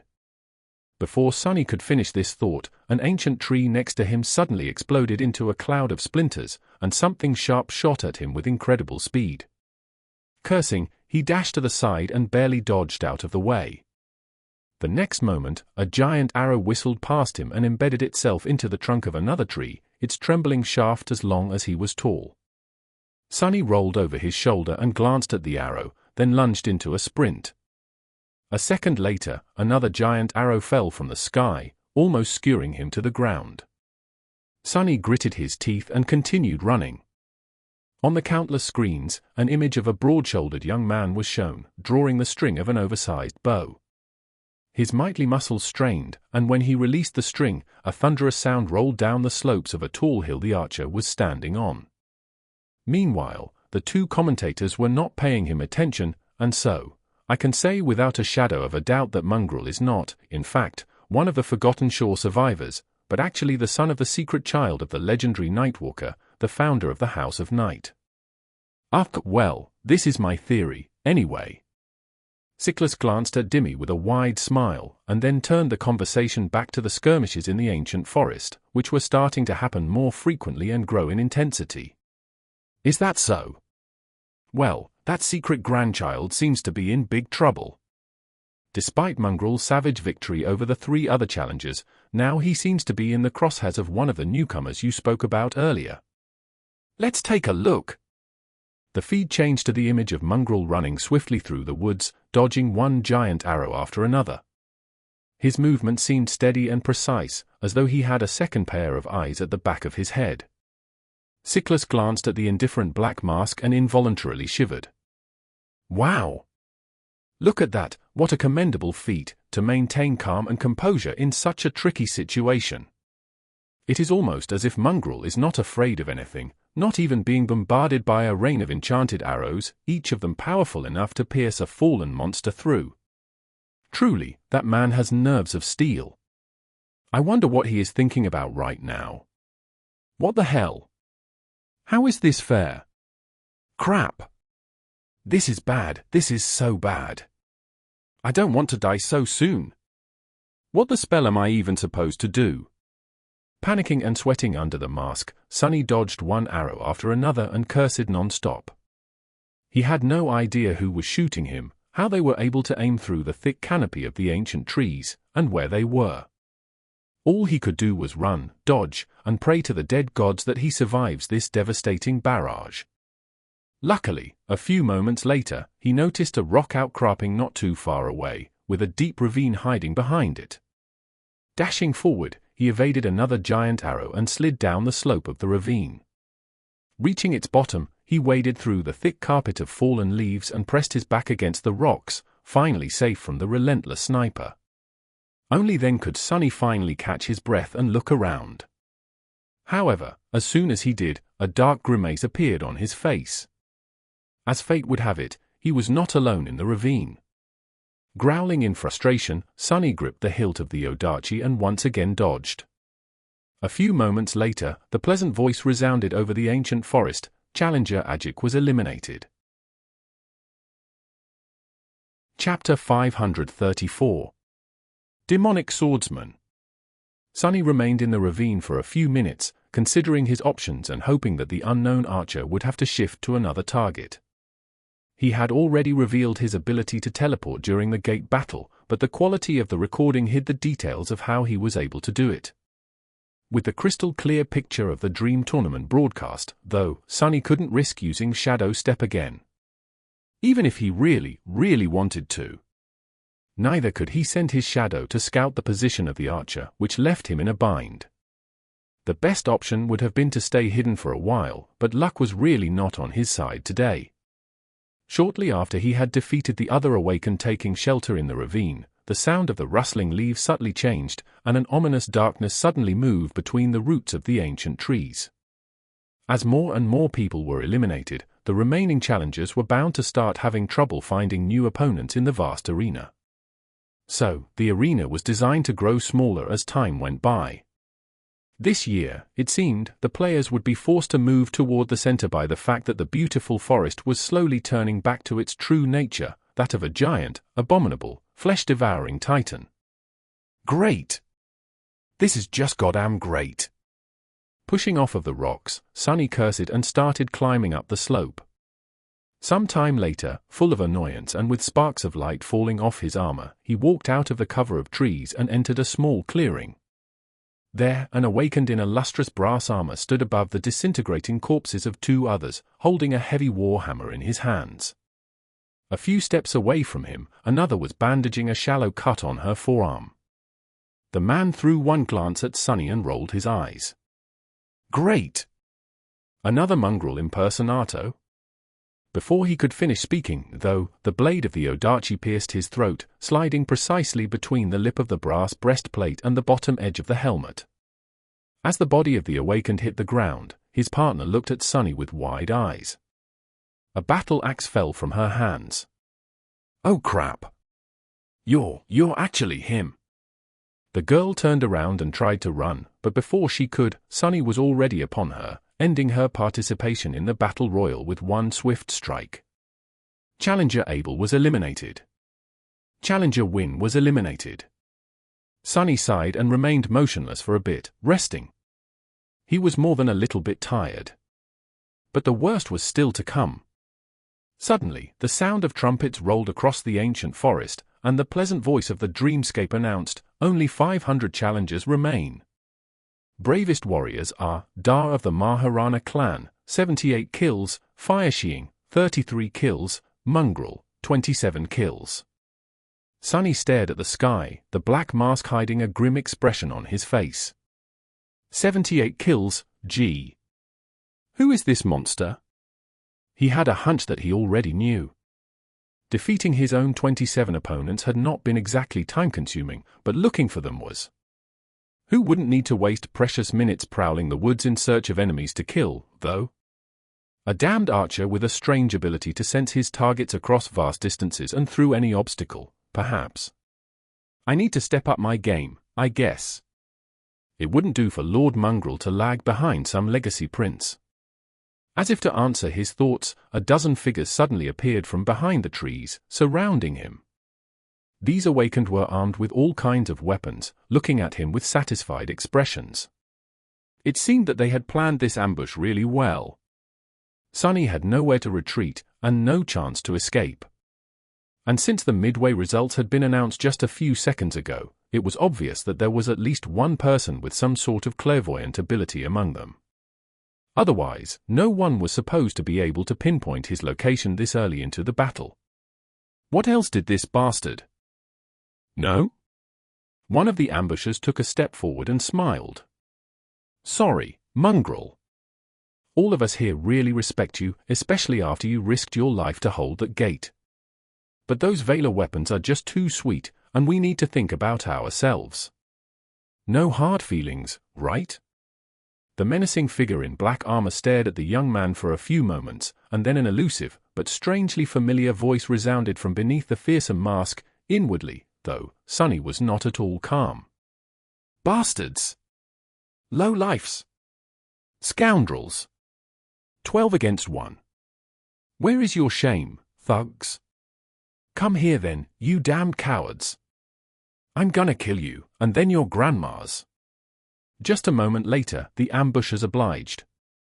All kinds of aspect abilities activated at once, turning the small clearing into a furious storm of deadly elements and steel. Oh no! It seems like Mongrel is in trouble. Sickles glanced at the sea of outraged comments, and then back to the broadcast. Both he and Dimmy were glued to the screen, even forgetting to do their job and fill the silence with informative or entertaining chatter. The scene in front of them was just too terrifying. Just a moment ago, they saw a lone figure in black armor standing motionlessly in the center of a bright clearing, staring at the 12 ambushers surrounding him with cold indifference. Mongrel's voice sounded from the speakers, strangely dark and ethereal, and then, everything exploded in a brutal symphony of violence. The ambushers attacked without wasting even a second, their assault deadly and well coordinated. Come on, Mongrel! Use your spatial aspect! From what he could see, this was the only chance the demonic swordsman had to escape. However, as a fan himself, Sickles knew that Mongrel never used his aspect in the dreamscape, as if it was somehow beneath him. Mongrel only ever relied on his sword, his skill, and unadulterated technique. And this time, too, the mysterious warrior refused to compromise his unassailable, noble principles. Instead of activating his ability, he simply lunged at the enemies without fear or doubt. Then, something strange happened. His infamous Odachi suddenly turned into a stream of impenetrably dark, liquid metal and flowed onto his arm, soon turning into a round shield. With that shield, Mongrel deflected an incoming javelin, then twisted his body, dodging a hail of razor-sharp wind blades, and dove into an immolating stream of fire that one of the awakened breathed out of her mouth. Miraculously, he emerged on the other side unscathed, like an infernal monster that could not be burned even in the flames of hell. The black armor reflected the crimson flames, somehow becoming even more menacing. In the next second, Mongrel's spiked gauntlet connected with the face of one of the ambushers. It was as if the poor man was hit by a mountain. His skull caved, and then exploded, the lifeless body folding as it flew to the side and turned into a rain of sparks. What happened next could only be described as pure carnage. The black figure pounced on the ambushers, using both his gauntleted fist and his round shield to sow devastation among their ranks. Mongrel moved with terrifying speed and devious cunning, using the bodies of his enemies to block or prevent attacks from their comrades. Sickles wasn't sure, but he thought that he saw a couple of them die from friendly fire. The rest fell to the demonic butcher himself, though. Every move Mongrel made was precise, calculated, and deadly, but also brutal and utterly cruel. He danced among his enemies like a grim reaper, killing them one after another without showing any sign of even knowing what mercy or hesitation were. Blood, screams, and flashes of light filled the clearing for a good couple of minutes. And when it was all over, the lone black figure was left standing alone amidst the bodies, covered in blood from head to toe. A moment later, that blood turned into sparks of light, too, and awash in light, Mongrel stepped forward, his armor as black and pristine as ever.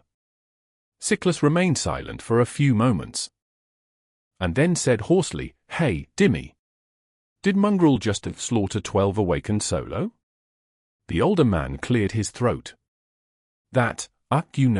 I might rethink my bet. Actually, my money is on that man." His colleague blinked a couple of times. After that, he glanced at the comments and forced out a smile. Meanwhile, Sonny was on the verge of collapsing onto the ground. Everything hurts. What the hell, why is this stupid battle royal so intense? I almost sullied my pants. That battle, hell, it was too close. He barely managed to survive, and had only prevailed because the 12 awakened were clearly not a real cohort. They were experienced enough to coordinate their physical attacks, but when varied and unique aspect abilities had come into play, all their cohesion turned into pure havoc. He had used that confusion to quickly get rid of the most dangerous opponents, and then somehow cleaned up the rest. The mantle of the underworld still took several solid hits, the armor itself held, but his body beneath was bruised and battered. Are these damn rewards even worth it? Damn, they'd better be. Suppressing a pained groan, he willed the soul serpent to turn back into an Odachi and headed away from the clearing. Just 488 left. This is going to be a long day. Chapter 535. No hard feelings. A triumphant sound of trumpets resounded above the ancient forest. Only 3 challengers remain. These brave heroes are Mongrel, 111 kills, Fireshiing, 87 kills, Kim Saito, 59 kills. Dream of glory awaits, heroes. Sonny dragged his tired body out of the forest, feeling the ground under his feet shift and tremble. At this point, the Titan was almost fully awake, and no part of the arena was safe. With the exception of the narrow strip of sand between the dark woods and the lake that he had just reached, of course. Sonny walked into the shallow water and stopped, using the soul serpent to support himself. His breath was ragged and hoarse, and there were several dents on the onyx surface of the mantle of the underworld. Almost at the same time, 2 more figures emerged from the darkness of the hungry forest. One was an attractive young woman with broad shoulders and an athletic build, her long auburn hair gathered in a ponytail. She was wearing a modest red tunic, her torso protected by a leather cuirass, and wielded a light spear. Her blue eyes were tired, but clear, full of intensity and focus. The other was a man in heavy armor, carrying a greatsword with its blade inscribed by a complicated weave of runes. His face was hidden behind the visor of a helmet, with only calm, cold eyes visible in the narrow slit. His steps were confident, but a little unsteady, betraying a dire level of exhaustion. This must be Fireshiing and Saito. The mighty archer had not made it.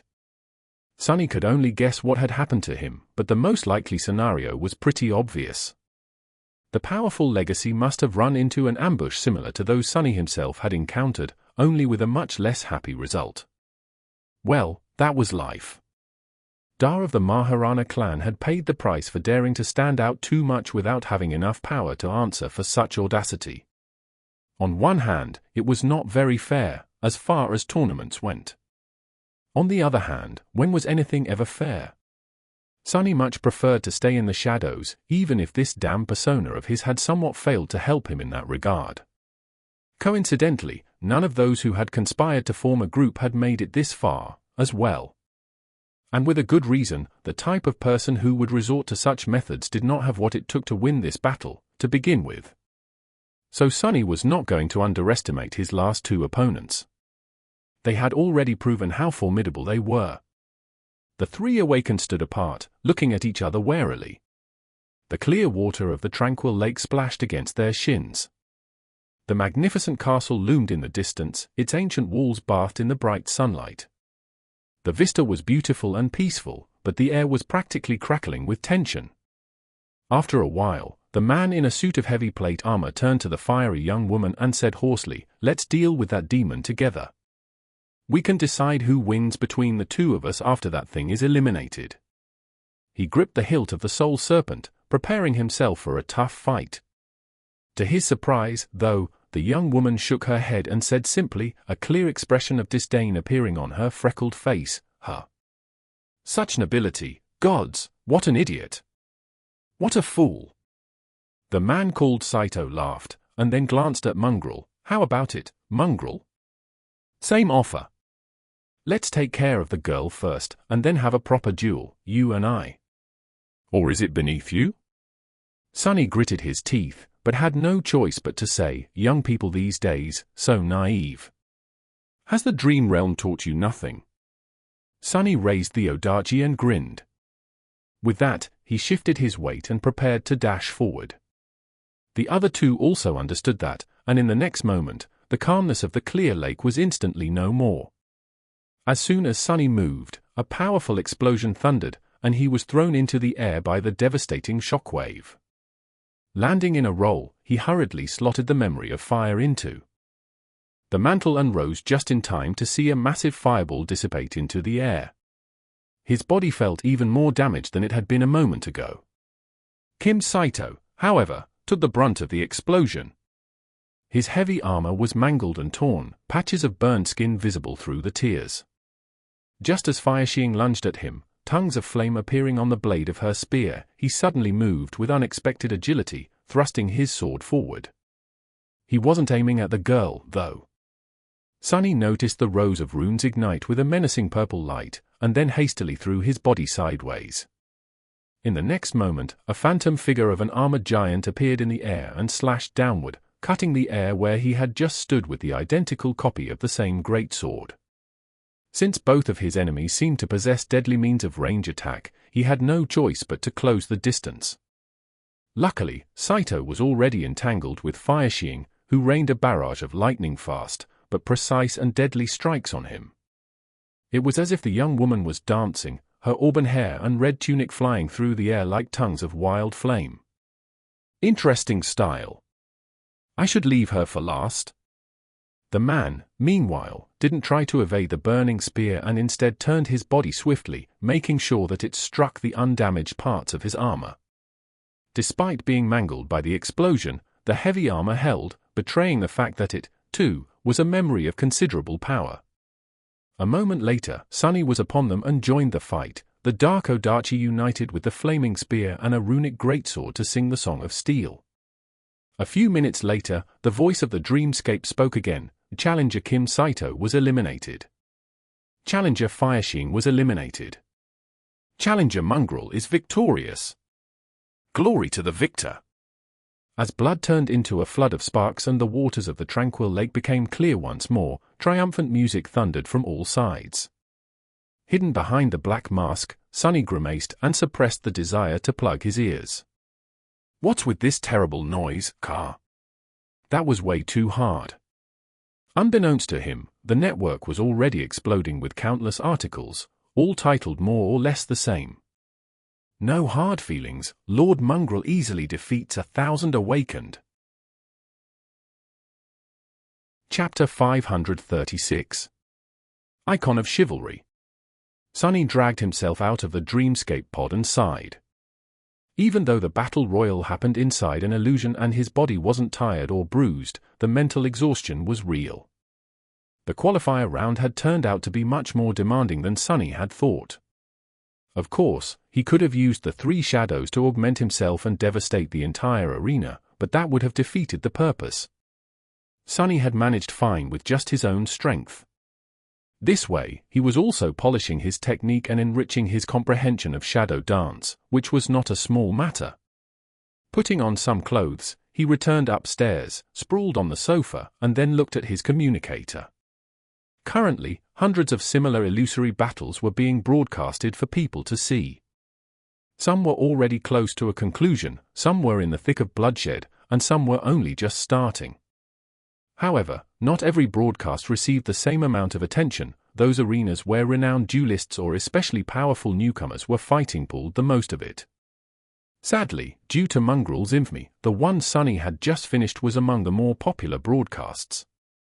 It was also one of the earliest to end, so clips of the most exciting moments were already circulating on the network. Perfect, just perfect, another damned viral clip. His final fight against Fireshing and Saito received a lot of views, but nowhere near as many as the clip of his brutal confrontation with the 12 ambushers. Hell yeah! Our Lord taught these thugs a lesson. Only 12? These guys are idiots, they should have gathered at least 100. No hard feelings? None whatsoever. Gods, how can anyone be so cool? Did you see his Odachi shapeshift? I was not hallucinating, right? Is it just me, or does Mongrel's hair look extra gorgeous today? He grimaced, then looked at the comments under the other video. That Saito guy, why did he even ask? Doesn't he know that Mongrel is an icon of chivalry? Of course it is beneath Lord Mongrel. He is so noble. What are you fools talking about? Mongrel is not noble. He is a wild beast. He only said that teaming up is beneath him because a beast like him doesn't need anyone's help to kill everyone. Gee, so many edgelords in the comments today. I miss the early days when only true experts knew about Mongrel. His technique was way better back then, too. Sonny stared at the screen for a while, then shook his head. What's wrong with these people? Since when was I an icon of chivalry? Wait, what does chivalry even mean? He shook his head again, then switched to the official feed and looked up the results of his match. Sonny, of course, qualified for the tournament the moment he had won the Battle Royal. However, other participants also had a chance to move on to the next stage.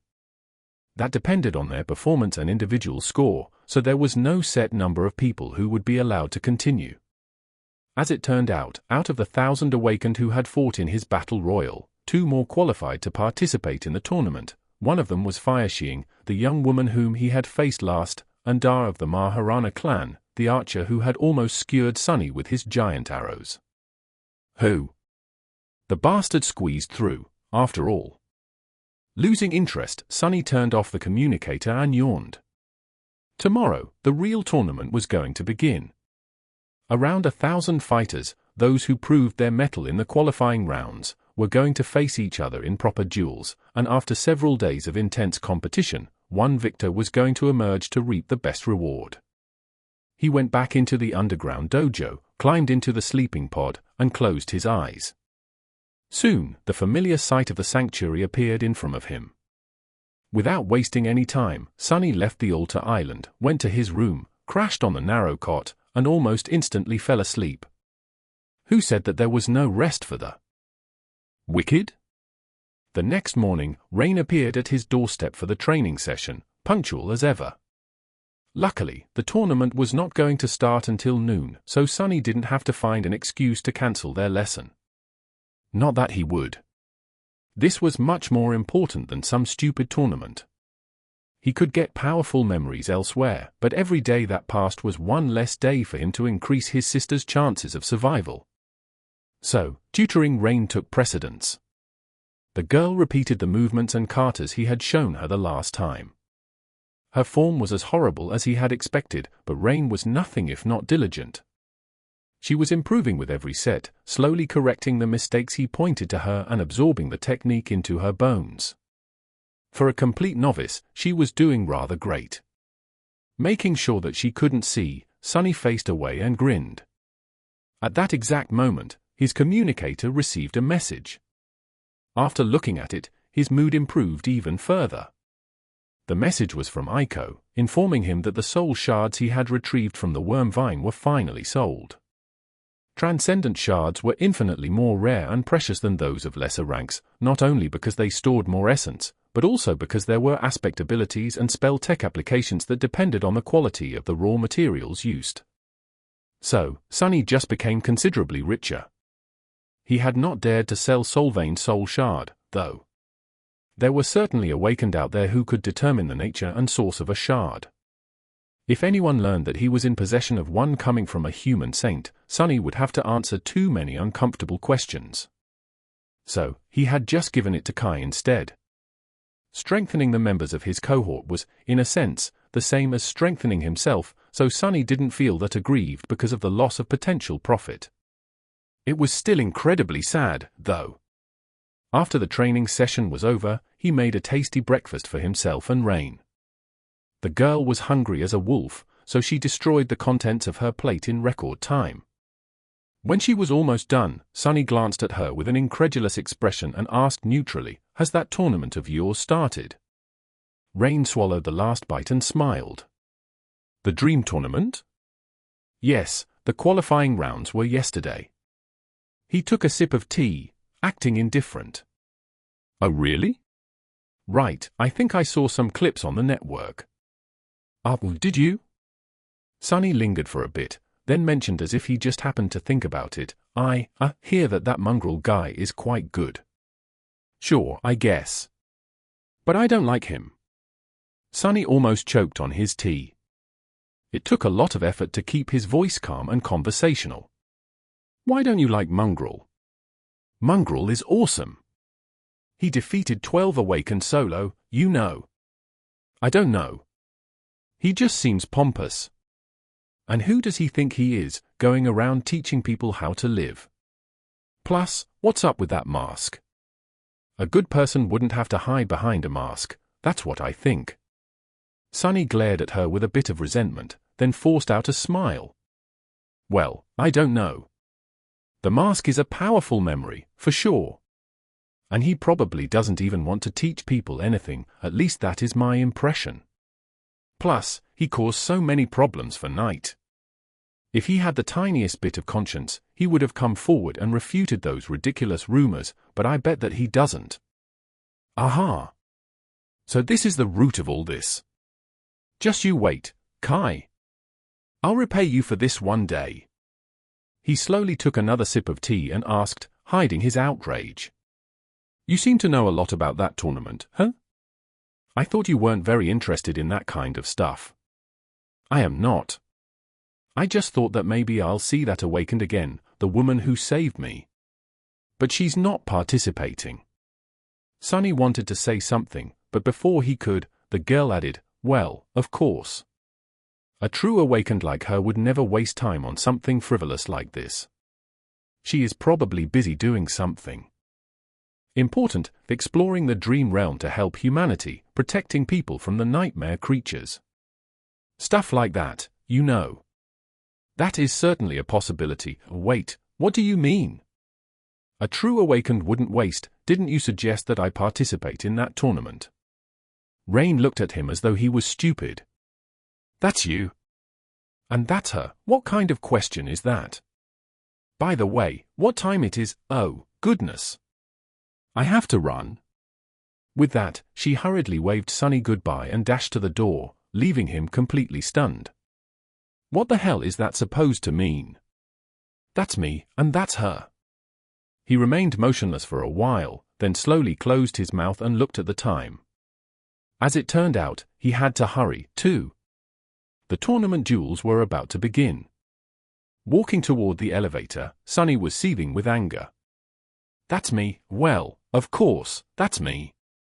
I'll show her, hell, I'll show all of them. I mean, Mongrel will, curses." Chapter 537. Learning Curve. The opening ceremony of the tournament was supposed to be a spectacular event, with thousands of challengers, each of them a talented Awakened fighter, gathered in the magnificent central courtyard of the illusory bastion. Slightly more than 1,000 of them were those participating in the individual competition, and the rest were members of competing cohorts. The representative of the great clan Valor welcomed them and gave a short speech, after which an androgynous person of undetermined age in exquisite silk garments, the eccentric saint responsible for creating the dreamscape, followed suit. This transcendent had a hypnotically beautiful face that was, for some reason, plastered with an unreasonable amount of makeup and a genteel, almost effeminate bearing. If Sunny was there, he would recognize their pleasant voice as the one that read all the announcements in the dreamscape. Why would he waste time on these theatrics? He skipped the speeches, the performances, the incredible montage of the most exciting moments from the battles of the previous day, and even the event that everyone had been waiting for with bated breath, the formation of the tournament bracket that would determine who would face whom and in what order. Sunny didn't care who was going to fight him, he just wanted to kill somebody as soon as possible. With each round of duels, half of the participants were going to be eliminated. That meant that he had to win 10 consecutive fights to receive the best reward. Of course, it wasn't an easy task. By now, there were no amateurs remaining in the tournament. Every single one of the 1,000 challengers was a formidable warrior, and by the end of it, only true talents would remain. It was also a perfect chance for him to try and learn their polished battle styles. Sunny waited until the bracket was almost complete and finally dove into the dreamscape. The menacing black figure of Mongrel appeared among the crowd of challengers, causing a bit of a stir. Immediately, those closest to him began to whisper, "Man! The bastard is even scarier in real life." That scene from the montage, "Gods, I'm so glad we chose to enter the tournament as a cohort. P2E. What's the big deal? I hope I draw him as an opponent. Crushing this wannabe should be fun." Ignoring the whispers, Sunny looked around with curiosity. He wasn't interested in the people gathered around him, but in the courtyard itself. This was his first time inside Bastion, well, an illusory version of it. Still, he couldn't help but feel a bit of awe. This was a legendary place, one of the earliest citadels conquered by humans, their greatest foothold in the dream realm. The seat of a great clan's power. And the former stronghold of one of the diamonds. It was like he was part of history. Sunny's curiosity didn't last long, however, quickly drowned by anger and annoyance. That girl! What does she even know? His hands were itching to slaughter someone. Finally, the bracket was complete. Sunny didn't bother to study it and just prepared himself for the battle. A few seconds later, his vision darkened for a moment, and then he found himself in the courtyard again, only this time, the crowd of challengers was gone, leaving only him and his opponent standing opposite each other. There were flags streaming in the air, and thousands of excited spectators looking down from the stands. They were chanting, screaming, and waving their hands. His opponent was a young man in a striking blood-red armor, wielding a long espadon. He looked vaguely familiar. As soon as the young man saw the black mask, his face paled. I knew this would happen.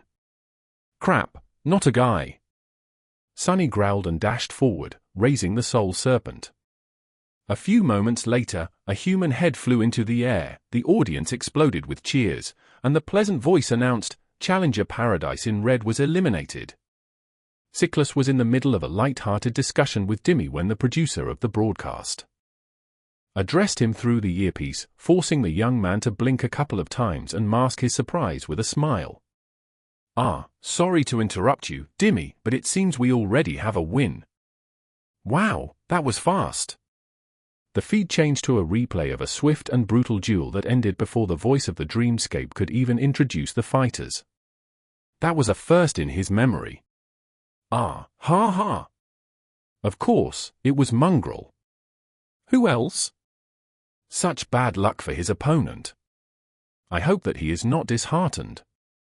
There is no shame in losing to such a fearsome enemy. Everyone who made it through the qualifying rounds already deserves our respect. Back in my day, getting into the tournament was much easier. Siklus agreed, glanced at the figure in black armor standing motionlessly above the corpse of his opponent, and couldn't help but shiver. Was it just him, or did Mongrel look especially ferocious today? Maybe he really is a nightmare creature. After that first unexpected win, several other heated duels were shown. Siklus and Dimmy switched from commentating on them to commercial breaks, to sometimes joining the other commentators to spectate the most exciting cohort battles. After a while, it was Mongrel's turn to fight again. This time, the producers switched the feed to his duel beforehand, expecting another fast and brutal kill. However, they were left disappointed. In that duel, and during a couple of next ones as well, the enigmatic swordsman seemed to lose all his edge, and engaged in protracted, slow, exhausting battles with his opponents, only managing to dispatch them after long and arduous fights. Siklus, who was somewhat of a Mongrel fan, but not a die-hard follower, was a bit confused by the sudden change. Luckily, he had an expert partner.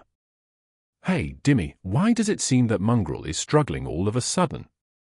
After his performance yesterday, I was sure that we would see pure carnage again. Ah, I see that you did not do your homework. That is what Mongrel does, and what makes him so dangerous. Yes, it might seem as though he is struggling, but in fact, he is not. He is learning. Siklus glanced at the chat, then laughed. No, I am sure that Dimmy didn't mean learning to suck.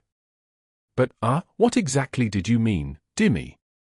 Mongrel is known as a genius fighter not because he is strong and skilled, there's plenty of such people among the duelists, but because he has an uncanny ability to absorb and mirror his opponent's battle style. So what you see is not him losing, it's him trying to comprehend the enemy's technique through being on the receiving end of it. It is truly remarkable. And a bit terrifying. Siklus stared at the feed and finally noticed that, indeed, Mongrel's style seemed to change with every duel, closely resembling that of his opponent's. His strange weapon also shifted and changed to mirror theirs. He turned to the camera with a wide, delighted smile. Well, there you have it, folks. So don't dismiss Mongrel yet, who knows, maybe he will shock us all yet. Soon, it was time for Sunnis' last duel of the day. Once again, he appeared in the courtyard and glanced at his opponent, excited to learn what style they were going to use. When he saw the enemy, though, a dark smile appeared on his face. What a nice surprise, so we meet again. Or rather, for the first time. Yesterday, we didn't have a chance to get properly acquainted, you bastard. Opposite him stood a tall young man with broad shoulders and an incredibly muscular physique. He looked mighty and confident, like a statue of an ancient deity come to life. It was the damned archer who had almost sniped him from across the arena during the battle royal. Dar of the Maharana clan, was it? Well, well. Let me introduce myself. Chapter 538. Devouring Styles. This was the fifth and final duel that Sunny had to fight today. His previous three opponents all practiced unique and interesting styles, so he had taken his sweet time trying to learn from them. He succeeded twice and failed once. The first opponent was called Straw Hat and used a curved sword, his technique relying on extreme speed and flexibility. Even Sunny, who had himself trained to make his body as malleable as possible, struggled to keep up with this unpredictable opponent. The alias of the second one, the other fool, was a bit familiar, but the style he used was not. Sunny spent a lot of time trying to understand the strange pattern of essence expenditure the fighter used, all the while dodging unpredictable attacks of his exquisite halberd. In the end, he learned a lot from this fight. However, it was the third opponent that had really tested him. This Awakened, whose alias was Blue Vash, wielded a slender rapier and practiced a deceptively simple battle style. What separated him from the rest was that each of his movements was utterly perfect, and every one of Sunnis' mistakes had been instantly punished. It was as though the man had a supernatural ability to see even the tiniest flaw in his enemy's technique, and was able to immediately exploit it. No matter how hard Sunny had tried to comprehend the essence of the style Blue Vash was using, he couldn't grasp it. In the end, he was forced to overwhelm and kill the astute fencer just to survive. However, despite that failure, he learned from this fight even more. Regardless, after several duels against such talented fighters, Sunny felt that his mastery of Shadow Dance, which had stayed stagnant for a while, was finally progressing again. He was slowly approaching a precipice. That was why he was so glad to see Dar of the Maharana clan. To some, facing a legacy might have seemed like a tough break. But for Sunny, legacies were like gift boxes. They hid all kinds of goodies, he's for the taking. The problem was that, just like the coveter's coffer, this box in particular could potentially bite off his greedy hand. The young legacy fighter wasn't using a bow anymore, of course. Which wasn't a surprise.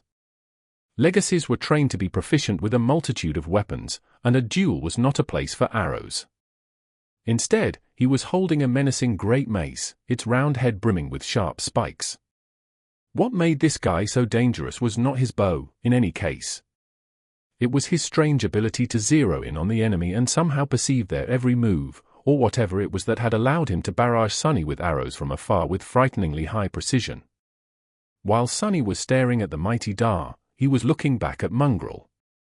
The Scion's gaze traveled across the mantle of the underworld, making Sunny shiver for some reason, and then reached Weaver's mask. Suddenly, the muscular young man frowned. Strange. An ascended armor, and an echo. For a weapon. Even if it is just dormant, you've done well for yourself. But that mask, where did you get it? The corner of Sunny's mouth twitched. Chatty enemies, they were the worst. Especially ones with such a keen vision. He paused, and then added with calm indifference, "Shall we start? Or do you need time to run to the other side of the arena, hide, and summon your bow?" Sunny was trying to antagonize the young legacy on purpose, hoping that he would forget this line of questioning. Luckily, his strategy worked. Dar of the Maharana clan grinned. No need. Who knows, maybe I'll take it off your corpse one day, too." With that, he raised his heavy weapon, and suddenly lunged forward with a speed that no one his size was supposed to possess. The spiked mace whistled through the air, and in the next moment, the sound of clashing steel rang across the arena. Sunny was thrown back by the force of the impact. His block held, and the soul serpent held, too.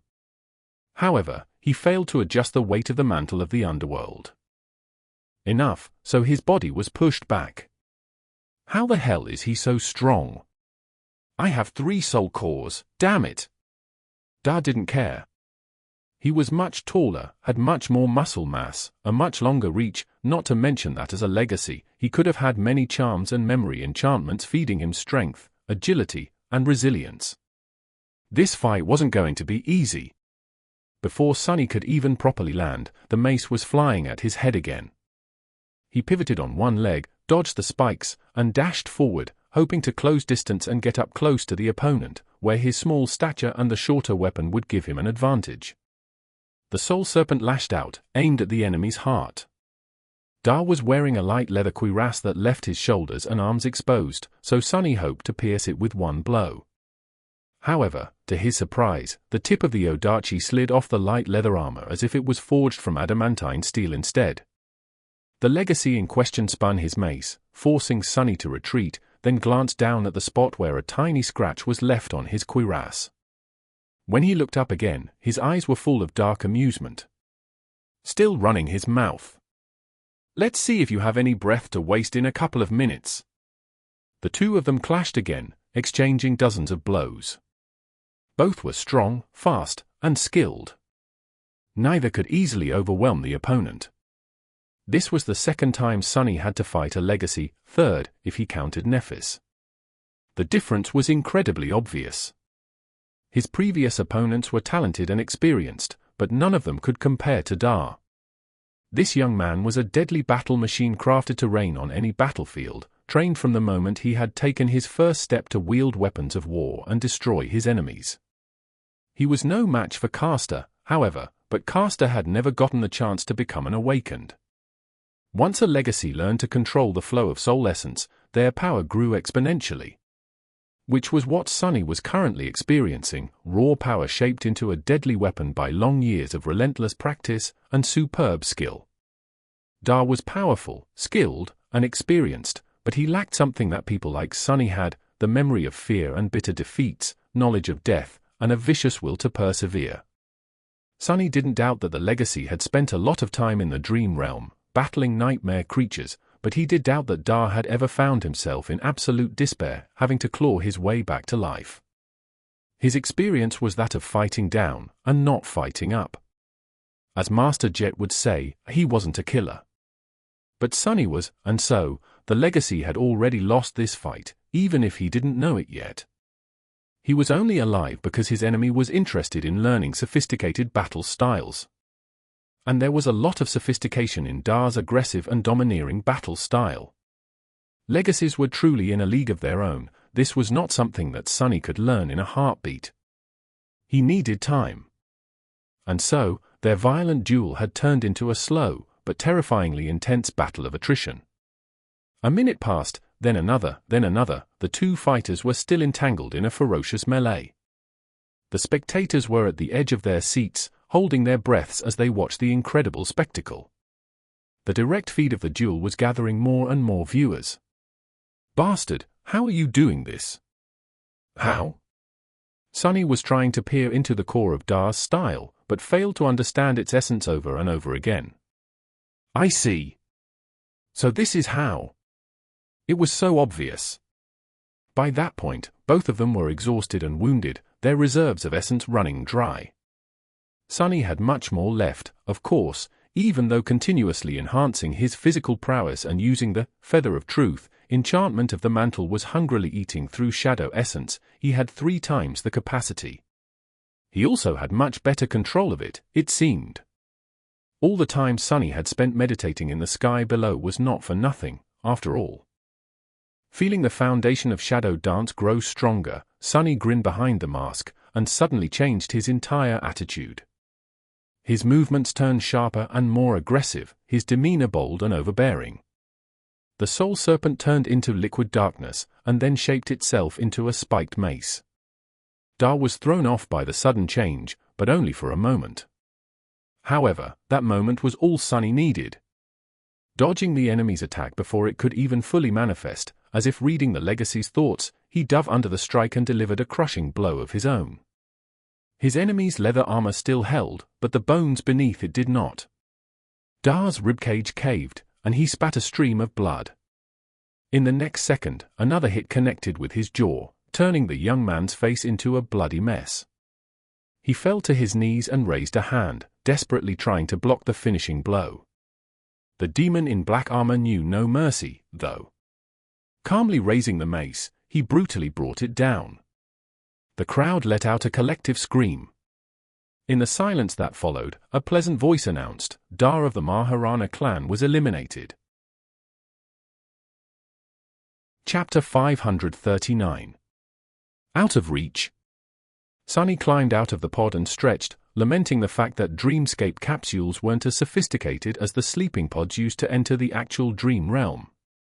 Due to his luxurious metal sarcophagus, he had almost forgotten the rusty feeling of spending too much time inside one of these things. Despite the fact that the duels themselves had not lasted too long, an entire day already passed. Sunny was somewhat tired, but instead of resting, he commanded the soul serpent to shape itself into a weapon and walk to the middle of the dojo. He was impatient to cement the knowledge of the battle styles he had absorbed today. Sunny started to perform various katas, executing each one slowly at first, and then quicker, and quicker, and quicker still. Soon, he moved with incredible speed, his lithe and flexible body almost leaving afterimages behind. Lean muscles were rolling under his pale skin, which soon glistened with sweat. Sunny fluidly shifted from one style to another, his movement simultaneously firm and flowing, sharp and gentle, clear and unpredictable. The soul serpent flowed from one form to another, too, as insidious and shapeless as the person who wielded it. It was as though Sunny was performing a strange, graceful, viciously complicated dance. His 3 shadows danced with him, moving swiftly on the ceramic plates of the armored floor. If Sunny could look at himself right now, he would be surprised to see that his movements were eerily similar to the dance that the young slave girl had once performed in his dream. But while her movements were beautiful and smooth, his were deadly and sharp. Hers were flawless, while his were slightly crude, as if he had not mastered his art yet. I can feel it, the second step. I can feel it, but why can't I reach it? Something is missing. After a long time, Sunny tiredly fell on the cold ceramic floor and remained motionless for several minutes, his chest moving heavily. There was a tired but determined expression on his face. More, I need more. More and better. In the morning, Sunny had some free time before he had to enter the dreamscape again. Making himself a cup of tea, he relaxed in a comfortable chair and took out his communicator. After yesterday, the number of duelists remaining in the tournament had drastically reduced. Now, there were only 32 of them left. Each one was a formidable opponent, so Sunny decided to study their previous fights a bit. Luckily, all the recordings were readily available on the network. Now I am even more sure that Mongrel is a legacy. Or an actual demon. Who else could have defeated that monster, Dar? Oh. Mongrel knew that this guy was an archer, so he even offered to give him time to get away. He's so cordial. So noble. What an inspiration. You mean an actual demoness, right? Sunny shivered and, not even trying to look at the comments, hurriedly scrolled past these videos to start doing his research. Maybe one of these guys will help me advance to the next level of Shadow Dance. Out of curiosity, he also glanced at the cohort competition leaderboard. The team that was currently in the first place was called Librarians and, weirdly, consisted of only 2 people. Their aliases were Unorganized Laundry and Isa, which didn't tell him anything. But considering that these 2 were currently dominating much larger cohorts, they must have been a truly fearsome duo. Initially, Sunny had only joined the Dream Tournament to reap the alluring rewards, so he had not thought much of it. But now, he was starting to suspect that it was going to be a humbling experience. He had already faced several troublesome opponents that earned his reluctant acknowledgement, and things would only get exponentially harder from here. Due to his recent progress, Sunny had allowed himself to become a little vain. He was stronger and more experienced than most of the awakened he met, so he had almost forgotten to always expect the worst. Seeing these powerful awakened helped him remember how dangerous it was to underestimate the enemy. And these weren't even the true elites. Real powerhouses of the awakened world would never reveal their might in a public tournament. Sunny was one of these hidden tigers himself, after all, so he would know. With a dark expression, he shook his head and concentrated on the screen of the communicator. Very soon, he was back in the arena. Sunny had skipped all the theatrics again and only entered the dreamscape at the last minute, hoping to avoid any situation that could lead to him being asked questions. Sadly, he couldn't avoid his opponents, and if they wanted to talk, he had to answer. Currently, he was facing a man wearing a peculiar armor made out of rusted metal, their face grim and full of dark apprehension. He was in his early 30s, and looked like someone who had led a rough life. Challenger Mongrel has joined the fight. Challenger what? No, wait. Has joined the fight. Hidden behind the mask, Sunny raised his eyebrows. What's up with that alias? Wait, why does it sound familiar? While he was trying to remember where he had heard this bizarre name, the man summoned a shield and an arming sword, glanced at him darkly, and asked, "You're the new guy everyone is talking about?"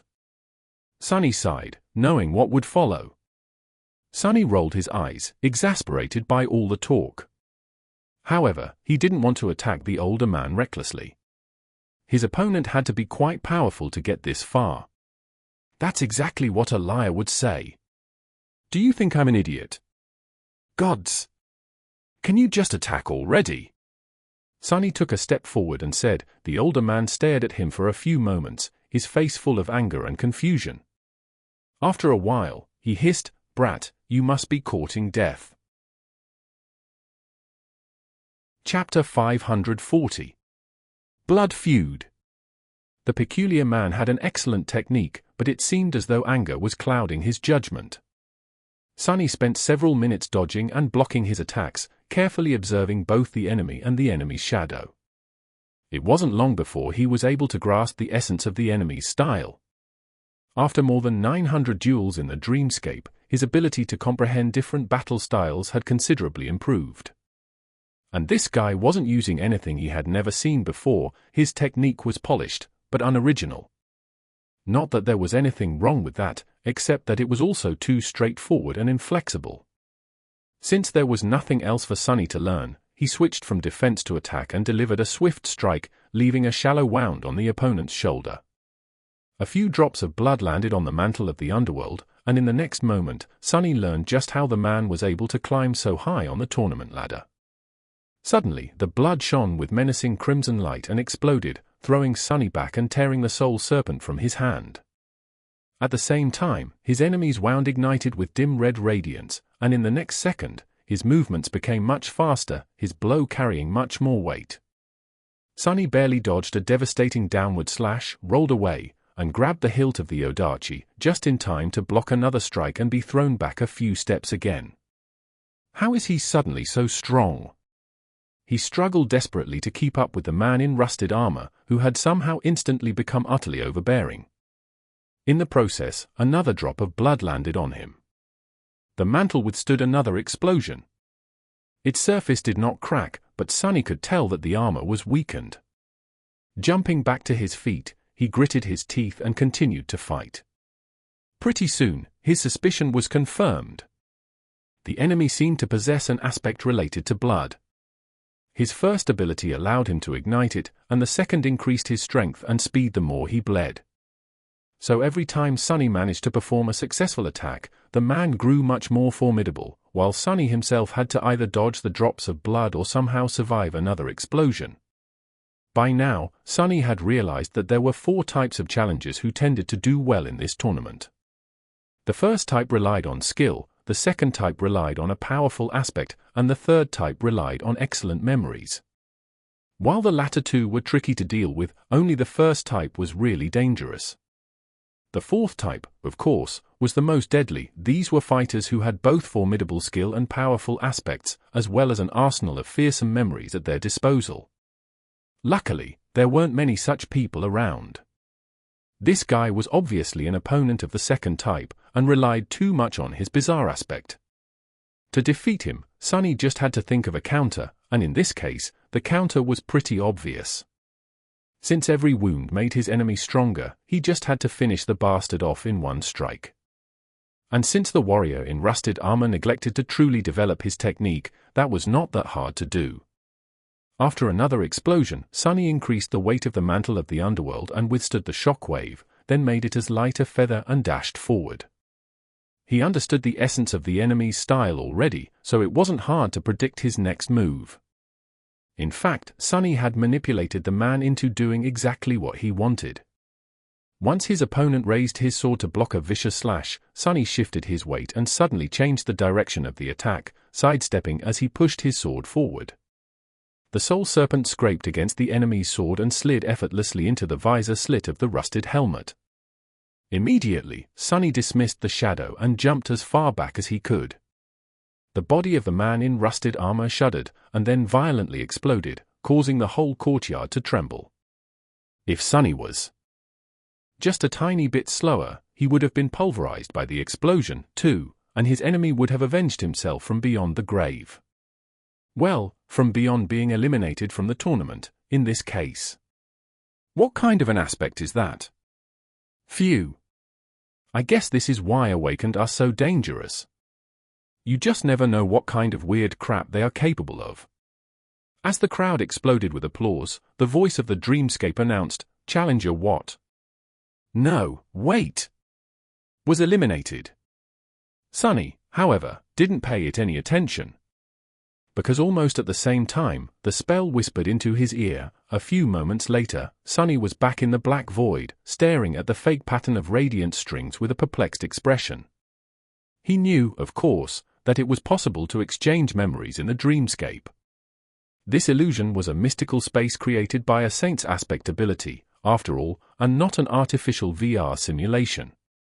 What he had not known, however, was that one could just receive a memory out of nowhere, without the usual requirement of being in physical contact, even if that contact was illusory, with its master. However, if the saint in question was responsible for delivering the rewards, then it sort of made sense. More importantly, though, he had received a memory. Sunny was already eligible for several smaller prizes, most of them in the form of credits or soul shards. He wasn't going to bother receiving them, though, even if there was a way to do so without leaving a paper trail, Sunny didn't know of one.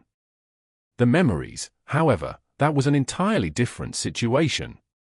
Summoning the runes, he quickly read, "Wait, that sounds familiar. Don't I have a memory of fire charm already?" Indeed, the memory he received was eerily similar. It was another protective charm. Memory description: even when the sun returned, they shivered and remembered the never-ending winter. Memory enchantments: bitter cold. Enchantment description: this charm provides the wearer with moderate resistance to cold. A wide smile appeared on his face, hidden behind the black mask. Now that is what I am talking about. Chapter 541. Battle of Two Demons. An incredible win by by Mongrel. Looking at the cloud of blood rising above the arena, Siklus couldn't contain his enthusiasm. Today, there were no simultaneous duels, as there were only 32 contenders left. Each battle was intense and exciting, and received the full attention of the commentators. Looking at the cheering audience, Dimmy laughed. Indeed, indeed. Mongrel did very well against no weight. That aspect of his is a real menace, believe me. I've been on the receiving end of those explosions way too many times. Dimmy had been one of the first renowned duelists of the Dreamscape, back when it had been just growing popular 10 or so years ago, so he was talking from experience. Siklus glanced at the chat, knowing that it was a good time to involve the viewers in the discussion. Coincidentally, he noticed a comment concerning something that he himself was curious about. Yeah, very devious. But Dimmy, don't you feel like Mongrel behaved a bit out of character today? I mean, he practically called a respected Dreamscape veteran an idiot. With how noble, dignified, and chivalrous Mongrel usually is. Dimmy thought for a bit, then shook his head. You see, Siklus. I respected Mongrel before, but now I truly admire him. It takes a very talented fighter to quickly recognize a battle style, true. Mongrel is talented, but he is also wise. Because it takes a very wise man to quickly recognize an idiot. And make no mistake, this guy is a complete buffoon. Believe me, I have the misfortune of knowing him pretty well. I mean, only an idiot would end up with an alias like what? No, wait. Right. Instantly, a deluge of comments flooded the chat. How do you know that he's handsome, fool? He never takes off that creepy mask. You mean SHE is handsome? Wait, that doesn't sound right. Can someone ban that troll already? Dimmy is right. Only a complete idiot would end up with that alias. Why would an idiot like that even try to fight someone as wise as Lord Mongrel? P2E. Oh. I remember where I've seen that weird alias. Sonny was preparing for his next duel when he suddenly remembered how he had entered the Dreamscape for the first time. Back then, he had almost ended up with that exact name after accidentally saying the words out loud. Luckily, it had already been taken. Otherwise, Sonny could have been called what? No, wait, himself. So that's the guy. Poor fellow, not that being called Mongrel was much better. Slightly amused, he sat down and circulated his essence through the coils of the Soul Serpent, aiming to replenish it completely before the next fight. He had a feeling that it wasn't going to be easy. He was right. None of his next 3 duels were easy, although for very different reasons. The second opponent he faced today was called Loaf. It was a young man with shoulder-length hair who wore a light armor, wielding a round shield and a spear. His technique was impeccable, but the most dangerous thing about him was his speed. Loaf was fast. Very fast. So fast, in fact, that Sonny could barely see some of his movements. The worst part was that this speed did not come from an aspect ability, but simply from skill, training, and incredibly precise essence control. Unlike Caster, who could move with insane speed constantly, the young man seemed deceptively slow until he chose to attack, at which point his weapons almost teleported from one place to another. Sonny only managed to resist because his enemy skillfully masked the movements of his body, but didn't think to mask the movements of his shadow. The smart thing to do was to kill the deadly opponent as fast as possible, but Sonny was utterly fascinated by the way Loaf used his soul essence, so he lingered, trying to infer details of this technique from how the young man fought. That was why Loaf ended up being the first human to make Mongrel bleed. At some point, his spear slid between the breastplate of the mantle and one of the spaulders, sinking deep into Sonny's armpit. The pain was blinding. Twisting the blade and then retreating to save himself from a retaliatory strike, Loaf glanced at the vibrant crimson liquid on his spear and smiled. So you're human, after all. Sunny suppressed the pain and tilted his head slightly. Then, he dashed forward and went all out, aiming to end the fight as soon as possible, not because he was done learning Loafer's style, but because even with Bloodweave, he wasn't sure that he would last long, considering how serious his wound was. Thanks to his brutal battle with Caster, Sunny already knew how to deal with fast enemies. So, in the end, neither speed nor incredible mastery of essence managed to save the young man from his blade. The deep wound disappeared as soon as Sunny returned to the Black Void. Interesting. Very interesting. I have ways to go as far as controlling essence goes, it seems. The next duel could have been really, really tough, but ended up being only slightly torturous. His enemy this time was named Devouring and possessed a powerful sorceress aspect centered around gravity manipulation. As soon as the fight started, it felt as though a mountain fell on his shoulders. Sunny was barely able to move, while his enemy masterfully weaved the effects of aspect abilities into an already swift and lethal combat technique, making for a truly deadly combination. Luckily, Sunny had Feather of Truth, which diminished the burden a little. More importantly, he had a rich experience dealing with the crushing. Even though Devouring was able to make him sweat by manipulating gravity with admirable ingenuity, he was victorious in the end. The third duel, however, made him rethink a lot of things. This time, his enemy was a friendly-looking guy with a funny alias, Dionyzer. Weirdly, he wore simple garments instead of an armor and wielded no weapons. At first, Sunny thought that this was another sorcerer, however, he couldn't have been more wrong. As soon as the voice of the dreamscape announced the start of the duel, his opponent changed. His muscles suddenly ballooned and shifted, ripping through the simple clothes. His skin glistened, becoming covered by metallic scales. His nails grew into terrifying talons, and his teeth turned into long, sharp fangs. In just a few moments, what faced Sunny was not a human, but a frightening hybrid creature that resembled a predatory humanoid lizard. A split second later, the creature was already upon him in a furious whirlwind of claws and teeth. However, while it looked like a nightmare creature and was as strong and fearsome as one, the hybrid fought with a measured technique of an experienced, cunning, battle-hardened brawler. The effect was nothing short of terrifying. The ability humans received after conquering the third nightmare and becoming transcendent was called a transformation ability, but not all transformation-type abilities were meant only for saints. While extremely rare, some aspects manifested similar powers at earlier stages.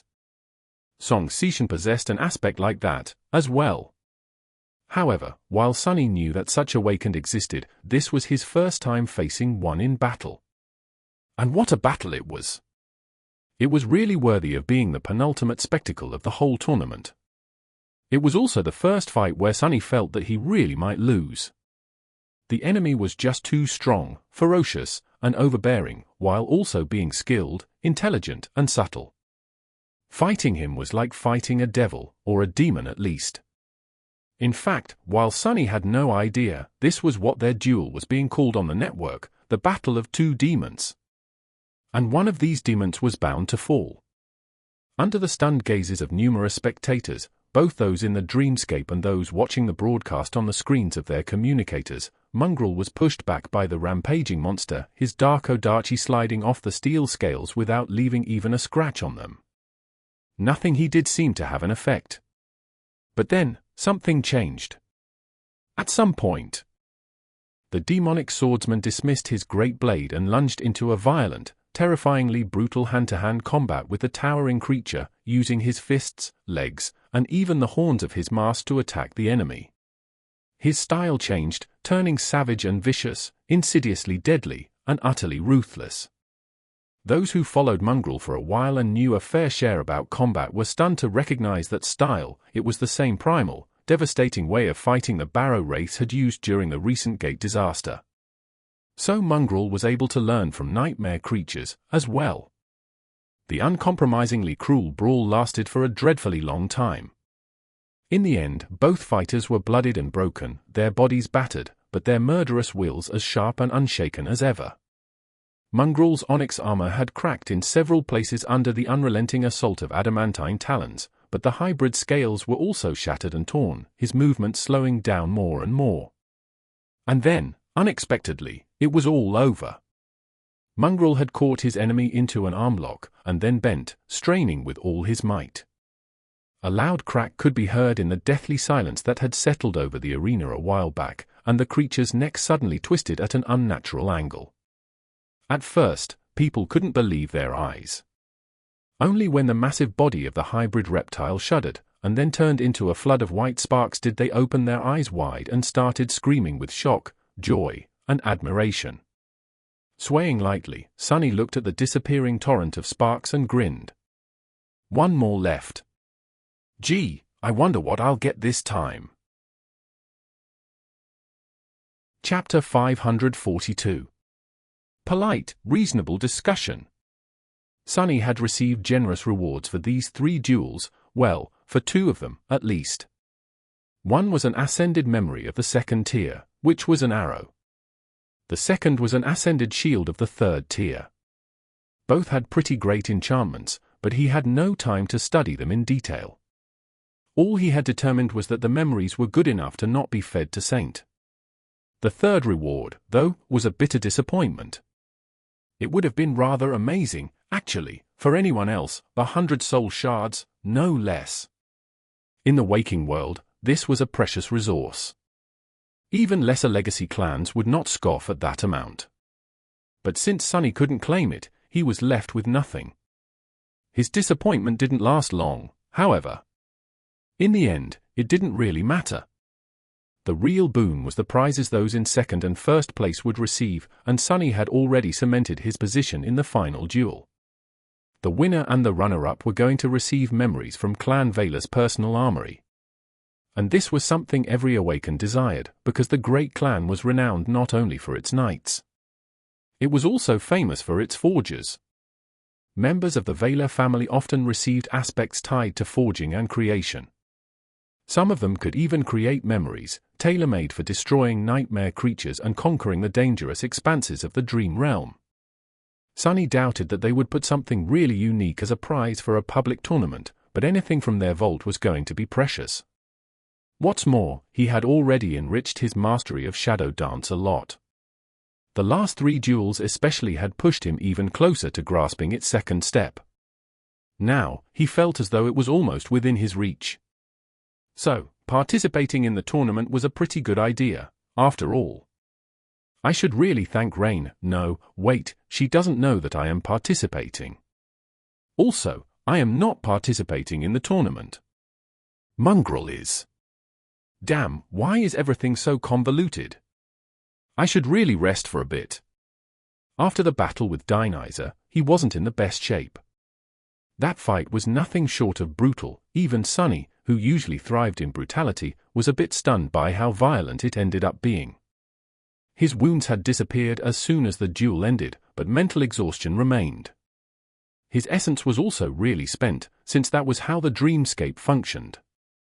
Luckily, the organizers of the tournament were smart enough to not schedule the final fight anytime soon. First, there would be the duel for the 3rd and 4th place, as well as some entertainment. He had hours to rest and recuperate. With a tired sigh, Sunny left the dreamscape, climbed out of the pod, and went to make himself a tasty dinner. While eating, Sunny studied his opponent. This year, the final duel was going to be a bit unusual, because both challengers were not powerful newcomers who entered the dreamscape to win the tournament rewards, but habitual duelists, well, if Mongrel could be considered one. He had heard about the woman he was going to face, too, but not much. Her alias was Queen Bee, and she was almost as enigmatic as Sunny himself. Unlike other popular duelists, she didn't broadcast or promote her fights, preferring instead to remain anonymous and under the radar. It seemed as though she was only interested in dueling itself, and nothing else. From what he knew, Queen Bee had never lost a duel. She was an undefeated champion of the arenas. Why would someone that powerful hang out in an illusory game? He had no idea. But Sunny wasn't one to judge, since he was also wasting his time there despite having better things to do. He had his reasons, so maybe she did, too. Or maybe it was just a fun hobby. In any case, the network was full of theories about who Queen Bee might be. There was even a rumor that she was not human at all, but instead an artificial construct created to keep the players from reaching the top spot and to remind them to always strive for greater mastery. Which was complete idiocy, of course, considering that Dreamscape was not capable of emulating actual intelligence. If it was, Awakened wouldn't waste time fighting each other and train against simulated nightmare creatures instead. But people believed what they wanted to believe. Sunny stared at the communicator with a weird expression. To no surprise whatsoever, Queen Bee had her own army of unreasonable fans, even though she didn't want any. And currently, that army was engaged in an all-out war with Mongrel's own unwanted horde of followers. The network was bursting with venom and vitriol produced by both sides. Lord Mongrel? That loser? P2E. Come back when he's King Mongrel, you tasteless dimwits. You fool. Mongrel never claimed to be a lord, and he would not want to be a king. Mongrel is one of us, common people. Wanna follow a tyrannical monarch, do it privately, you sheep. Who are you calling sheep, you sheep? That shady Mongrel guy has literal horns, so think before you bleat. Guys, can we all calm down? Why are we arguing? Isn't it obvious that Mongrel is Queen Bee? They're the same person. There won't be a duel. That guy is insane. Mongrel can't compare to our noble queen's left pinky. That guy is whack. That pathetic wannabe princess can't compare to Honorable Lord Mongrel. Ridiculous. Well, at least we can agree that the previous commenter is an idiot. Sunny stared at the screen, his eye twitching. Humanity is a mistake. Maybe it's time to give someone else a chance. I hear mushrooms are a pretty neat species. Turning off the communicator, Sunny concentrated on devouring his food, even though all that nonsense had almost killed his appetite. Sunny's appetite, however, was as resilient as he himself was. Maybe even more. It was more or less impossible to kill. A few hours later, Sunny returned to the arena. It was time to end this spectacle and reap his rewards. However, first, he had to defeat the strongest opponent yet. It's gonna be fine. I'll get a sweet memory either way. But winning would be much better. As soon as he appeared, the crowd cheered. Chapter 543. Finale. Hearing the thunderous cheer, Sunny almost flinched. The last duel of the tournament was different from all the rest. The courtyard had changed slightly, somehow becoming even more magnificent. The grandstands were extended, with dozens of thousands of spectators crowding the stone seats. Their cheers blended into a deafening, excited roar that rose and fell rhythmically, like the sound of a turbulent sea. Rose petals were raining from above, covering the arena in a beautiful carpet. No matter how cynical Sunny wanted to be about the whole thing, it was hard not to feel his blood boil at this scene. He turned his head slightly, taking in the sight of the chanting crowd. Then, his sight lingered for a few moments on a tall tribune that loomed above the arena, decorated with the vibrant vermilion banners of the great clan Valor. Since this was the final duel, very special people were going to spectate it in person. Sunny easily recognized the creator of the dreamscape, who was dressed in ridiculously colorful silken robes and looked like a parrot that had taken a bath in a tub of face powder. He still couldn't believe that this gaudy clown was an actual saint. The person near him had to be the representative of Valor, then. Sunny couldn't see much, and just noted that it was a young woman with dark wavy hair and alabaster skin. She wore an intricate suit of lusterless, black armor and a red cape, which was the same color as the banner of her clan. Her sharp and austere appearance was in stark contrast with the Saint of Dreamscape. The tribune was too far away to see any details, but Sunny wasn't inclined to stare at a legacy from a great clan, anyway. He was already uncomfortable knowing that she would be observing him fight. I better put up a good show. Who knows, maybe if that girl likes it, I'll receive an extra good memory. Throwing these thoughts out of his mind, Sunny finally lowered his gaze and studied his opponent.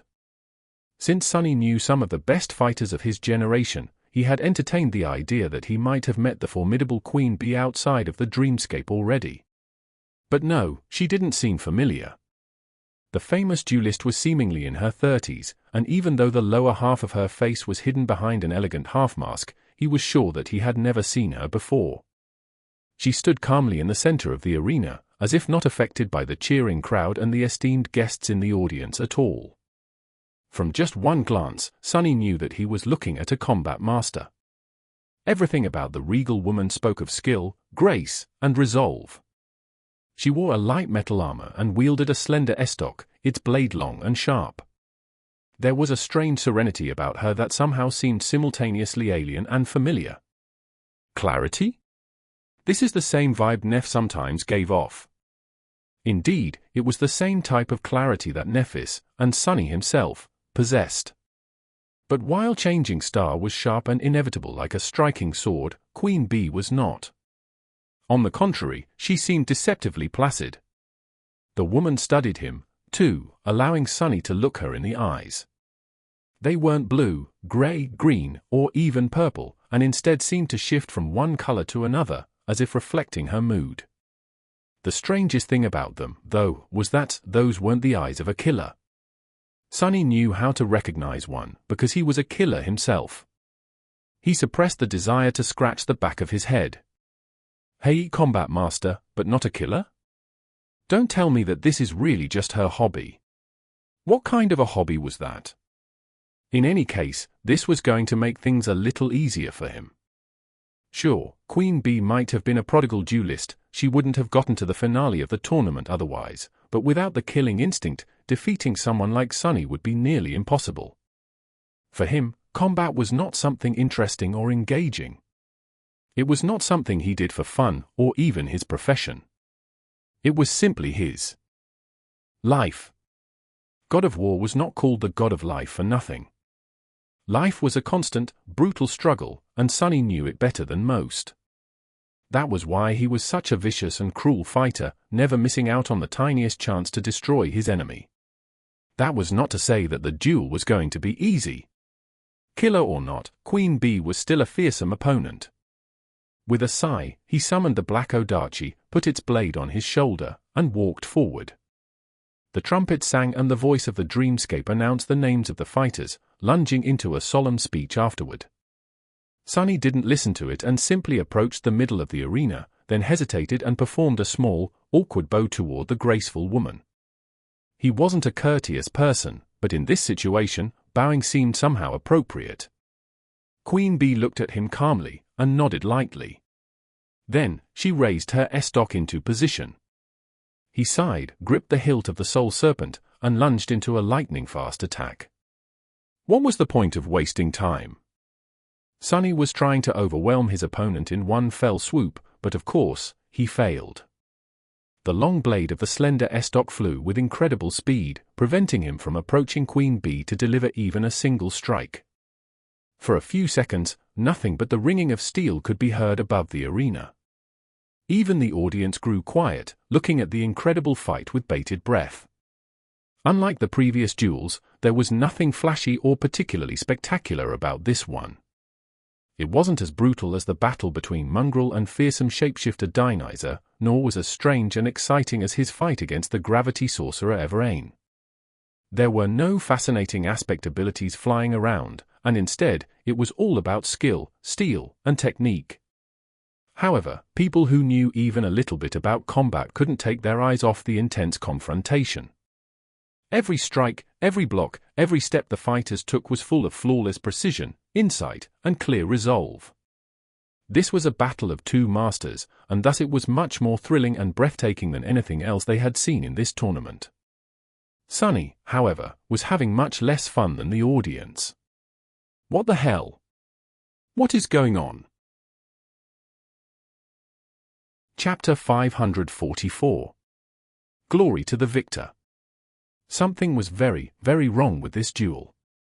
He had noticed it almost instantly, but couldn't do anything to prevent the whole fight from going sideways. In fact, although it seemed as though he was holding his own and even advancing on the regal queen, Sunny was actually scrambling to save his life every second.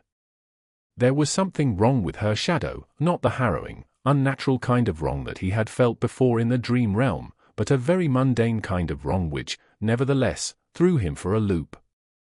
It was as though there was a slight disconnect between how the shadow moved and how the woman casting it moved. More than that, although Sunny watched Queen Bee's movements and footwork carefully to predict her next attacks and react to them, each time, he was ending up being slightly mistaken. Even if he misplaced his sword by a centimeter, it was already enough to mess up the whole cadence of the fight and allow his enemy to bypass his defenses. He had to find the answer very soon, because every second that passed could potentially lead to his loss. Sunny tried to deflect an incoming thrust, but missed by a few millimeters once again. As the result, the swift estoc slid past the blade of the Soul Serpent and stung him in the chest, sending a tremor running through his entire body. The mantle of the underworld protected him, but Sunny wasn't deceived. Queen Bee was just measuring him, learning his patterns just like he was learning hers. When she achieved a sufficient level of understanding, the next attack would pierce his neck instead of ricocheting off his armor. Gritting his teeth, he suddenly changed his style, summoning the domineering technique of Da of the Maharana clan and applying it to the Odachi. He was already losing to the slender estoc in speed, so turning the Soul Serpent into a heavy great mace was not the best choice. So, Sunny just made adjustments to the battle style on the fly. But just as he shifted to another style, Queen Bee did the same, suddenly transforming her technique into a completely new one. They continued to fight, moving swiftly across the arena as their swords clashed against each other. Sunny was still at a disadvantage, which was only growing larger and larger as the seconds passed. Both fighters were proficient in various styles and could switch from one to another almost instantly, which made the duel especially thrilling.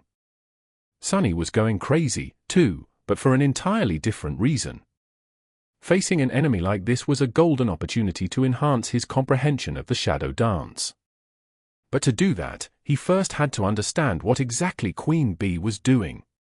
Why was her shadow behaving so strangely? Why was he always mistaken when judging the precise placement of her attacks? At some point, Sunny almost slid on the damn rose petals that littered the arena and only barely managed to keep his balance, dodging the tip of the estoc at the last second. Curses! Damn things! Whose bright idea was it to fill the damned arena with trash?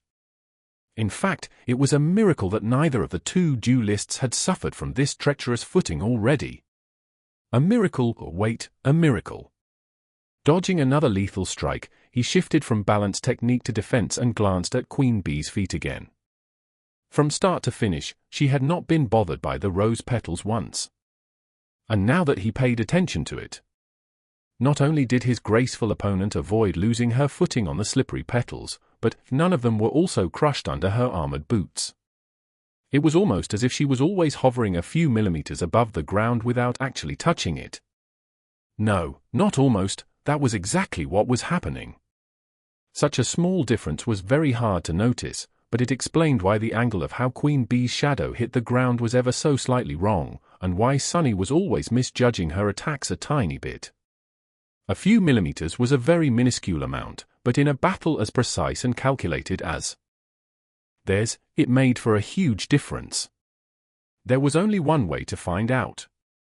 Sunny continued to fight for a few seconds, thinking carefully. He didn't correct his mistake, knowing that giving away his new understanding of Queen Bee's aspect ability, if it was an ability, would be a wrong move.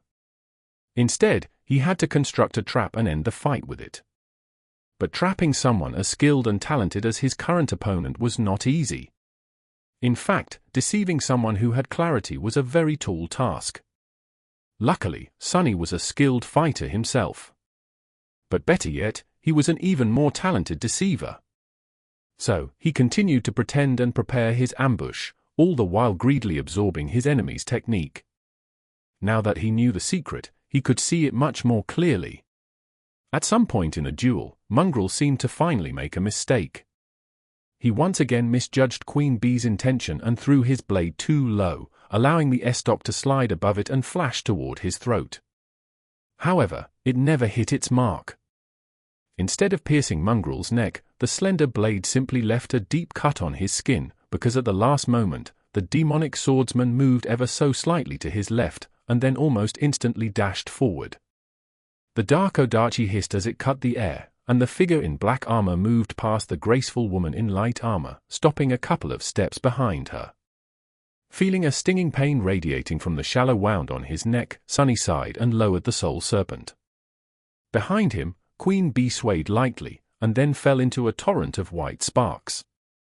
For a couple of seconds, the magnificent courtyard was silent. And then, it became filled with deafening cheers from the crowd. Sunny looked at the celebrating spectators, breathing heavily. Did I really do it? Did I win? As if to answer his thought, the voice of the Dreamscape announced, Challenger Queen Bee was eliminated. Glory to the victor! The champion of the annual Dream Tournament is. However, the pleasant voice was drowned by the chanting of the crowd, Mongrel. Mongrel. Mongrel. Chapter 545. Mongrel victorious. Sunny swayed slightly and thrust the soul serpent into the ground, leaning on it for support. His breath was labored and ragged. The wound on his neck had already disappeared, but drops of crimson blood remained on the onyx surface of his fearsome armor. All around him, the crowd was going crazy. The fight against the noble queen had not been as savage and bloody as some of his previous ones, but it had been incomparably harder. Even though each of the fighters had only managed to land one strike, the mental strain and physical effort the duel had required of them was nothing short of tremendous. Facing a true battle master was a tough trial. Sunny was completely spent, but more than that, he was also bitter and full of fury. Not paying the crowd any attention, he closed his eyes and tried to concentrate on the dissipating sensation he had felt during the last seconds of the intense battle against the undefeated champion of the Dreamscape. During their fight, after grasping the secret of the elusive queen, he had come close to making a breakthrough in his mastery of the shadow dance. It had been so close that Sunny could practically see it, but in the end, he failed to make the last step. There was an invisible obstacle in his way that had pushed him back, one that he didn't know how to overcome. Something was still missing. All the styles he had absorbed created a vast and solid foundation, but it was not enough. At this point, he knew that the problem was not quantity. He had already done the groundwork. Then what? What did he need to do to bring this stage of shadow dance to completion? Find a unifying element? Face even more formidable opponents? Sunny didn't know, which made him extremely frustrated. However, he didn't receive any time to savor his frustration or consider the issue deeper, because a thundering voice suddenly drowned out the roar of the crowd. Up on the central tribune, the saint of the Dreamscape had risen from their seat and was now looking down with a brilliant smile, already in the middle of an excited speech. Right. I won. I am about to receive my reward. Sunny grinned behind the mask and straightened, lifting the Odachi and putting it back on his shoulder. The reward, wasn't this why he had entered the tournament in the first place? And now, it was finally time to reap it. The saint was going on and on, showering Sunny with praise. Glory, marvelous, duty of the awakened, true warrior, bravery, courage, future of humanity. Gods, can you just get to the point? Sunny didn't care about all that nonsense, he just wanted to receive his prize and disappear. However, he had to stand in the middle of the arena like the world's most fearsome scarecrow and endure the endless barrage of flowery words flying out of the grandiloquent saint's mouth for a while. This guy, woman. This person really likes the sound of their voice, huh? At least it gave him a chance to recover. After something that felt like an eternity, the saint was finally finished with their long speech and gestured at the representative of Valor. Personally reward the winner. As the crowd applauded, the young woman in black armor stood up and approached the parapet of the tribune. Then, she smiled at the audience and looked down at Sunny. Suddenly, he felt a small shiver run down his spine. The young woman was smiling in a friendly manner, but her eyes were as cold as the sharpest of swords. They were also of a strange, vibrant color, bright red, the same as her full lips and vermilion cape. With her alabaster skin and raven-black hair, she looked both beautiful and daunting, like a lethal blade. The pressure she exerted could be felt even from where Sunny stood. The young woman spoke, her raspy voice easily reaching all across the arena.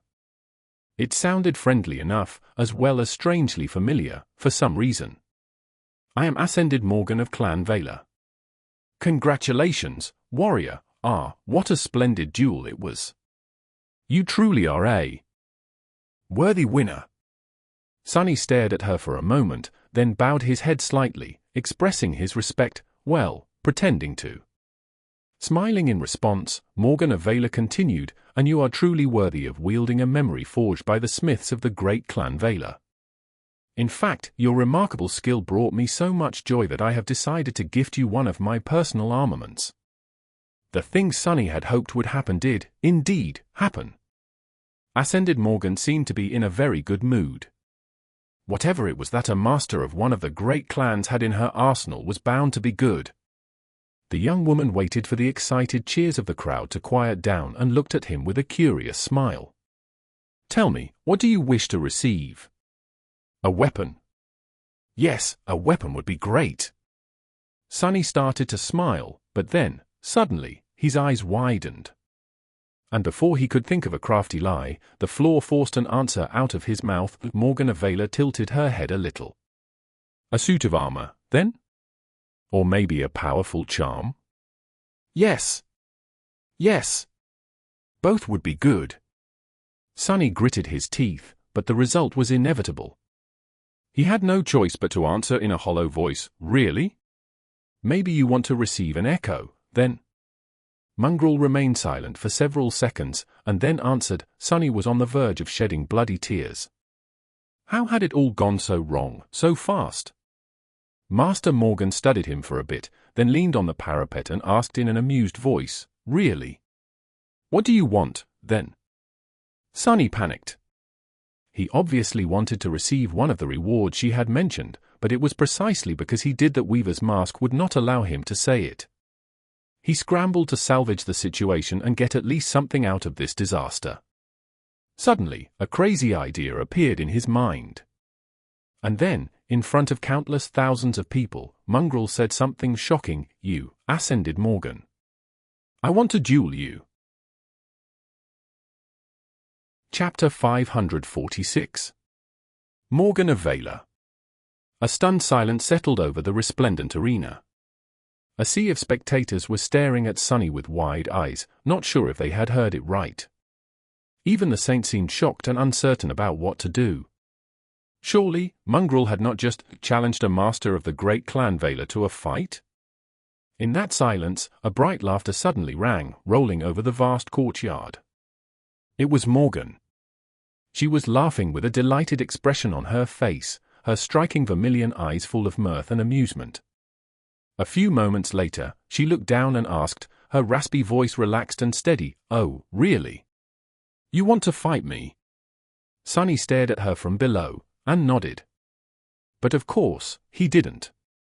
He might have been a little bit crazy, but not nearly crazy enough to wish to fight an Ascended serving one of the sovereigns.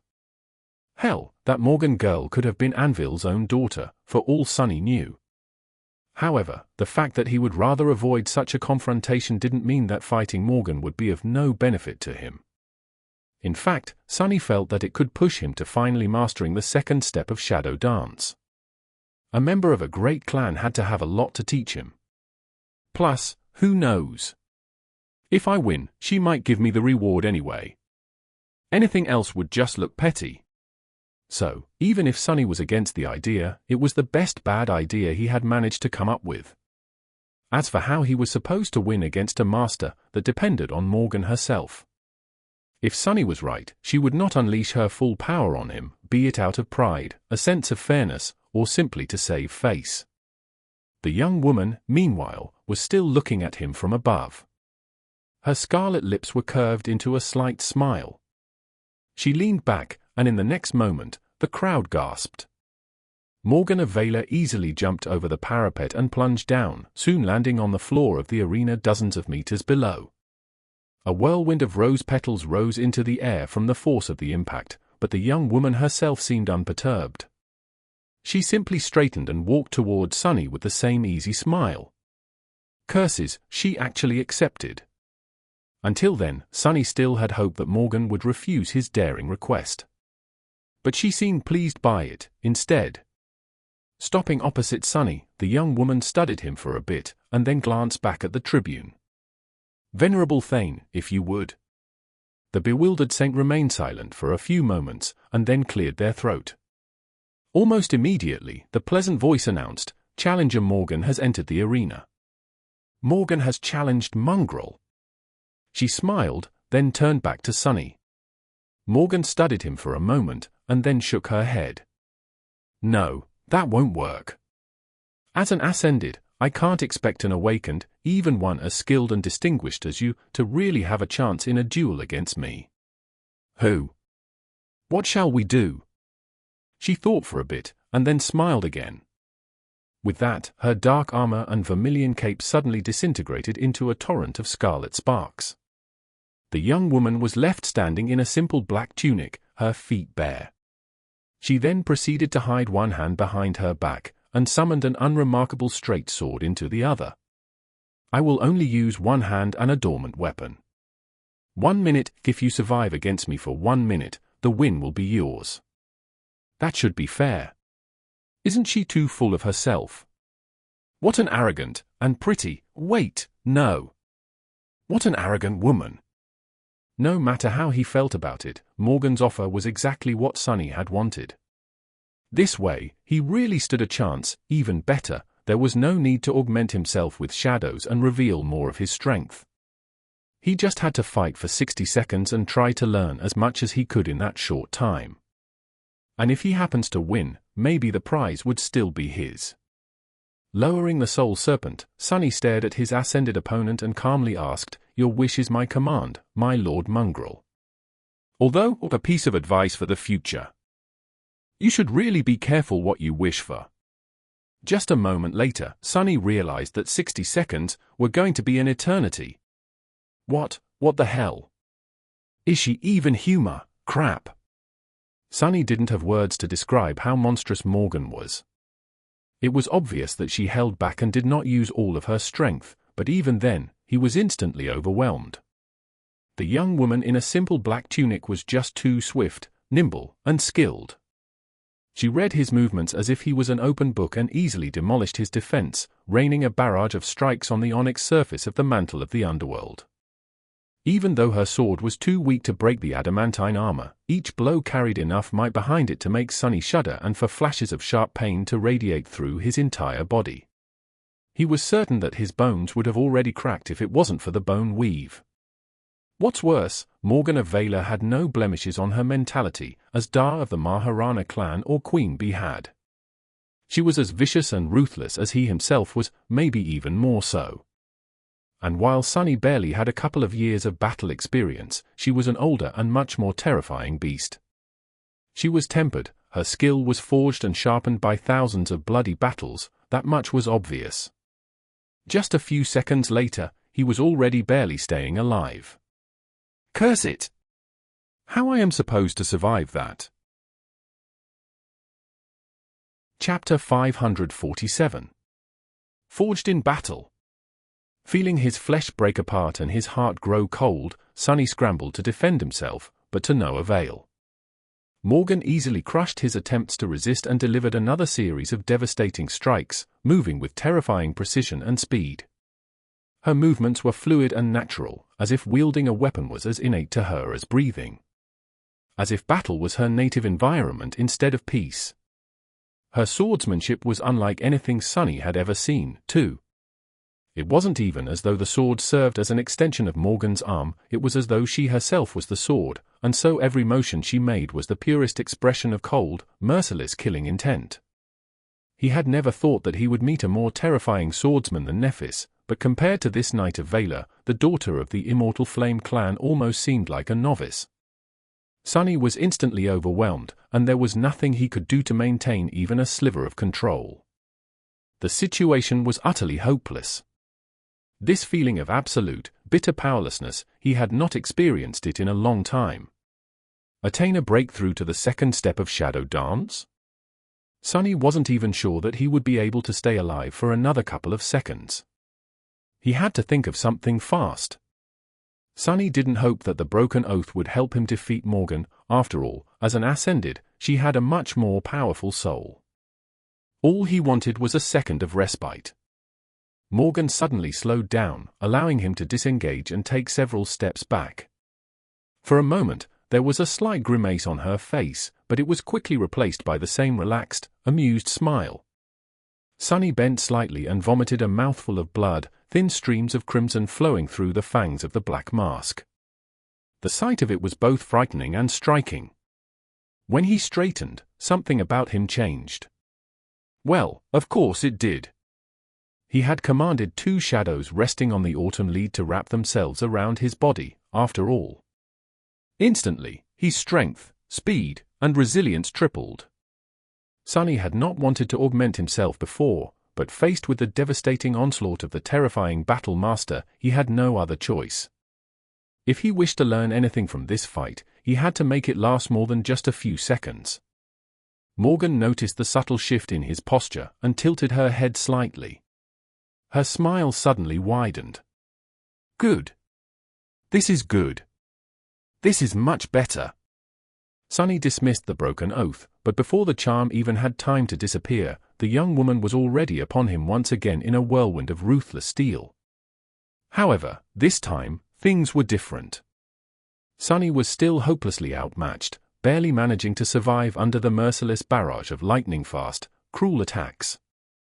Previously, he had judged that his peak physical might would be on par with a newly ascended master. Even though Sunny wasn't currently using the third shadow, it had to remain on the ground to keep his secrets. The gap between Morgan and him was not supposed to remain that vast. But there was a mistake in his reasoning.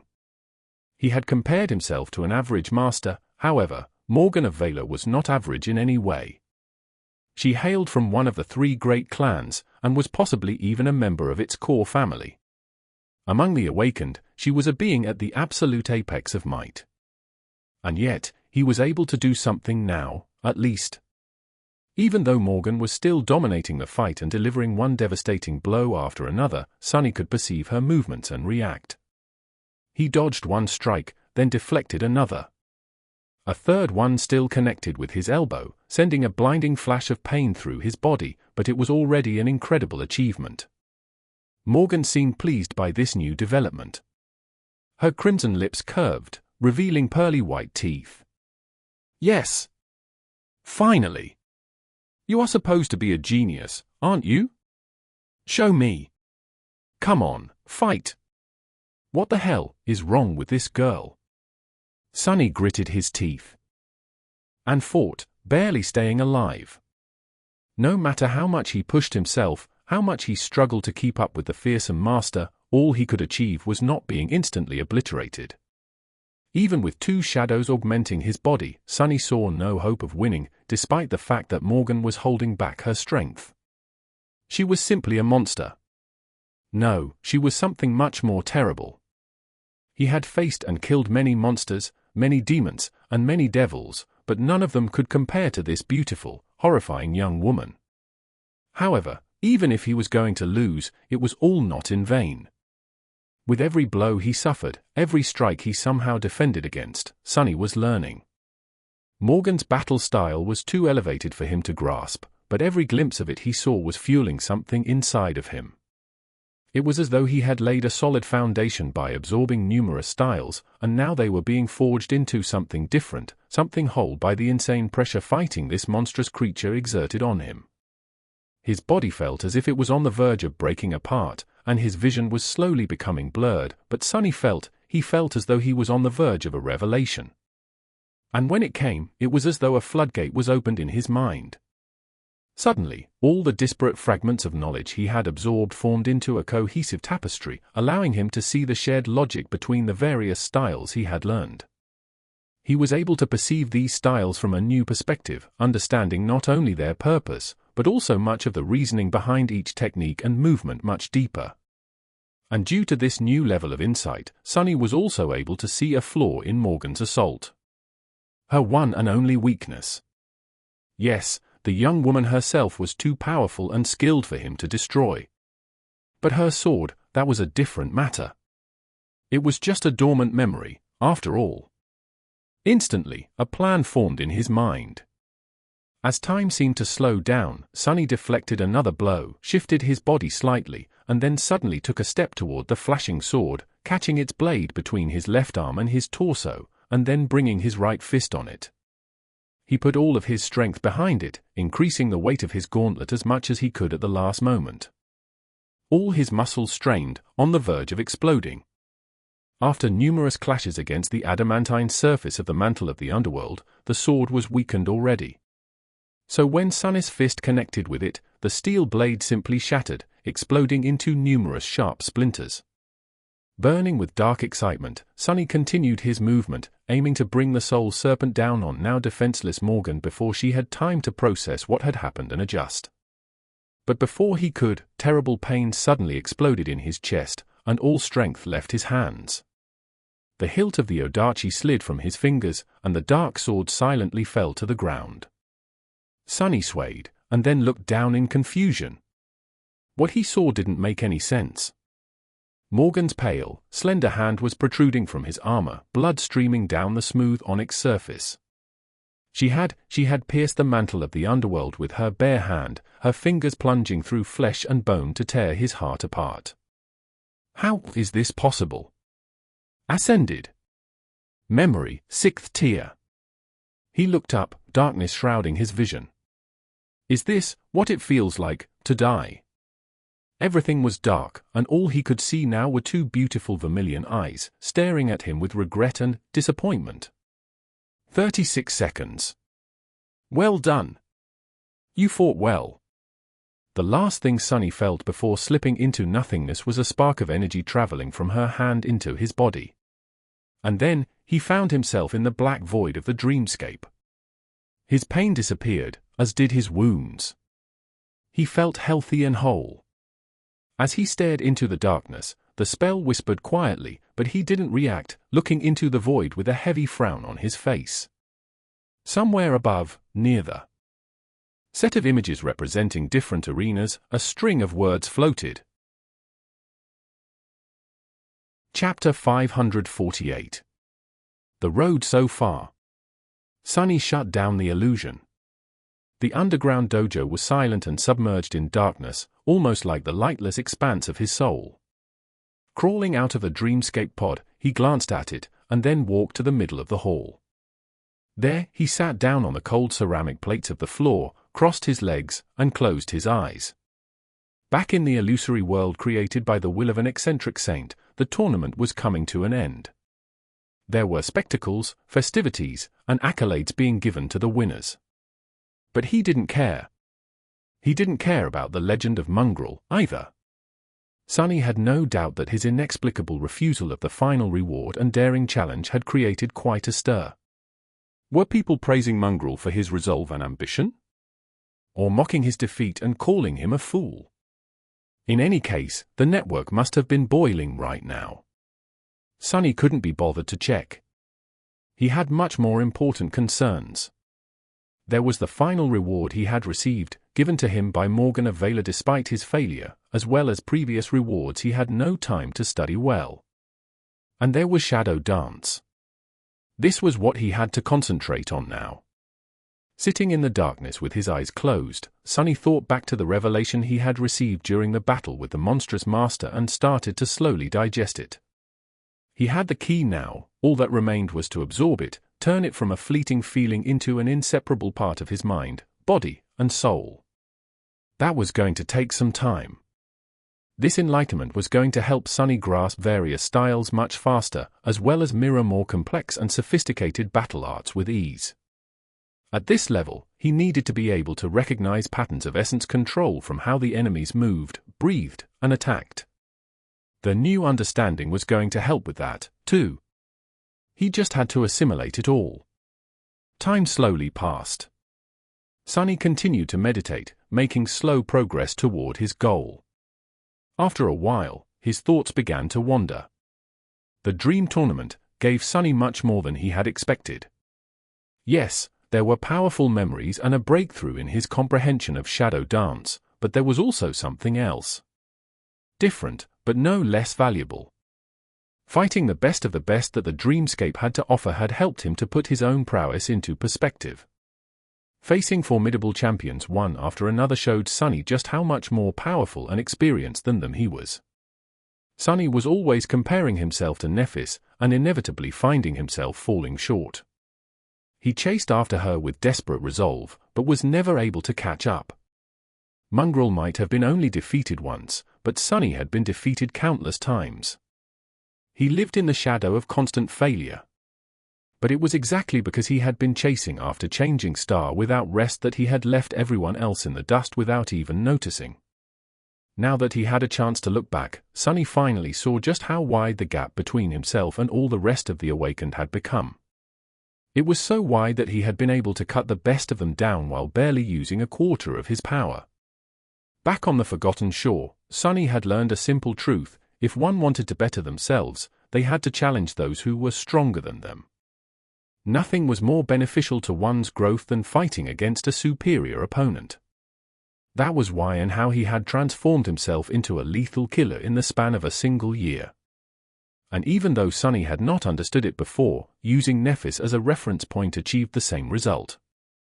Even if the goal of surpassing her often seemed bitterly unattainable, he had come far by struggling to do so against all odds. So far. But he also saw how much further he had to walk.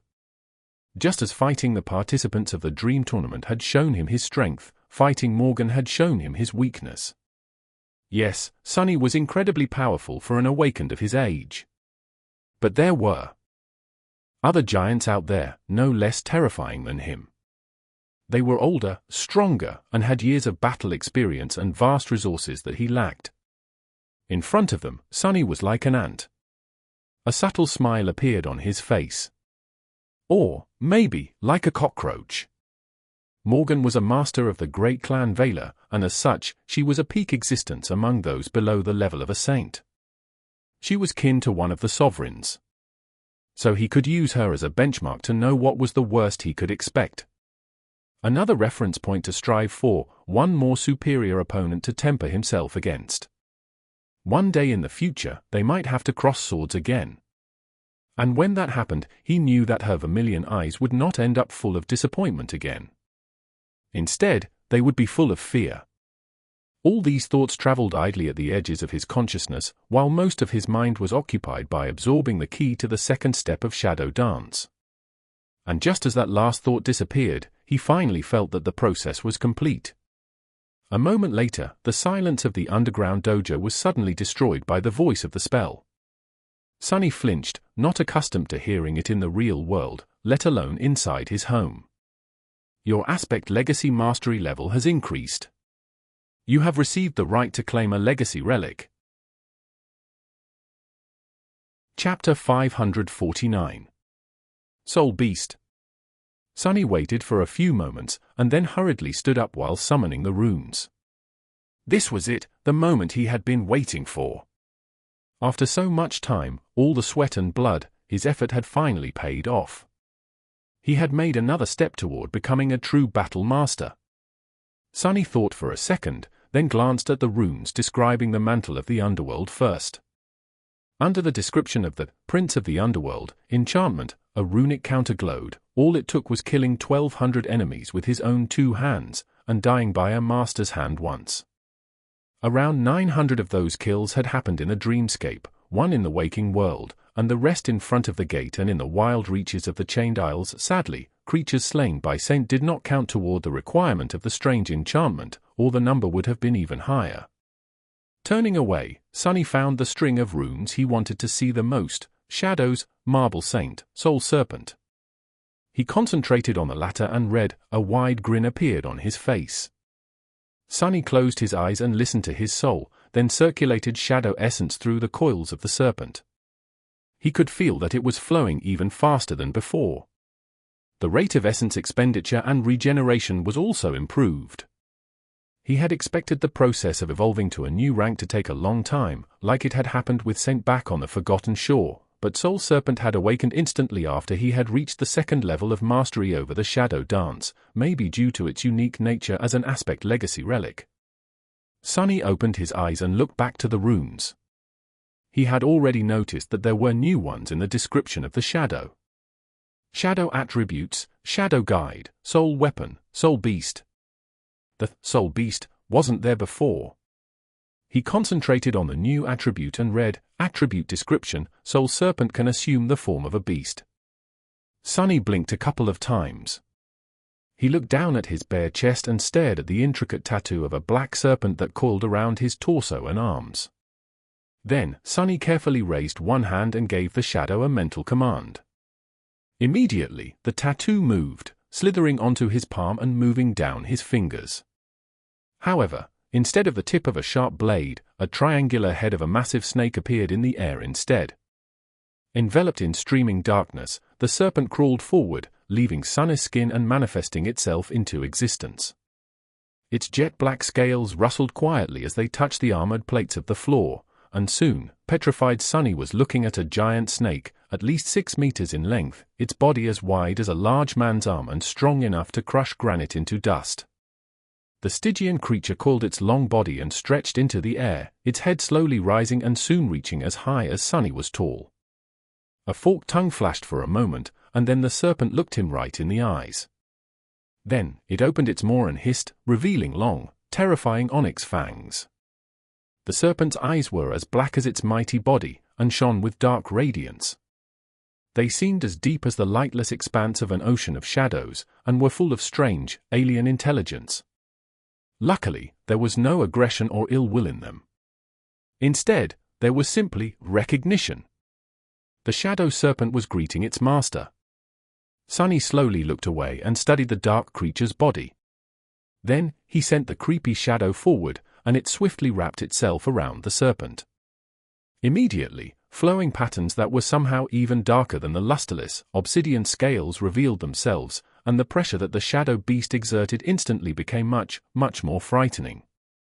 Its body had turned ghostly, enveloped in wisps of impenetrable, moving darkness. Sunny hesitated for a moment, and then grinned. Very satisfied, he glanced at the giant snake, and then patted it on the head with a delighted expression on his face. Now, it was the mighty beast's turn to blink, if it had any eyelids. Was Sunny imagining things, or did the obsidian serpent seem a bit startled by such treatment? With a shrug, he glanced back at the runes, and lowered his gaze. There was one last surprise left for him to discover. At the very bottom, several new runes appeared. Shadow abilities, Serpentine Steel, Soul Reaver. Soul Reaver, ability description, a portion of the soul essence of those slain by the shadow serpent in its soul weapon or soul beast form is absorbed and transferred to its master. Excellent! That will help with the fact that I can't use the serpent to regenerate essence while it is not on my body. In fact, as long as it continues to kill something, my essence might never run dry. He glanced at the shadow with gleaming eyes. You and I are going to do great things together, buddy. You'll have plenty of tasty souls to eat, don't worry. Saying that, Sunny opened his palm and commanded the serpent to crawl back onto his skin. A few seconds later, the shadow had already turned back into a tattoo and coiled itself around his body. It was as though there had never been a terrifying creature in the underground dojo, in the first place. Now let's take a look at that relic. Sunny looked at the runes and found the right cluster. Shadow Dance Mastery Level, 2-7. Concentrating on the second relic, Sunny said confidently, for a second, nothing happened. Sunny waited, full of anticipation. What could it be? Another shadow? A weapon? An armor? Maybe a charm or a tool, or something more unexpected. A new attribute, perhaps. And then, answering his call, the spell spoke from the darkness, you have claimed an aspect legacy relic. Sunny hurriedly glanced at the runes describing his memories, searching for a new one. A moment later, when he saw it, his heart skipped a beat, and he momentarily forgot how to breathe. Out there in the darkness of the underground dojo, several familiar runes shone with ethereal light. Chapter 550. Tournament Rewards. Sunny held his breath, staring at the runes intensely. He knew what that memory was. And knowing where the shadow slave aspect had come from and to which deity it was connected, it wasn't hard to guess whose blood it was. Shadow God, this memory was of a drop of Shadow God's blood. And in that drop was his lineage. But it was. Sunny had just received a second lineage memory. More than that, that lineage was a complete one, like the fire that Neff had inherited from Sun God, not a fragment of a forbidden bloodline that he had inherited from Weaver, the demon of fate. Sunny studied the runes for a while, then slowly turned away. He wasn't ready to summon the drop of Ica yet.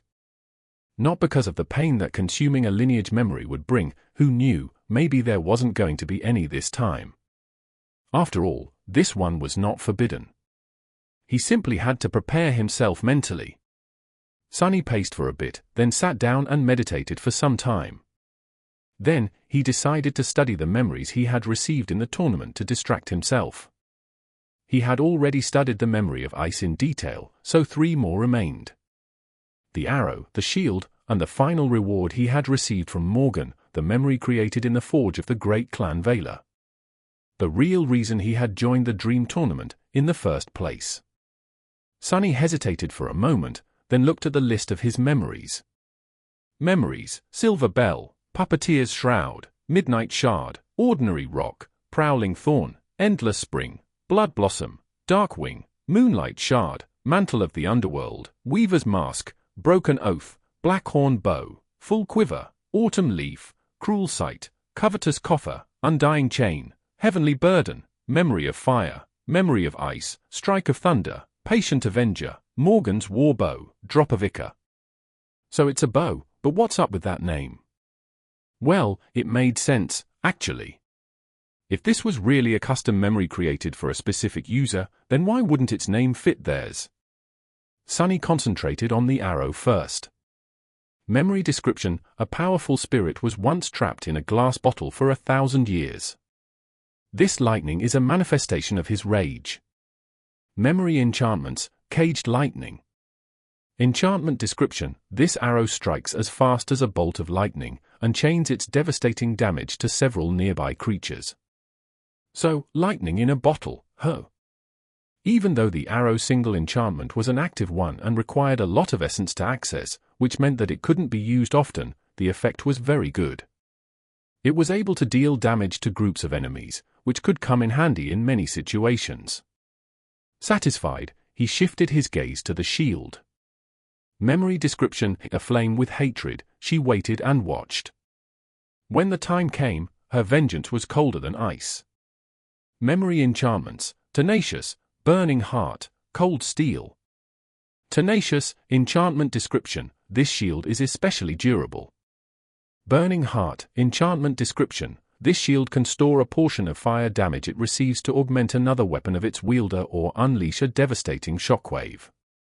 Cold steel enchantment description: this shield can store a portion of impact damage it receives to augment another weapon of its wielder or unleash an immolating wave of fire. Sunny thought for a bit. So, this shield was basically able to convert heat to kinetic energy, and vice versa. The stored energy could be used to enhance another weapon or released all at once to deliver a powerful attack. Which meant that the more hits the shield received, the more devastating the resulting retaliation would be. Saint was long overdue for a good shield memory, and this one would suit her very well. A weak smile appeared on Sunny's face.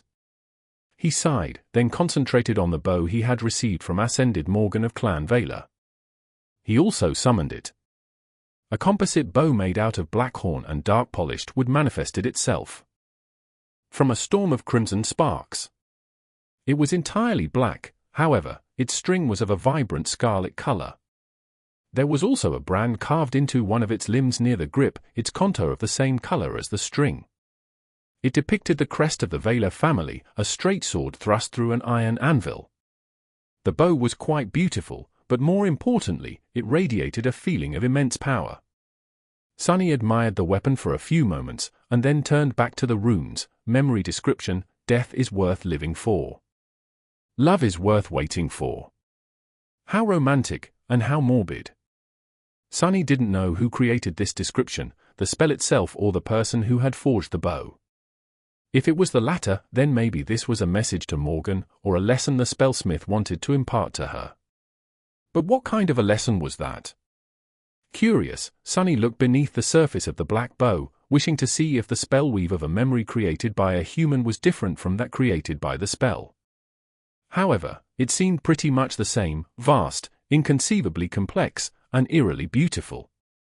In any case, he was excited to see that this memory was of the 4th tier. It was powerful, indeed, no less powerful than the cruel sight. Encouraged, he continued to read the runes. Memory enchantments, soul arrows, unbending, burden of peace, death dealer. For enchantments, first 2 are passive, the other 2 are active. Not bad. He concentrated on the first enchantment. Soul arrows, enchantment description. This bow attunes to the soul of its wielder and is capable of creating arrows that share its affinity. Unbending, enchantment's description. This adamantine bow demands a giant's might to be bent. Because of that, arrows shot from it travel as far as the eye can see, and strike with terrible strength, piercing both armor and flesh. The passive enchantments were not bad, to say the least. Sunny wasn't sure what arrows that shared the affinity of his soul could do, but the fact that the bow itself could produce an unlimited amount of arrows was already a great boon. It basically made the full quiver, his previous arrow-type memory, pale in comparison and completely redundant. Each of the soul arrows would also share the tier and rank of the warbow that created them, which was simply incredible. To test it, Sunny grabbed the string and tried to draw the warbow. Even with all his strength, Sunny was only able to do it after augmenting himself with 2 shadows. As soon as the string moved, a black arrow that looked as if it was made out of solidified shadows suddenly appeared on it. Sunny released the string, and in the next moment, one of the armored plates on the opposite wall exploded. He stared at the broken plate dejectedly, then sighed and looked back to the runes. Burden of peace, enchantment description. After soul arrows pierce the flesh of an enemy, their weight can be drastically increased. Sunny could already think of several useful applications for this enchantment, be it to make wounds dealt by the arrows more severe or simply to slow the enemy down. There was one last string of runes left, death dealer, enchantment description. This bow is able to consume a large amount of essence to deliver an obliterating strike. Sunny was curious to know how obliterating exactly that strike was supposed to be, but he was not going to test it in his dojo. It already suffered enough. Morgan's warbow was indeed a weapon worthy of an ascended knight from a great clan. It was a truly formidable and versatile weapon. In any other circumstance, Sunny would have been mad from joy after receiving it. But there was one more memory he had to deal with. It was time. He couldn't postpone it anymore. Sunny glanced at the beautiful bow for the last time, then sighed and dismissed it. As soon as the flood of scarlet sparks disappeared, he summoned the drop of Ichor.